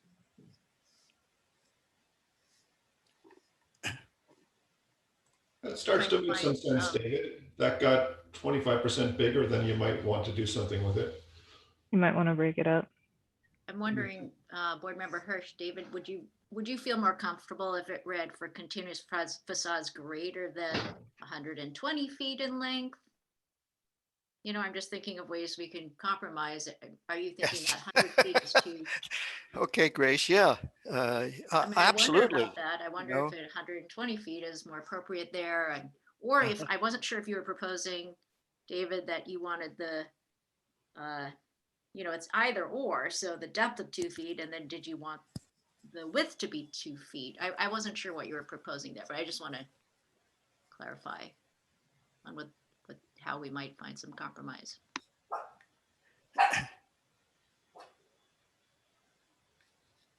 Can we see the document again?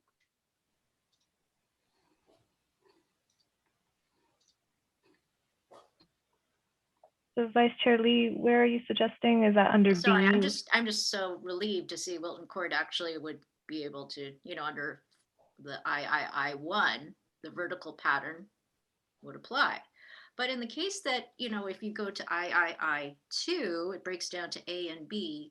That's for facades that are greater than 100 feet in length. And I'm just wondering if, you know, maybe that's too restrictive and maybe we want to go to a longer length. Or I wasn't sure if Board Member Hirsch would prefer something like a, you know, that vertical shift modulation is 2 feet deep and 2 feet wide, for example. Or if that, I wasn't sure when we were talking about dimensions, if that was something that would help, or is it more about the length should be a little bit longer before? Well, if you could put up the Wilton Court, the thing about I like it is that the only depth modulation in the whole facade is are the real modulations where the whole building steps back. So if it was, you know, I mean, to this point, Chris has written, we've written 100 feet in length, right? Then There'll be a modulation, but it doesn't need to be vertical. 2 feet by 2 feet. It can be whatever it is. Anything. Yeah, it's a minimum. Minimum, yeah. Yeah. And for It's a reference, minimum. Yeah. Wilton Court is 165 feet long in total. In total, yes, I know. Yeah, I'm aware. What is the depth of the change in facade plane on Wilton Court? 3.5 feet. There are really two breaks in it. One of them is the stair break and the other one is the entry break. So they would meet it because the minimum is 2 and they've done 3.5. Well, actually, the minimum, as discussed at last meeting, is now 4 feet, or at least one of them. Mhm. maybe that needs to be adjusted. To 3.5. Or 2. 2 or 3 feet. Maybe that should be smaller, yeah. Yeah, should we do a quick straw poll? What do you propose, Vice Chair Lee? I would be fine with the 2 feet so that it clearly is modulating. It's going to be cut out. And you still would read that line as a depth line. Would you I be would. open to 3 feet? I agree with I agree with Grace on that dimension, the minimum, a minimum of 2 feet. What do the other board members think? Board Member Liu? 3 feet. 3 feet for me, please. 3 feet for Board Member Balte.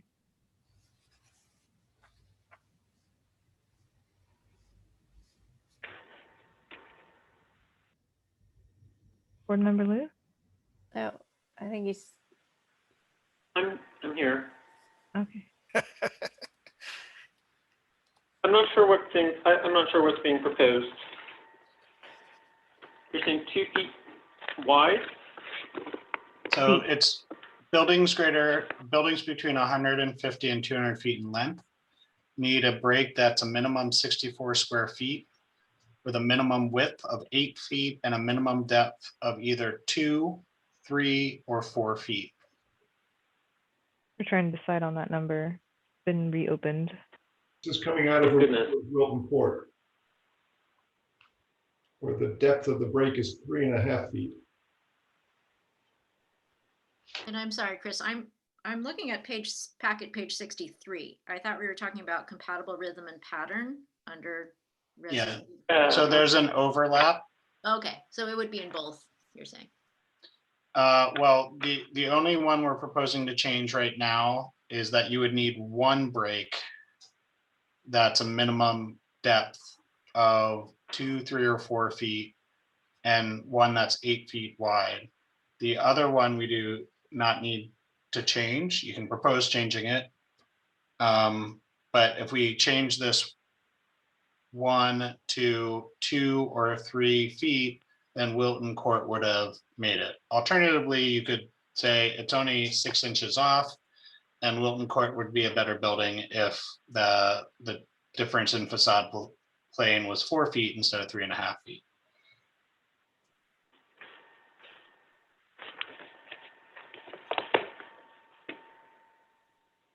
And you know, just to Also be clear, looking at packet page 63. So, you know, those diagrams, right? So those are the recesses that I was referring to that are currently listed as 4 feet wide rather than what we're talking about. We're just talking about the depth. We're talking right about now. depth. Yeah. So it says 2 feet deep on those other pages. Okay, got it. Okay, so we're just talking about depth. Yeah, we're just talking about depth. Sorry, And- board and member we Lou, I did- thought you were going to say something. We did move back to packet page 56. We did. Oh, my. It's all interrelated, unfortunately. So we're on packet page 56 right now. The one that we're looking at on the screen right now. Correct. So I want to give board member Lou a chance to speak.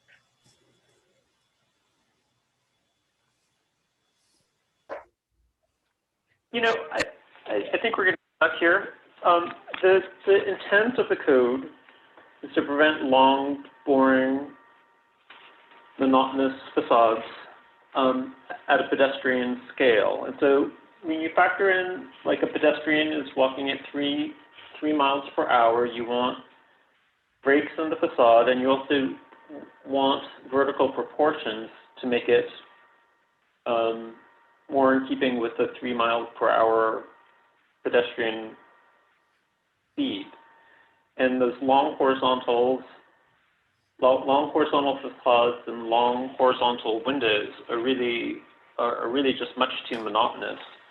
And so the more that you break the facade and make seemingly artificial breaks in the building, it's actually better. And so, you know, more the better, more breaks the better, deeper the better.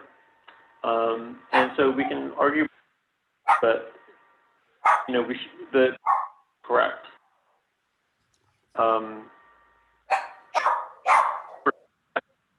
Move on. Sorry, you kind of cut out in that last thing that you said. The board member Hirsch, if you could put yourself on mute, thanks.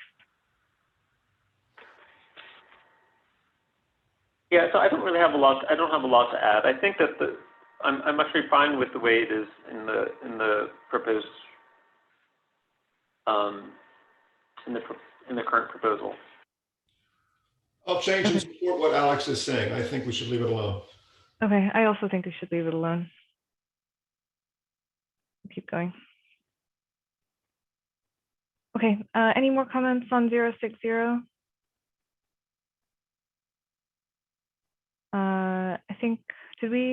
I think we went through board member Lou, Balte, and Hirsch.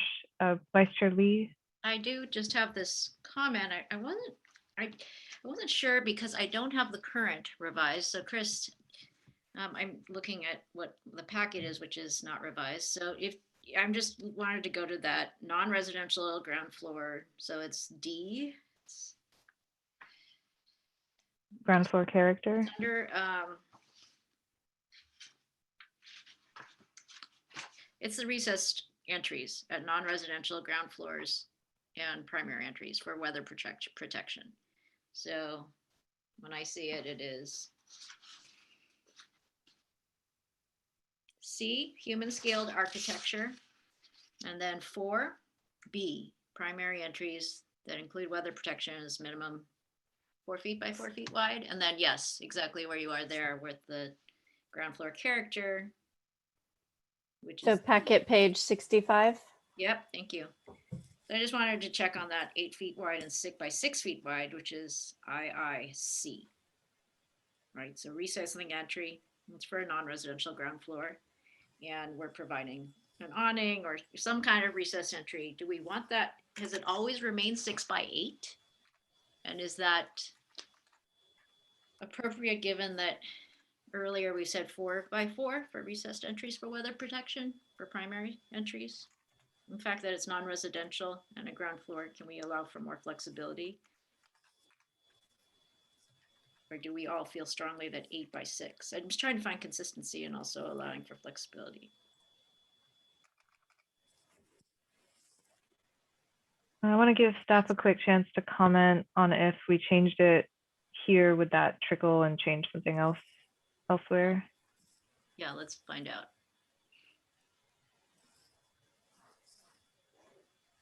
Sorry, I need to check where the other section was.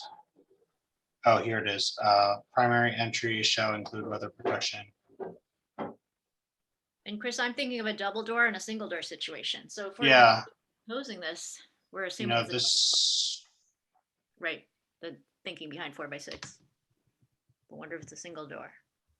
kind of assumes a double door. And I'm not sure if all non-residential ground floor entries are single door versus double door. I mean, generally double door, but So this would be, the intent of this is, you know, if you, it's serving an office or other thing, there it might be definitely on are an upper situations on floor. CalApp where it's not a double door and it's, Yeah, so I mean, and it's only 4 by 4 out of primary entry for weather protection, same intent. mhm. Yeah, same intent, so it could change. I think the intent was it's going to something that is serving potentially more people than a residential building and would have potentially more ins and out. That's not a storefront. So it could be, say, ground floor office. Or a bakery, or I mean, I'm just thinking of all the different nail salon. Well, that would fit under the storefront and retail ground floors, Okay, where it's a 6 feet by 4 foot okay. requirement. Is that appropriate? Should we think about those dimensions, or I'm just thinking of walking down some of our corridors and, you know, if we were to have a business that's divided into, I mean, a storefront or I just wanted to bring it up. So are you suggesting something smaller, Vice Chair Lee, like not 6 by 4, but 4 by 4? Yeah, I am.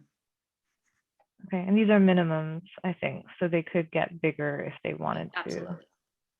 Absolutely. Okay, so I think I'm clear with the proposal that the awning, we're talking about the awning, the weather protection, and reducing the minimum from 6 feet to 4 feet in this section. D, I, D. Okay, is that clear to staff what the proposal is? So that's Yeah. just a possible change to the depth. And width, right? It's just the width. The depth is not. Actually, the depth would remain. Yeah. So the proposal but- is to change I think that. we just want to be clear that there's two sections here. Yeah. Under D, ground floor character, there is requirements for storefronts, individual stores, versus under II is the requirement for more of like a lobby situation, I would assume, Chris? And- Yes, like, or say an office entry For a or larger office. something that's not a storefront Okay. entry serving And so customers. in the storefront, okay, so Chris has it highlighted in yellow now. For the storefront, it would be 6x4. And for the office entry, it would, or a lobby type situation, it would be the 8x6. And so what specific requirements are we looking to change? And we wouldn't, if we change, we don't want to make the bottom one smaller than the top one. I think there's the issue of a double door versus a single door is my simple point in terms of an exterior entry door. So maybe if in the non-residential, maybe if we say a single door would be 6x4 and a double door would be 8x6. Just throwing ideas.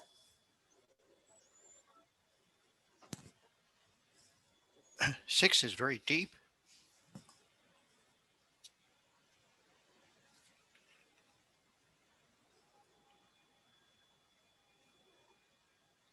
So is the thinking that the bigger, the more deep, wider one would sort of create a more prominent entrance, assuming these are side by side? The previous context-based design criteria stated that the size of the entry, I'm paraphrasing here, but the size of the entry should relate to the number of people served.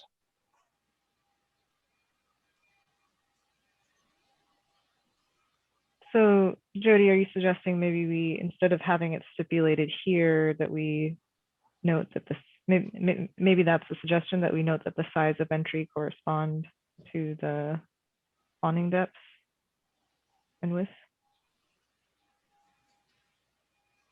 Well, I think Chris was trying to, the size of the entry, we're assuming that non-residential ground floors, those sorts of entries are accommodating more people, and therefore it should be more prominent. And so how do you make it more prominent? You put a bigger awning on it or something like that.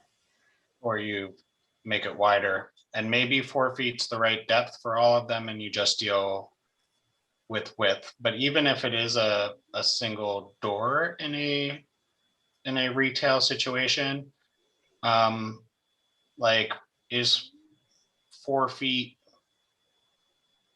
like in this drawing here, if this width of this recessed door was only 4 feet wide, is that the right dimension?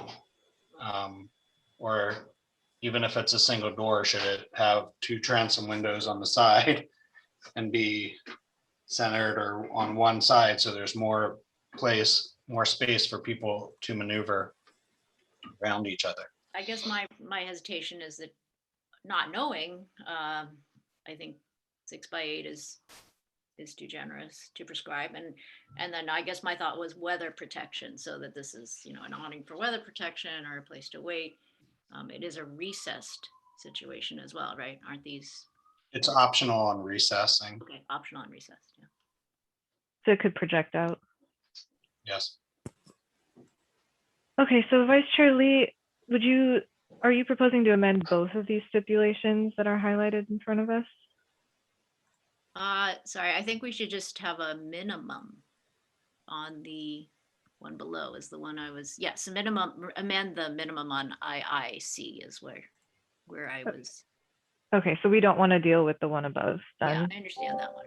Okay, so we're not going to propose changing that one at this time. Okay, so the proposal here is to, can you remind me, Vice Chair Lee, what's the proposal? I think it's the width, sorry, the Depth. Right? No, both the width and depth, right? Because it is single door. I possible. could support making them the same, 6 feet wide, 4 feet deep on both. I think it'll be hard to differentiate the two in practice. I think, Grace, it's entirely conceivable that a tenant could change from a single to a double door in the future. It's awfully Possible. tough to meet ADA on a 4-foot width recess. I think we should stick to 6 feet wide, 4 feet deep for both. Is that your proposal, Vice Chair Lee? 6 feet wide, 4 feet deep? Yeah. Isn't it hard? We just don't know the situation, right? It's better than what it is now. I'll accept that. Okay, what do board members Lou and Hirsch think? Agree. Board member Lou? I will support the reduction. Okay, I'm fine with it as well. Any other comments, Vice Chair Lee, on this chapter? I'm ready for the next section. All right. I think that was the hardest one. I say that. I just jinxed it, didn't I? All right. 0.070. Do we have any comments?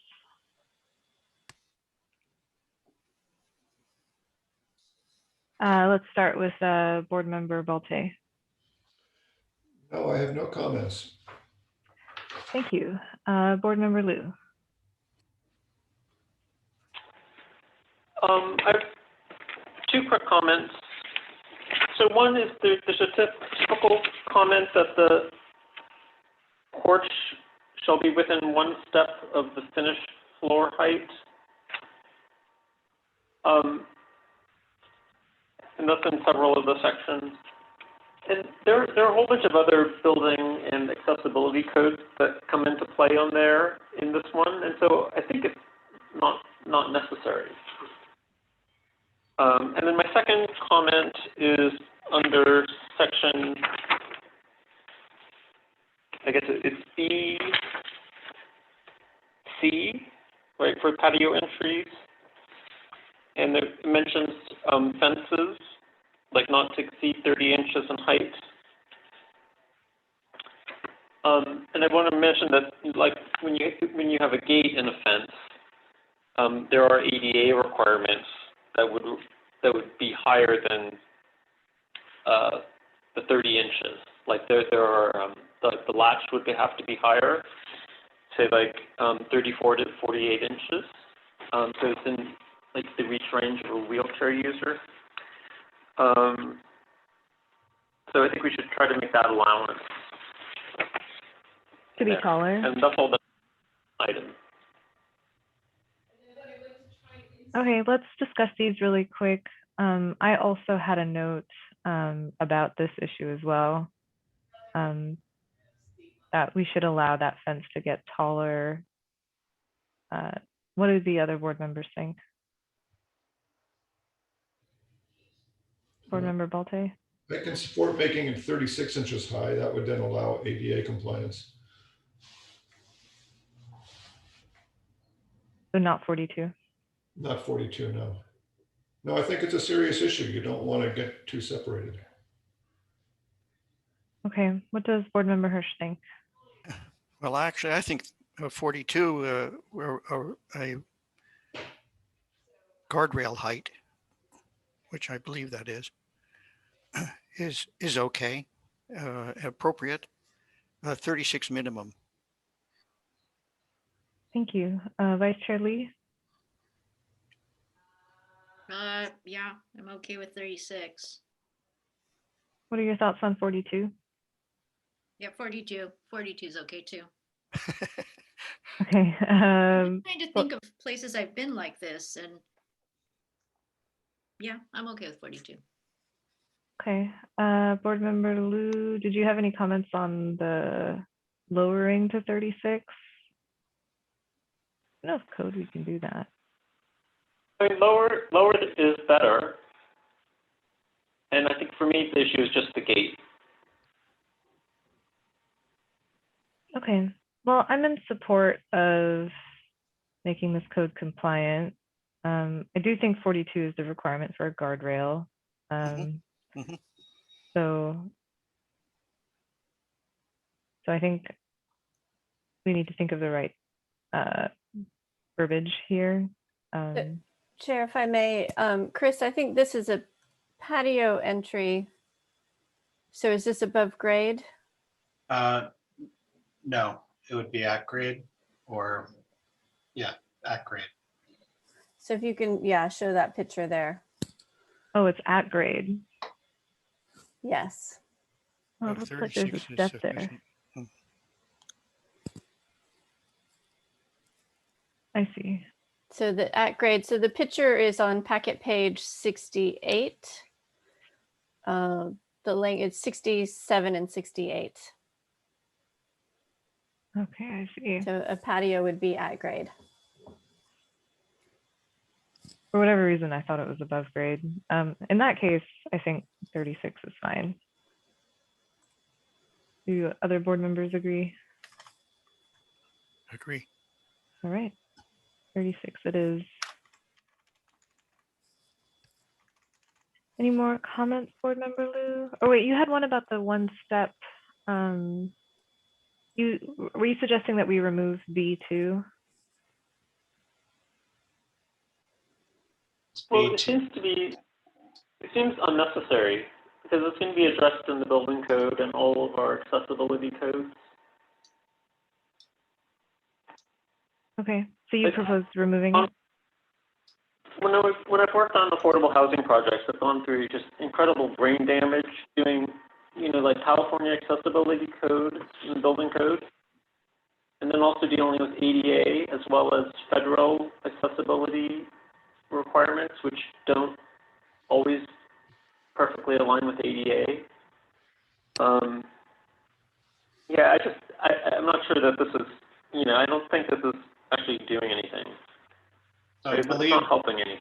I believe the intent of adding this was from a comment from Member Balte to clarify that the height of the porch or stoop should be at the same level as the unit.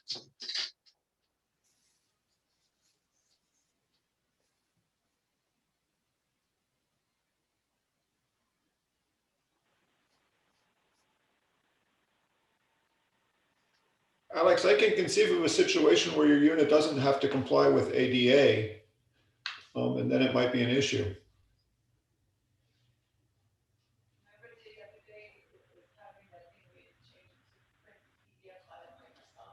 Okay, well, let's just leave it in then. Okay. All right, so we had no comments from board member Balte. We went through board member Lou's comments. Board member Hirsch, do you have any comments on 070? No, none. Thank you. Vice Chair Lee, any comments on 070? I believe we discussed last time. Right, there was a change.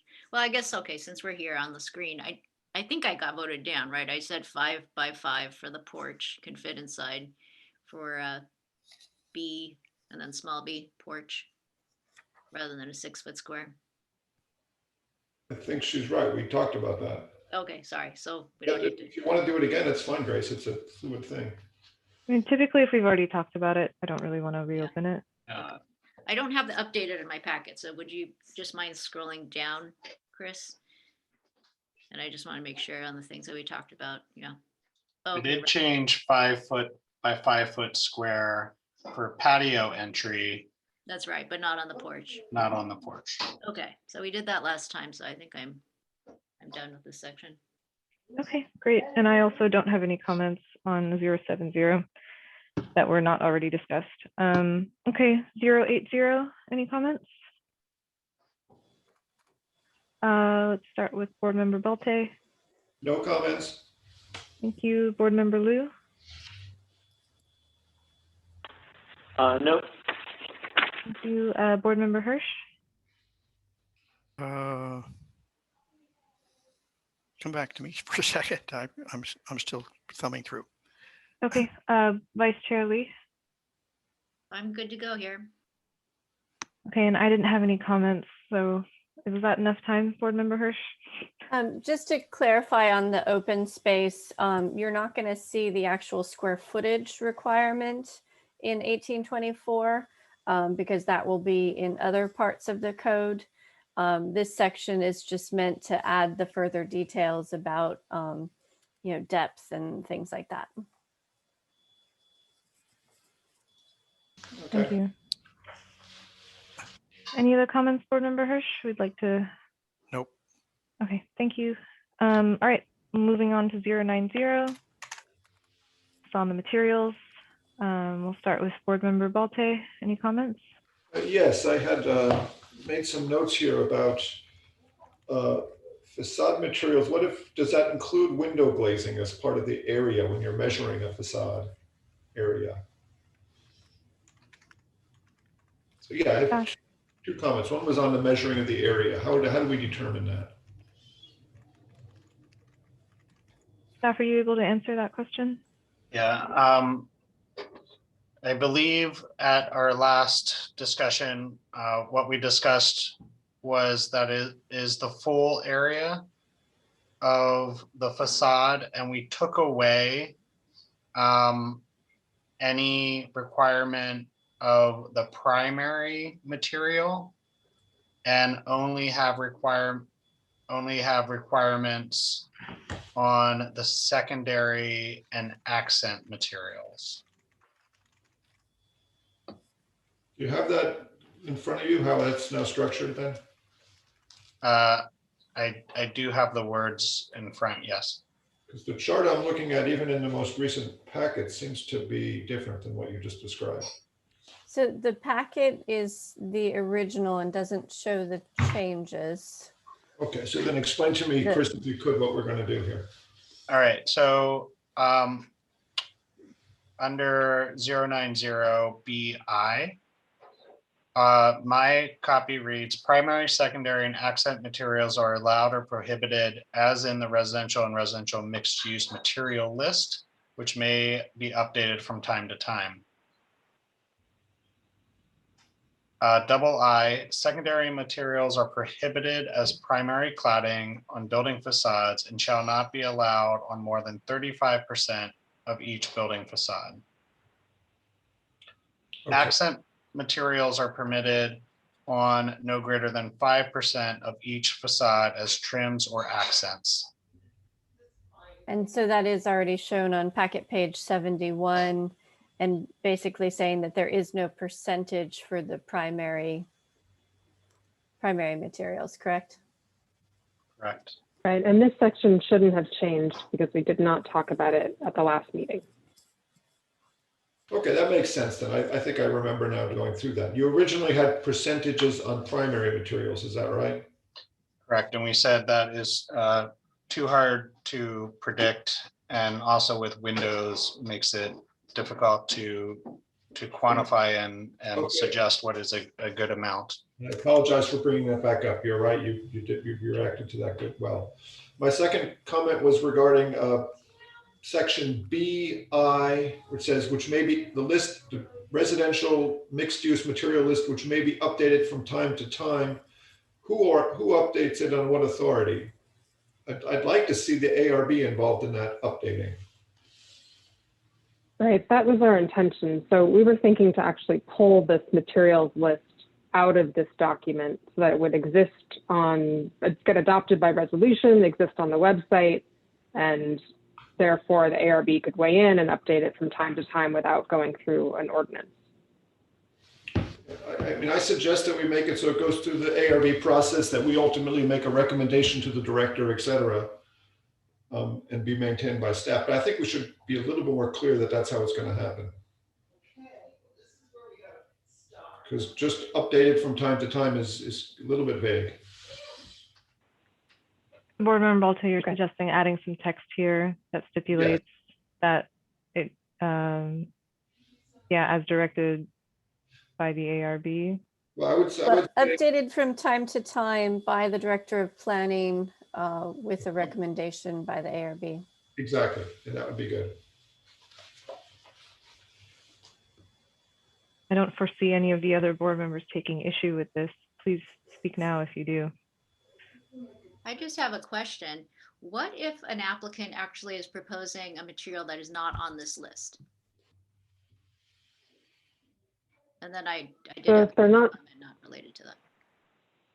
If they're not looking to meet objective standards, they would just need to meet the intent statement. If they're looking to meet objective standards, then they would need to select something from the material list. but if they're going through the typical ARB process, they could meet the intent statement and that material could be reinforced and approved by the board. And as new materials come along, the director will update the list. I suppose an applicant could petition the board to just update the list too, Grace. Yeah, that's what I was gonna say. So that's what I assume. That's a given. I mean, you don't need to state how that I mean, process gets initiated. Will an That's applicant up know to the just to director. do that? Yeah, I mean, you could be advised that by the staff. Okay, Yes. and then, oh, sorry. Chair Osma, I can stop there if you related to, I had another comment, but if you want to talk. about If Board Member Bolte was done with his comments. That's it. I'm done. Okay, thanks. Yeah, we can move to you, Vice Chair Lee. Okay, great. So the other question I had was just, I know we talked about the percentages, but is 5%, do we all agree that 5% is the right? I mean, because it's just, to me, again, we're calculating percentages versus by surface area, probably in elevations that the planning staff does. And I just want to make sure that we revisit that 5% if it's more of a range when we talk about accent material on a project. And the reason why I bring it up is I'm picturing a project that is maybe not the traditional project that we have seen over the years, but sometimes there's a project that's just more contemporary. And is 5% still the right percentage for accent material? I don't know that I would know as an applicant that my accent material is 5% right off. And just to remember, the only materials this currently applies to is glass block, corrugated metal, and vegetated wall panels or trellises. Okay, that's a good point. And maybe also what I'm reacting to is texture or color in terms of an accent. So I still don't know if 5% is the right number. Would you want to propose a bigger number? Or a range maybe, or I don't know. I don't know what the best. I think it's a no greater than number. So be anything under a certain number. Yeah, maybe it should be greater. What do you propose? Is 10 too much or 8? I'm trying to just because I don't know what 5% is. When we talk about a project, do you all have a thought on that in terms of accent material? What's the right no greater than? So if you want a typical like residential facade is in that, the fenestration is in that 15 to like 30% range typically. So, Okay, so subtract that. you know, no, not subtracting that from the facade. So like what I'm getting at, I guess, is particularly with like the glass block, like, would you want the glass block to get to a typical window range, right? I'm just trying to give some sort of reference. Although glass block might not be used as a window per se on the facade, but yeah, I don't know, just something to think about. I mean, I just react to prescriptive. Grace, what if we put on our material table a percentage as well? So with glass block, you might allow up to 10%, but with gold-plated metal pieces, it might be only 3%, and we can then adjust that from time to time as the situation arises. Because right now we're deciding in the vacuum here. Yeah. Could I? It's a slippery slope. I just don't know what's the right one. I mean, I feel like 5% might be too low. Sorry, go ahead. Yeah, Board Member Hirsch. Yes, just on glass block itself, because to me, glass block is fairly out of date, but channel glass is very commonly used these days. And sometimes it's used as in large sections of facades very effectively. So I think the generic term glass block is not the appropriate term to use, but it should be three-dimensional glass surfaces or something like that. Chris, I'd let you look it up and find out what's the best way to describe it. In many buildings, we note that glazing systems are the primary element, so putting limitations on them could cause architects real headaches. I have a number of other materials to talk about, but I thought I would chime in on the glass block. And if I may, Chair Asma, I just want to follow up and thank you, Board Member Hirsch, because I feel that way, and I similarly in the way that you are expressing yourself. The vegetated wall panels or trellises, for example, can't be more than 5%. Is there a situation, and I'm thinking of examples in Europe again, where the vegetated wall panel is definitely more than 5%. Maybe even in San Francisco, there's one that's more than 5%. I just, and glass block is very outdated and it's not used so much. And we have 3 things as accent. I'm not sure. How best to- Yeah, I think it's worth discussing. That was one of my comments as well, the vegetated wall panels. If there's a way to suggest that they could also use that as a primary material, how cool of a building would that be? Yes. Like, who cares what it looks like, right? It's got vegetated wall panels everywhere. I'm kidding, but I wonder if there's a way to note that somehow in this list. Is it possible to note that it could be? Is there somewhere where it says if it's an accent, it could be a primary or something like that? No, it's hierarchical. You can use a primary material in any way you want. You can only use a secondary material up to 35%. If I'm hearing people correctly, the deciding on things as accent materials does not seem necessary.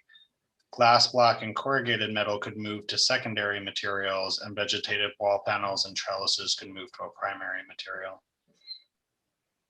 But if we do away with the notion of primary, secondary, and accent, and instead just put a maximum percentage for each material as a total percentage of the facade, and we can take a stab at that now, but over time we can adjust that. So we might have a future debate over whether vegetated wall panels are appropriate at 100% on the facade. But right now, I think we'd all agree that glass, spandrel glass, transparent glass is appropriate at a 100%. Just so you know, like the date in which an applicant would submit their application would be the time that this list is cemented for that project. That's right. That's fair enough. That's the way it is with all the code. But right now, you could just translate everywhere it says P could say 100%. Everywhere it says S would say 35%, and everywhere it says A would just say 5%. It's having the same effect, except it's just much more flexible for us in the future. What do the other board members think of this proposal?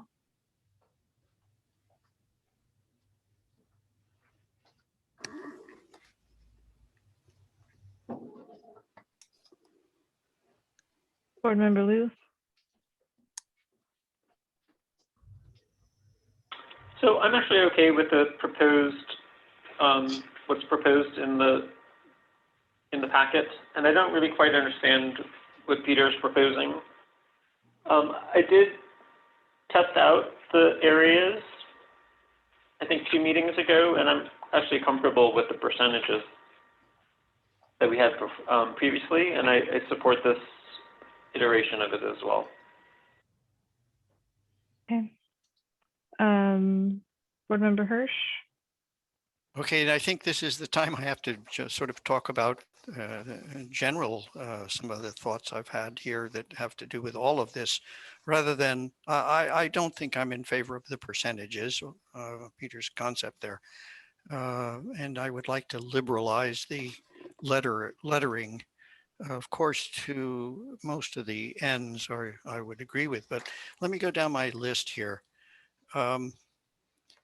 You know, material section might disallow 3585 El Camino Real, our recent project, because the concrete frame is used as a primary construction material.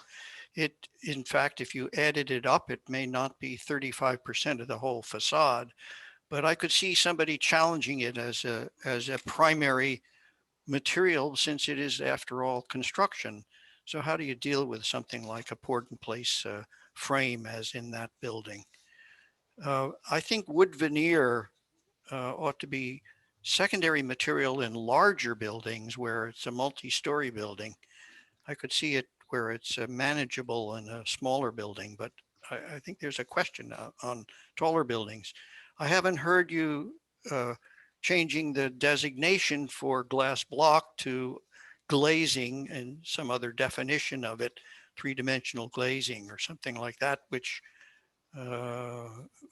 is more appropriate than using the term glass block.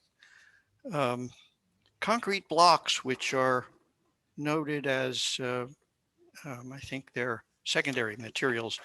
You know, sometimes the concrete blocks can be beautifully finished and polished, etc., and economically so that you could get a very nice facade, a major portion of a facade with a concrete block. So to have it a secondary material, I don't think is appropriate.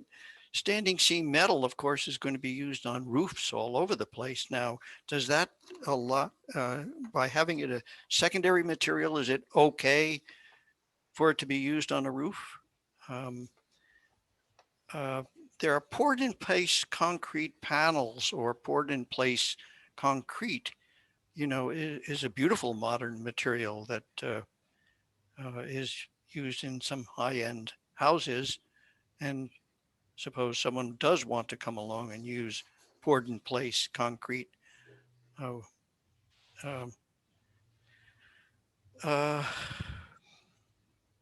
You describe fine-grained materials, and I pointed this out before, such as brick, wood, and shingles, not to exceed 8 inches in either height or width. So have we agreed to change that dimension so that it can accept a larger proportion dimensions? GFRC will always come in larger dimensions, certainly much longer ones. I personally have used EIFS, you know, or EIFS, hard to pronounce.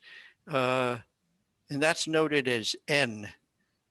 You know, tell me why. Why is that a no outside insulation with stucco? Why is that a no? And then there's no mention of stucco, and we were looking at it in today's houses. It's very successfully used in this climate. So why does it get such a bad rap here? Well, there's a bunch of them, Chris. Maybe you could focus. I'll try to attempt to answer some of them. The one on the size of the human scaled elements, it's only 1 out of 8 ways that you have to, I believe, pick 2, and it says only one of its dimensions needs to be 8 inches. So an 8-inch by 100-inch panel would fit that definition. But it's not 1 foot by whatever it is. No, correct. But again, it's only 1 out of 8 options, and you have to, if I can remember, choose 2. And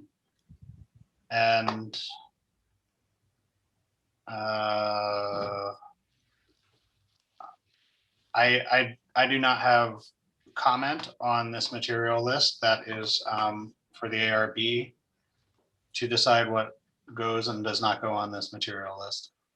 Okay, then I throw it open to our members. Yeah, I was gonna suggest something even maybe more, less restrictive than Peter's suggestion of the usage, was that maybe we just say acceptable and non-acceptable, and we do away with the percentages of everything. I concur. I think that's the way to go. I concur too. What do the other board members think? Boardman Balte? I could support that. I was ready to come back to David on some of his things, but I do think that the actuality of measuring these percentages is going to be challenging. And I can tell you from a practicing point of view, nobody's going to really be able to check whether it's 35% or 42%. You need your computer system up and running to do that. So staff is going to be at the mercy of the applicant preparing these numbers anyway. What do you think, Board Member Liu? No, I think I previously stated that I support the staff's, what's being proposed in the report. I think we do want to limit the amount of metal on there. If somebody wants to use a lot of metal, then they can come to the ARB and we can actually take a look at it. But this was objective standards. Like, they could propose something very radical, completely out of context with the neighborhood, and get it approved. And I think that we should have some guardrails on this one. And I understand your perspective, Alex, Board Member Liu. My feeling is that there is a calling out of primary, secondary, and accent, and that would remain. We would simply just remove the percentages. So that's why I'm comfortable keeping that primary, secondary. If we, sorry, if I may, if we remove the percentages, how would we be evaluating these?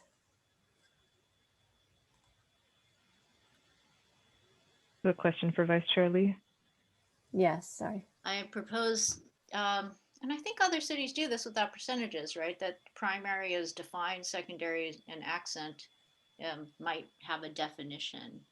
I don't know if primary might be the main or the body of, I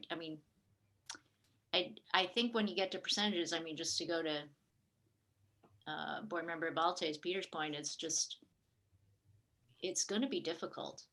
I feel like most people understand what primary, secondary, and accent. Most applicants would, it would go back to staff to have that conversation, but it would also for the percentages. I think it would fall back to, like, if the primary material was, say, 35% of the overall facade, then any other material would have to be below 35%. And I think that's about as, like, without providing percentages, that's about as, it's greater than, right? So this discussion is persuading me that Alex's comment is probably the right response, Grace. You're sliding into the subjective review. And yes, we all think we know what primary and secondary are, but for staff to give an objective review of that is not possible. Without percentages, you mean? And Alex's comment about having some guardrails on this is a good idea. I think it comes back to me of David's comment, poured in place concrete can be a wonderful building material when used properly by a talented architect. And I think that's the case where you have real design review on things. And I shudder to think what happens if you don't have to have that reviewed. I think it can also be a really difficult material to use properly. So again, having some guardrails is a good way to put it. I think this whole list is about guardrails. So right now I'm persuaded Alex's point of view. Okay, let's take a straw poll to leave the list as is, the way that it's written right now, as Board Member Liu has proposed or has suggested. I know we've had a lot of suggestions of how to change it, but I want to get a temperature straw poll of what we think if we just don't change it, if we just keep it as is. Is it positive? Well, okay, go ahead. And we have included the change, though, that the list would come back to the ARB from time to time. Right. And I also wanted to point out, I heard Board Member Hirsch and Vice Chair Lee mention a question about glass, and glass is the fourth item from the top as a primary material. Well, stucco is also on that list. I think David might have missed it because it's shaded. Is it on the primary? Yeah. Yeah. It should properly be called cement plaster, not stucco, but Oh, yeah, okay, fine. we can get into that. David, I think Okay, other sure. things about the details of what you call these glass block and whatnot is better left to a separate discussion with the ARB. Maybe it comes back sooner than later where we can really dive into it. Well, that's a simple change in definition. Yeah, well, you're right. Three-dimensional glass units instead of a glass block. T111 plywood is also, it's a trade standard. It's not really a kind of plywood. You know, it's widely used, but it's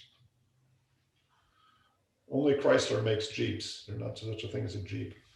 Or cement. But Osma, can I make one more pitch? Alex, if you could listen to me, that instead of primary, secondary, and accent, just put the percentage in the column. That way, when we realize that our percentage is wrong, we don't have to go back to council to change the code. We just change the percentage as part of the review process. That's the only change. It doesn't change the substance of behind this. Okay, I'm open to that. That's the whole idea, was not to change any of the guts of what we're saying, but give us the flexibility in the future. Okay, so I'm hearing that instead of a P, we would maybe say 100%. And then, okay, what do the other board members think of this proposal? I'll rescind my original straw poll so that we can discuss this. I support that, obviously. PSA without percentages, but I think I'm in the minority. So you prefer the PSA? Okay. You Board members? prefer the PSA. Grace, is that what you said just now? I couldn't hear her. Yeah, that's what she said. Yeah. Are you, board member Hirsch, are you okay with changing the PSAs to particular percentages? I prefer the PSA. Okay. But nobody's really responded to my question about poured in place concrete. If it's used for a structural element, is it going to be considered a primary? No, David, I think we did address that and said that if that's the case, the building should go to architectural review. That's per panels. We didn't talk about structure.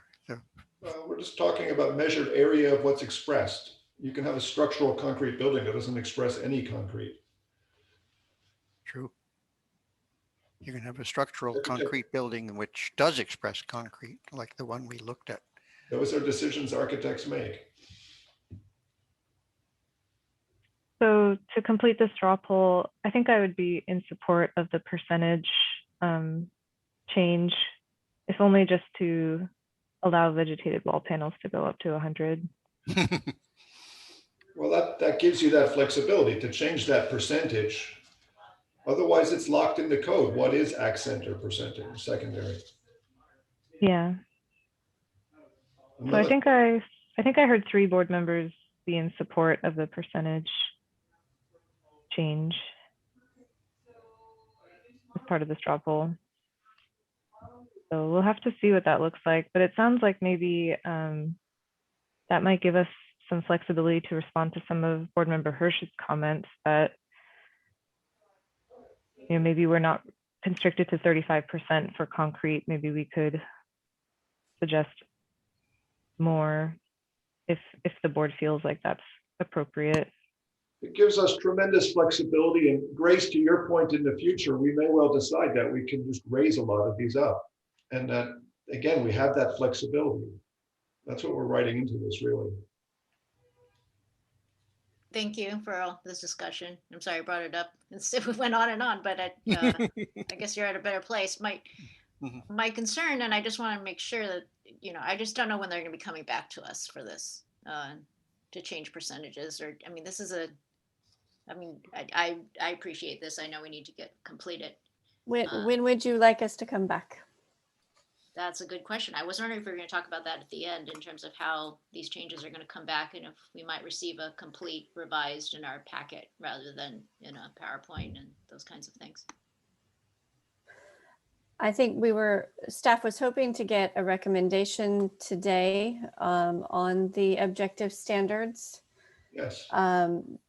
The project will be going to Planning Commission at the end of April, April 28th, I believe. And Jean, were we expecting to put, sorry, I'll go back. We also have an ARB meeting on 4/15. We have a lot of other items to handle that day. Jody, can I ask, how would the planning commission's comments on our draft be communicated back to ARB, or is that this is our last chance and it just keeps going on the highway to council? I wasn't sure about that. Yeah, we really are trying as best as possible for today to be the last day and to keep this moving. We're trying to get to council, by summertime. That, doesn't mean that's set in stone. That's just a desire. Well, I was just wondering because of the graphics discussion, and I'm, if that was something that the planning commission comments on, and, before it goes to council, if there was an ad hoc, or I'm just not sure where we left that, for example. Well, and if we are going to have the subcommittee talk about graphics, I mean, that was a potential option that was raised. We could, we don't have to have everything necessarily settled before we go to planning commission. We want to be close for sure, but we could still have a little bit of time before we get to council. We're not going to council until, the end of May, early June for sure. So we would have some time to look at this. Okay. Let's keep going. We can maybe discuss revisions. The only thing I wanted to add here was before we leave, do I have the board's support of changing the vegetated wall panels to 100%? I see a nod from Vice Chair Lee. I see a shake from Vice Chair Liu. Osma, I would feel better if we could leave the percentages the way they are now. And as soon as this whole thing is put into statute by council, then we should go back and look at this material list once more. I don't think it's fair to jump on one item now and push it. David has had strong feelings about a couple of other ones, and we could spend all day on this list alone. That's true. Okay, that sounds good. What you're saying, maybe not 100%, but close to that. But we can keep going. We're really over time also.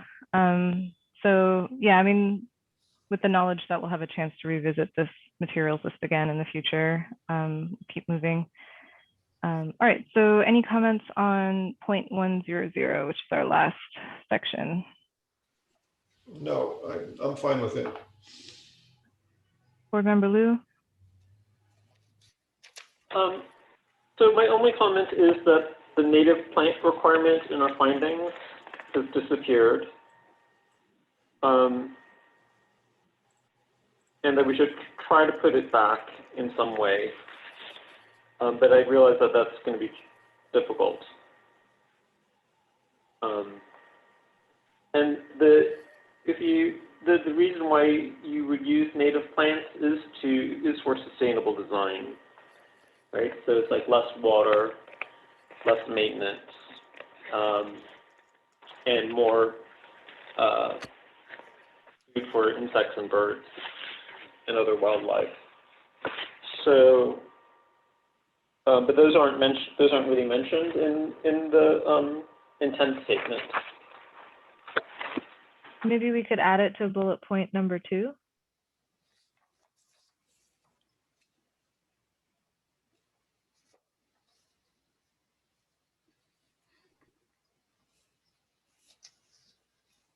Would you be open to that suggestion, Board Member Liu?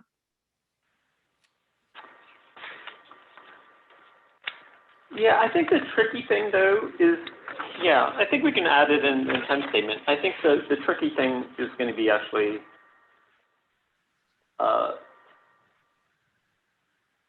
enforced, having it implemented and enforced, I think is the difficult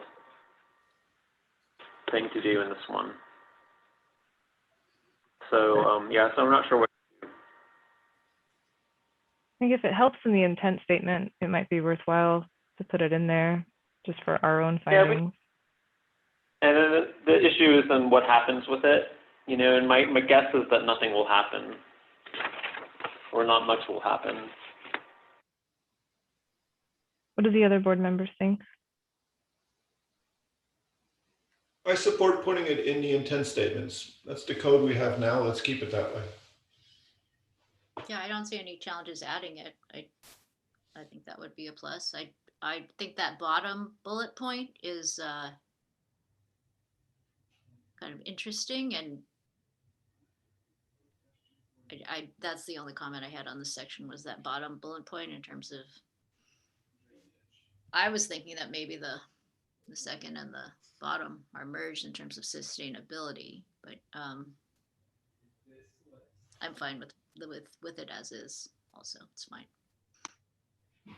Okay, thanks. Board Member Hirsch? First, yes, agree with those opinions. Okay. And I also agree we should add it back in, at least so that when we have discretionary review, we can have it as part of our findings. Okay, well, I think we made it through. Now's our chance to have, maybe we'll go around and do some general feedback, and then we'll try to make a motion. Unless there's anything else from staff before we try to go there. Nope. Okay. Let's start with Board Member Liu.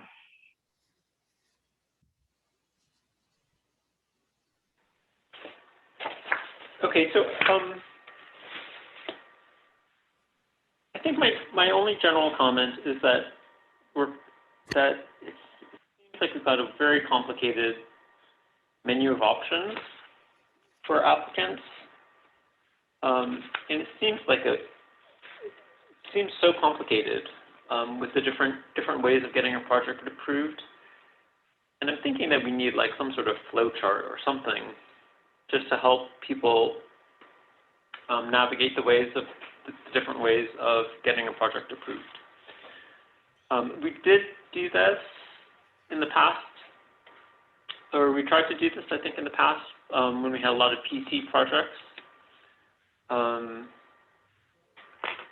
So that's where I am on this one. I will support I do support the objective standards.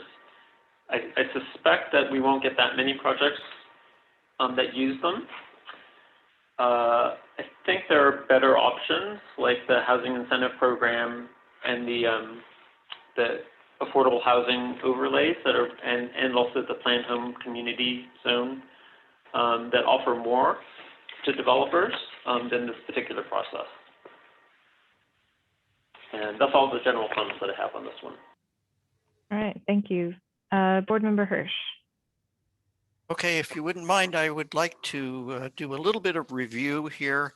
Some of it is just for clarification, and maybe it would be helpful to consider these as kind of questions that need to be answered, but are not required today, some of them. So under, for example, 18.24.030 under packet page 46, there's the item number B is through lot connections more than 300 feet from an intersecting street or pedestrian walkway shall provide a publicly accessible sidewalk or pedestrian walkway connecting the two streets. Well, I just see some legal issues. It's like a kind of a taking of a property. If it is, for example, not a very big property, that person who's the owner of that through lot might find some objections that it will limit the use of that area. So I think it's a question that should be discussed with legal to determine whether or not it's a taking, when you do something like that. So that's number one. Packet page 49, orientation and setback. I think that you need to discuss this. I remember at one point we had a building that actually had two corners, and now we have one corner. But what about buildings that have two corners? I mean, is there a treatment of a two-sided corner? How about a three-sided corner building if such a thing would exist? How are you going to treat the other corners if you're really only describing a single corner? Why did you choose the corner that you chose? So this is kind of illogical in my mind that we pick one corner out of 2 or 3 and define what it should look like, and then say nothing about the rest of the building. And maybe there's an answer to that, Chris, and you guys can come up with an answer. Under 1B, a different material application. Now, I don't know, did you make any changes in the text on that? Because I last time recommended and or fenestration pattern. Once again, Wilton Court uses the same building material throughout, and it's very successful. So did you change the wording? Could you answer that one? I'm confused about what we're doing here. Okay. Okay, sorry. B. I thought this Under is B, just a different comment. material application from what I'm reading in my book, page 49, packet page 49. B, different material application and fenestration pattern from the rest of the facade. So this is an option. They don't have to take this option. But it would be fine if we put in and or. So I think we've gone over this section. I'll let the chair speak. I see that Chris has his hand raised. Yes, Chair Thompson, I would just like clarification on this part of the meeting. Yeah, so this is supposed to be general comments on everything. I see that Board Member Hirsch had a question about a certain item. I think since we haven't seen the edited thing of everything, I think clarification on if a certain section has changed already. Not proposing to change anything, but just clarification on what the document that we're going to be voting on. If you could provide that clarification so that we're able to sort of make a better informed decision about our vote, that would be great. Great. Okay. Can you please repeat the clarification you would like? I'd like an and or written into that differentiated material on a corner.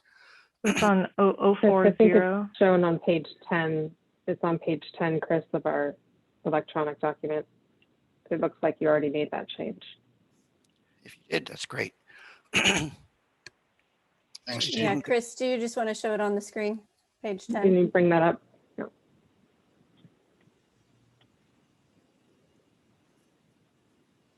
Let's see. Yes. Okay, thank you for okay, great. Now, I know we are going back over these, so I don't have very many items here, but just bear with me and let me get through this. And I look not to take up any more of our lunchtime. There seem to be A, B, we have A, B, and C. Under C, Ozma and I discussed this, and I can't see a reason for why, and I didn't think about it too much back when it was presented, but why you would have a corner less than 4 feet than the abutting height. Is there, what the thinking for that seems to me it's a weakening of a corner to have the corner lower than. Ozma pointed out, well, you could have a balcony. Well, that's a good. Yeah, good I will put out the mural project by Bridge Housing at the Oakland MacArthur BART station has this situation. There are a number of other places where you may have a roof deck or a special roof at that point that's lower. It might have a trellis, something nice on top. That the distinction is that, or the important thing is that it's distinct from the rest of the building, whether it's higher or lower. Okay, I'll buy that one. I was thinking that once again, Wilton Court has seemed to be the go-to project for me. Has a recess all around the corner at the base, and we've seen some other projects that do the same. A wonderful alternative for, and in fact, you had that in your original drawings, right? But it disappeared as an option. Why not keep it there? Something such as a ground floor recess not to exceed I threw out a percent, 25% of the exterior facing corner area, something to that effect, and that as a diagram. I believe that is allowed ground floor step backs, a horizontal shift of the ground floor facade with a minimum depth of 2 feet for a minimum 80% of the facade length. That's, but could that apply to a corner? Specifically, it's certainly a dramatic use, more dramatic use of a corner, an enhancement of the corner, just like rooftop or the other changes. Consider it, Chris. I think it's worth a consideration. I have just a few more here. Packet page 50. Packet page 50. I have a problem with the kind of designated uses, some of the others. So there was C, packet page 50C. Okay. A residential common open space adjacent to a common interior space and less than 2 feet above fences and railings shall be provided. Okay. You have here a publicly accessible open space plaza. Not sure what you mean by that. Is that something that you provide to the community? Are we still on the corner? Yes, we're still on the corner. Corner Yes, 2. I believe, is it 800 High Street has 2 of these? I think that's the correct project. Jeannie, am I right on that? 800 High Street residential project. They actually have publicly accessible open spaces on each corner. And they are, I think, about 20 by 40 feet. Now, we've greatly reduced, I think, the requirement of that to only be 450 square feet. But one of them, I believe, is used as a outdoor patio for a restaurant. And the other one is just a little parklet. Well, I would ask then, Jody, does that require a CUP? Outdoor dining requires an architecture review, usually at the staff level, unless it's involved with something else. Under, in my code, under personal services, retail services, I thought it was a conditional use permit was required. The use itself may need a CUP. I'm just speaking to the outdoor dining aspect. Okay. So, all right, but as an entry to a building, I have no question about that. You know, a public accessible open space plaza should be a landscape plaza entry to the building located less than, that seems appropriate to me, but I question the other uses, but I'll look up, I'll go to those sites and see if that changes my mind. So contextual massing under packet page 55.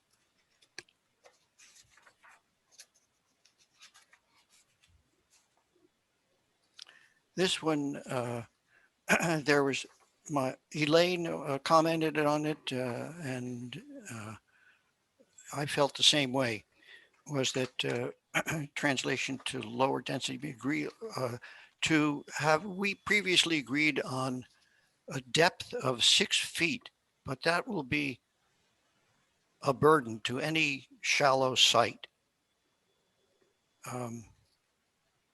So here is an agreement that we made that we would have it 6 feet wide and 6 feet deep. I believe that's what it is. Is that where we ended up with that? There is, it's a minimum 70% of the facade length and a depth of 6 feet. Mm-hmm. And it shall be within, start within 2 vertical feet of the height of the adjacent building. So, I would propose and ask the board to reconsider and make it less, in order that it doesn't become a burden to some future designer. how you do that, how we get to take a vote on that, leave it up to Ozma. The significant breaks packet in page 56. Well, I think we've talked that one to death. I think we're okay about that one. It works, as you pointed out on Wilton Court. It really will work okay, since they've certainly meet the minimums on that. So I'm finished with that piece now. Sort of generally comments I have other than that. But Ozma, maybe that one final one in packet 55, item number 2. The one that we just looked at. I think since we went through bit by bit, I want to get a quick straw poll from the board if they're willing to reopen this item to address board member Hirsch's comment.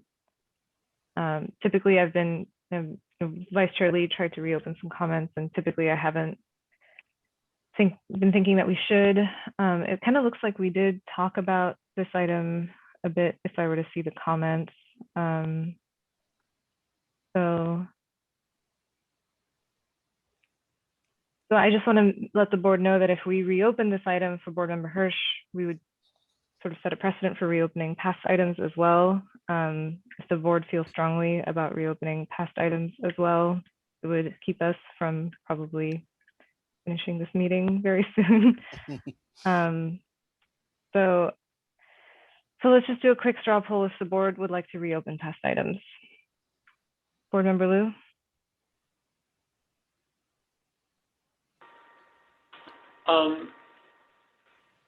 You're saying today?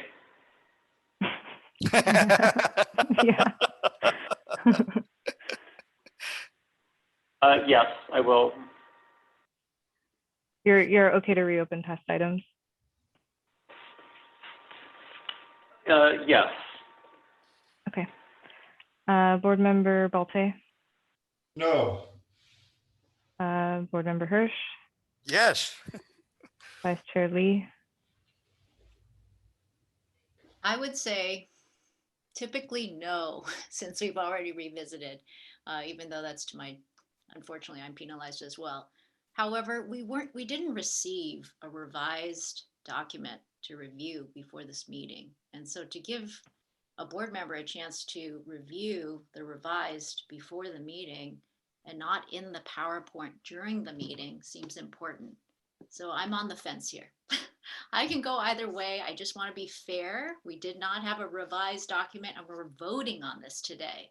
And I think that's a miss. So, and probably because we are demanding quite a bit, but it's a big deal. So that's where I stand. I'll go either way. Okay. Chris, could you point out where it says 6 feet on this diagram? Okay, sorry, thanks. I was looking for the number instead of the word. I'll allow just this one to consider just this one item, which sort of pushes the straw poll in favor of just this one item. There's a proposal to reduce that minimum depth of 6 feet to something less. Board member Hirsch, what do you propose? Actually, I think that we're not looking at the right one, because this is a transition to lower density buildings, II. Where is the II?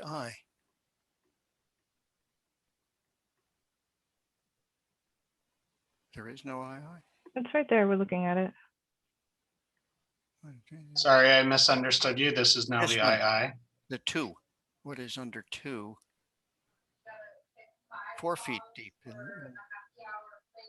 Oh, we changed this one to Oh, 4 it's foot by changed 2. already. Oh, it's Okay. changed. Okay. It's changed. We can forget my comment. Great. Okay. Okay. We're not reopening old items. All right. Are there any more comments from you, board member Hirsch? I'm looking to see. Just general comments? Yes.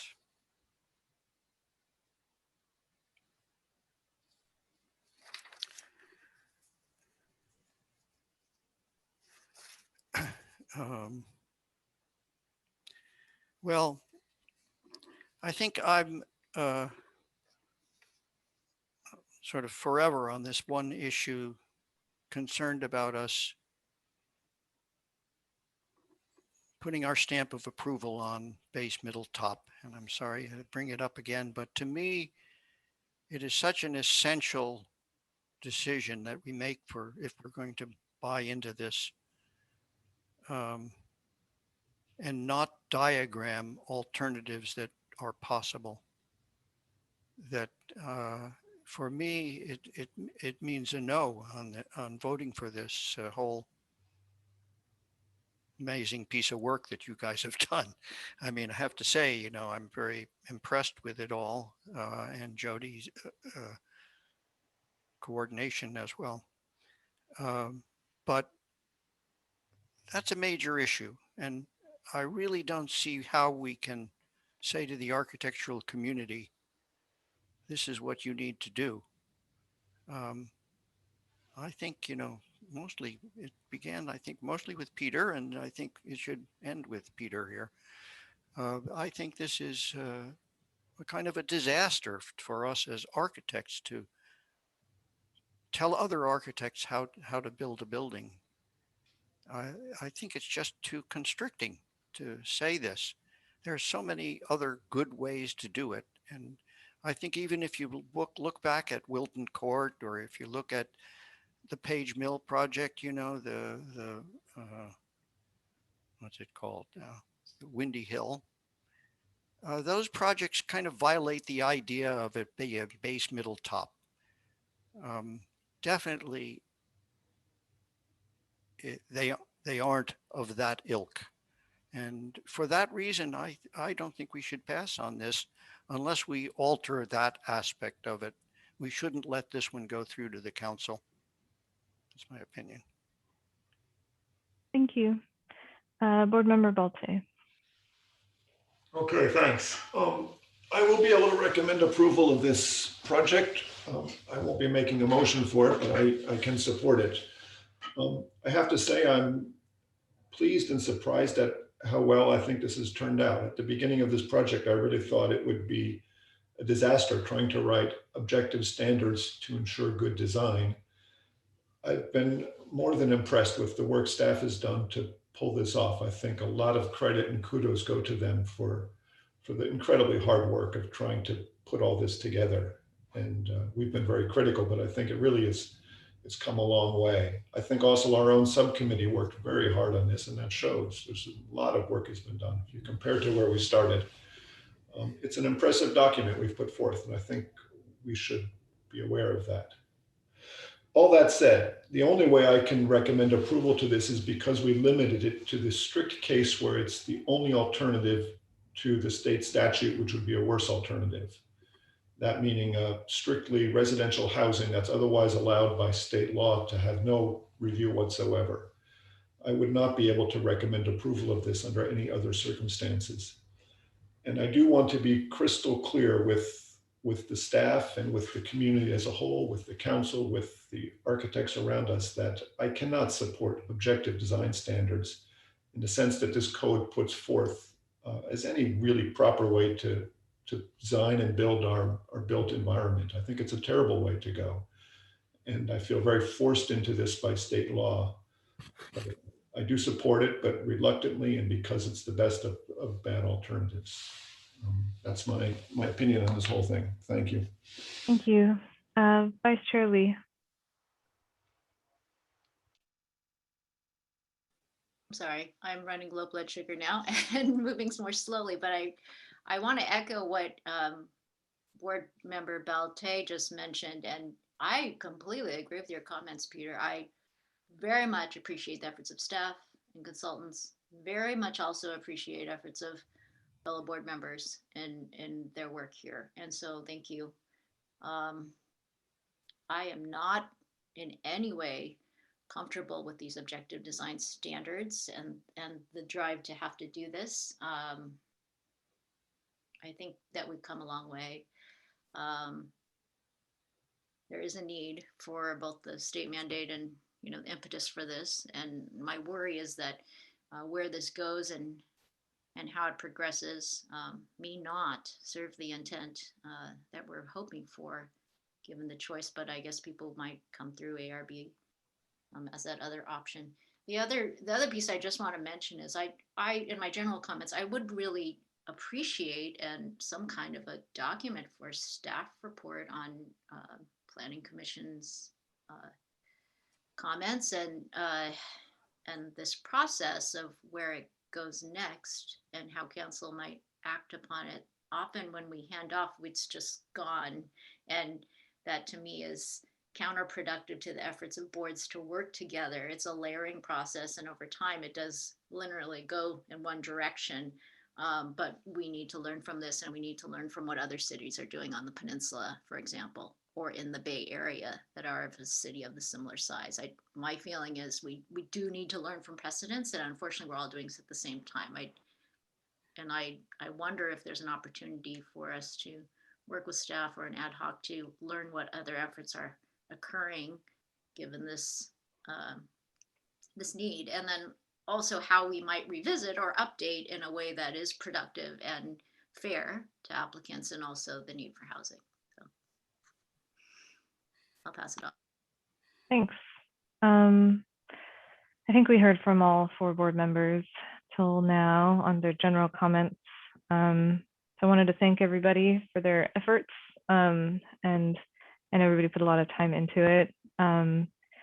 I sort of also appreciate all the work staff has done to incorporate our comments. And, you know, it's a tricky thing that we always knew that we were going to take on, really difficult thing to take on. And I think what we've put together now with all the changes that we've made, the document that we've been looking at for this whole meeting is really getting to a place where I think it's approvable. You know, naturally, it's kind of difficult to do something objective when everything about architecture is subjective and context-based.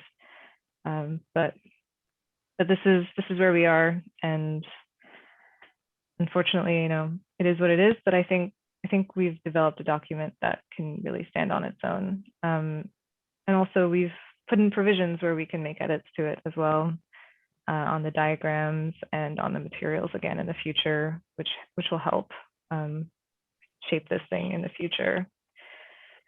Okay, so will someone make a motion?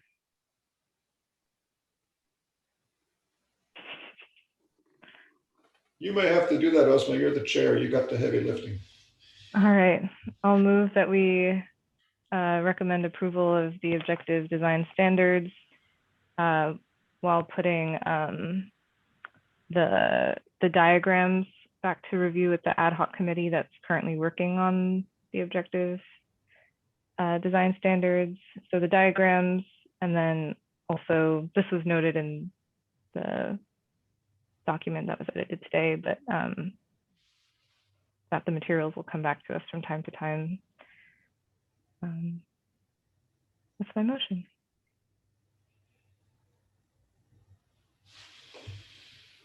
Will second. Is there any discussion before we go to vote? Can I raise a question? I'll do this delicately with the best of intentions. David, do you want to remain on the ad hoc committee?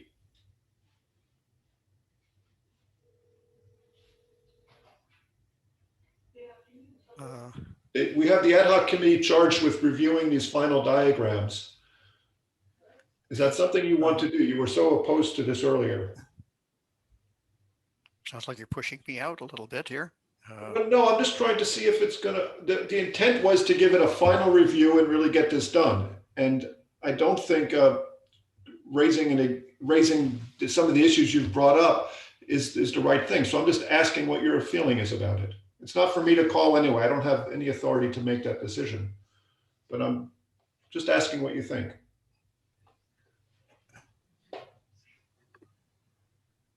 I'll remain on the committee. Okay. Thanks for clarifying that for me. I appreciate that. Anybody else want to speak to the motion? Hearing nothing. I just have a question. Sorry. Would it be going back to the ad hoc committee after it goes to Planning Commission, or no? For our comments today, it would go back to the ad hoc committee? I don't know what our process is. So Let staff the clarify. text changes, I believe the consultants can do fairly quickly. The diagram changes might take a little bit longer. I don't know, Chris, do we think we could, how long for diagram changes, Chris? If the intent is to have an option where we are drawing elevations and sections, then I think it will be like the first week of May at the earliest.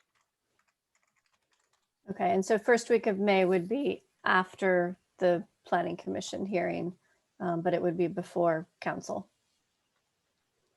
I see. I just wondered what the steps would be. Okay. All right, let's do a vote. Okay. Board Member Bolte, Yes. Board Member Hirsch, No, Vice Chair Lee, Yes. Board Member Liu, Yes. Chair Thompson. Yes. Okay, the motion carries 4-1. Thank you.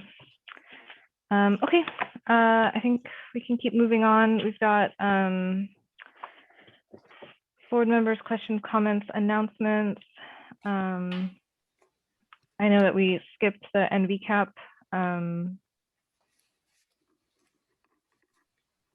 Wait, sorry, we have something before that. That's the 656 Lytton. That's just to notify everybody that we have the memo of what was discussed at the ad hoc committee in our packet. I don't know if there's anything else to discuss with that one. Yes, so for 656 Lytton, normally we would put these kind of final memos in with the minutes. We don't have minutes, therefore it's in this just kind of announcement location. Because it is an ad hoc committee, it does not need to be voted on. So it's just for information. Great. Okay, thanks. All right, the NVCAP update.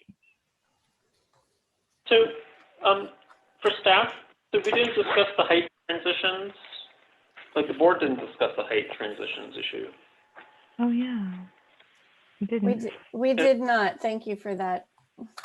Actually, and I actually think that that's more important than the objective standards after thinking about it. Is that a separate thing to vote on? That change? It's part of the objective standards overall project. I mean, it's separate from 1824, but it is part of the whole project. I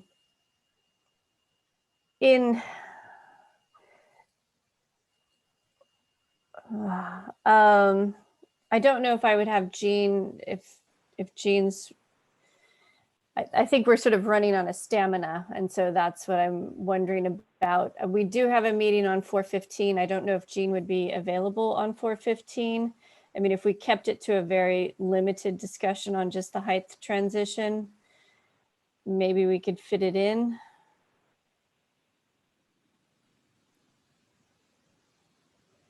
Would you be available, Jean? Okay, Yeah. so maybe if we just did that first and we try and keep it, you know, very focused.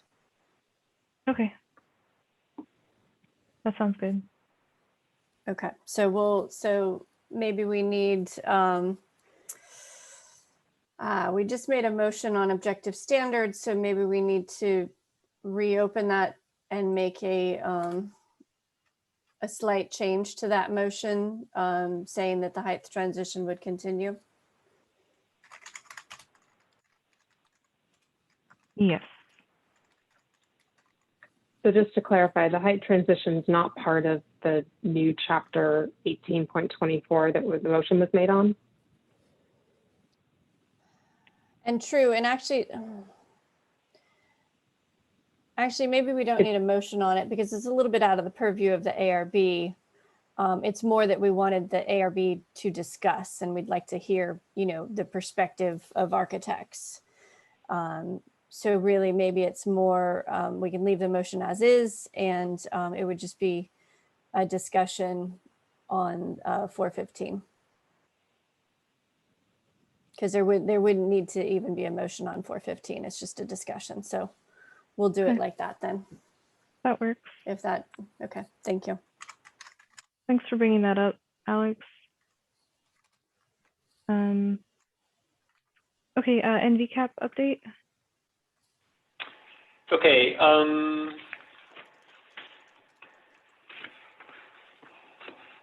looking at my old notes. So, the planning for 2 hearings, and it passed. Let's see. Yeah, it ultimately passed on a 4-2 vote with some modifications, and it is going to the council sometime soon. I think, I forgot if it's April, like April or May.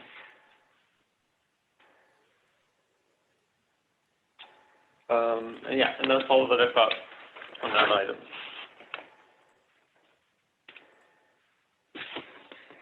Okay, thank you. There was a request to ask about the status of 4260 El Camino by staff. Yes, and so I believe Board Member Balte asked for a readout on this, which is very acceptable. We do normally do decision letters within 5 days of the ARB's recommendation. We absolutely took the ARB's recommendation of denial seriously. We had a conversation with the property owner soon after the public hearing, just so that they understood, what had happened at the hearing. There was a request from the property owner to give them an additional chance to make some significant changes. So the director at this moment is honoring that limited request, giving them 2 weeks to see what they can come up with. There have been no promises of any sort, other than we'll just give them 2 weeks to see if they could make some significant changes. Once we receive those revisions, then there will be some more discussion and a decision made of where to go from there. Okay, thank you. Any other questions, comments, or announcements? If I may, what I'm hearing, Jody, is that the director did not follow up on our recommendation regarding 4260. It's not The director, a policy. It's a city law that the director has to answer within 5 days of their following our recommendation or not. And the fact that he did not is exactly that. I just want to be clear for the record that that's what I'm hearing, is that the director is not taking the recommendation of the ARB on this issue. that I wouldn't characterize it in that way. The property owner asked for some additional time. And so the director agreed to give some additional time and not adhere to that 5 days. But no, the director has not made a decision on this project, one way or the other. It says in black and white in the city law that the director has to make a decision within 5 days. It's not optional. What am I missing? Yeah, I ask, so on a minor application, if it's denied, it always goes to the director then for that opinion or the direction. Is that standard? I just wasn't sure. Once a decision is made, on a project like this, the property owner would have the ability to appeal it to council. That's right. That's their recourse. Or the director can overrule us. That's his prerogative. I just want to understand if that's really what's happening. The director has made no decision at this time. Okay, thanks, Jody. That's all I wanted to hear. Thank you, Ozma. Thank you. Anything else? Board member questions, announcements, comments? Nope. All right. Well, then we are adjourned. Thank you, everybody, for all your hard work. I really appreciate you staying late. Yes, thank you, everyone.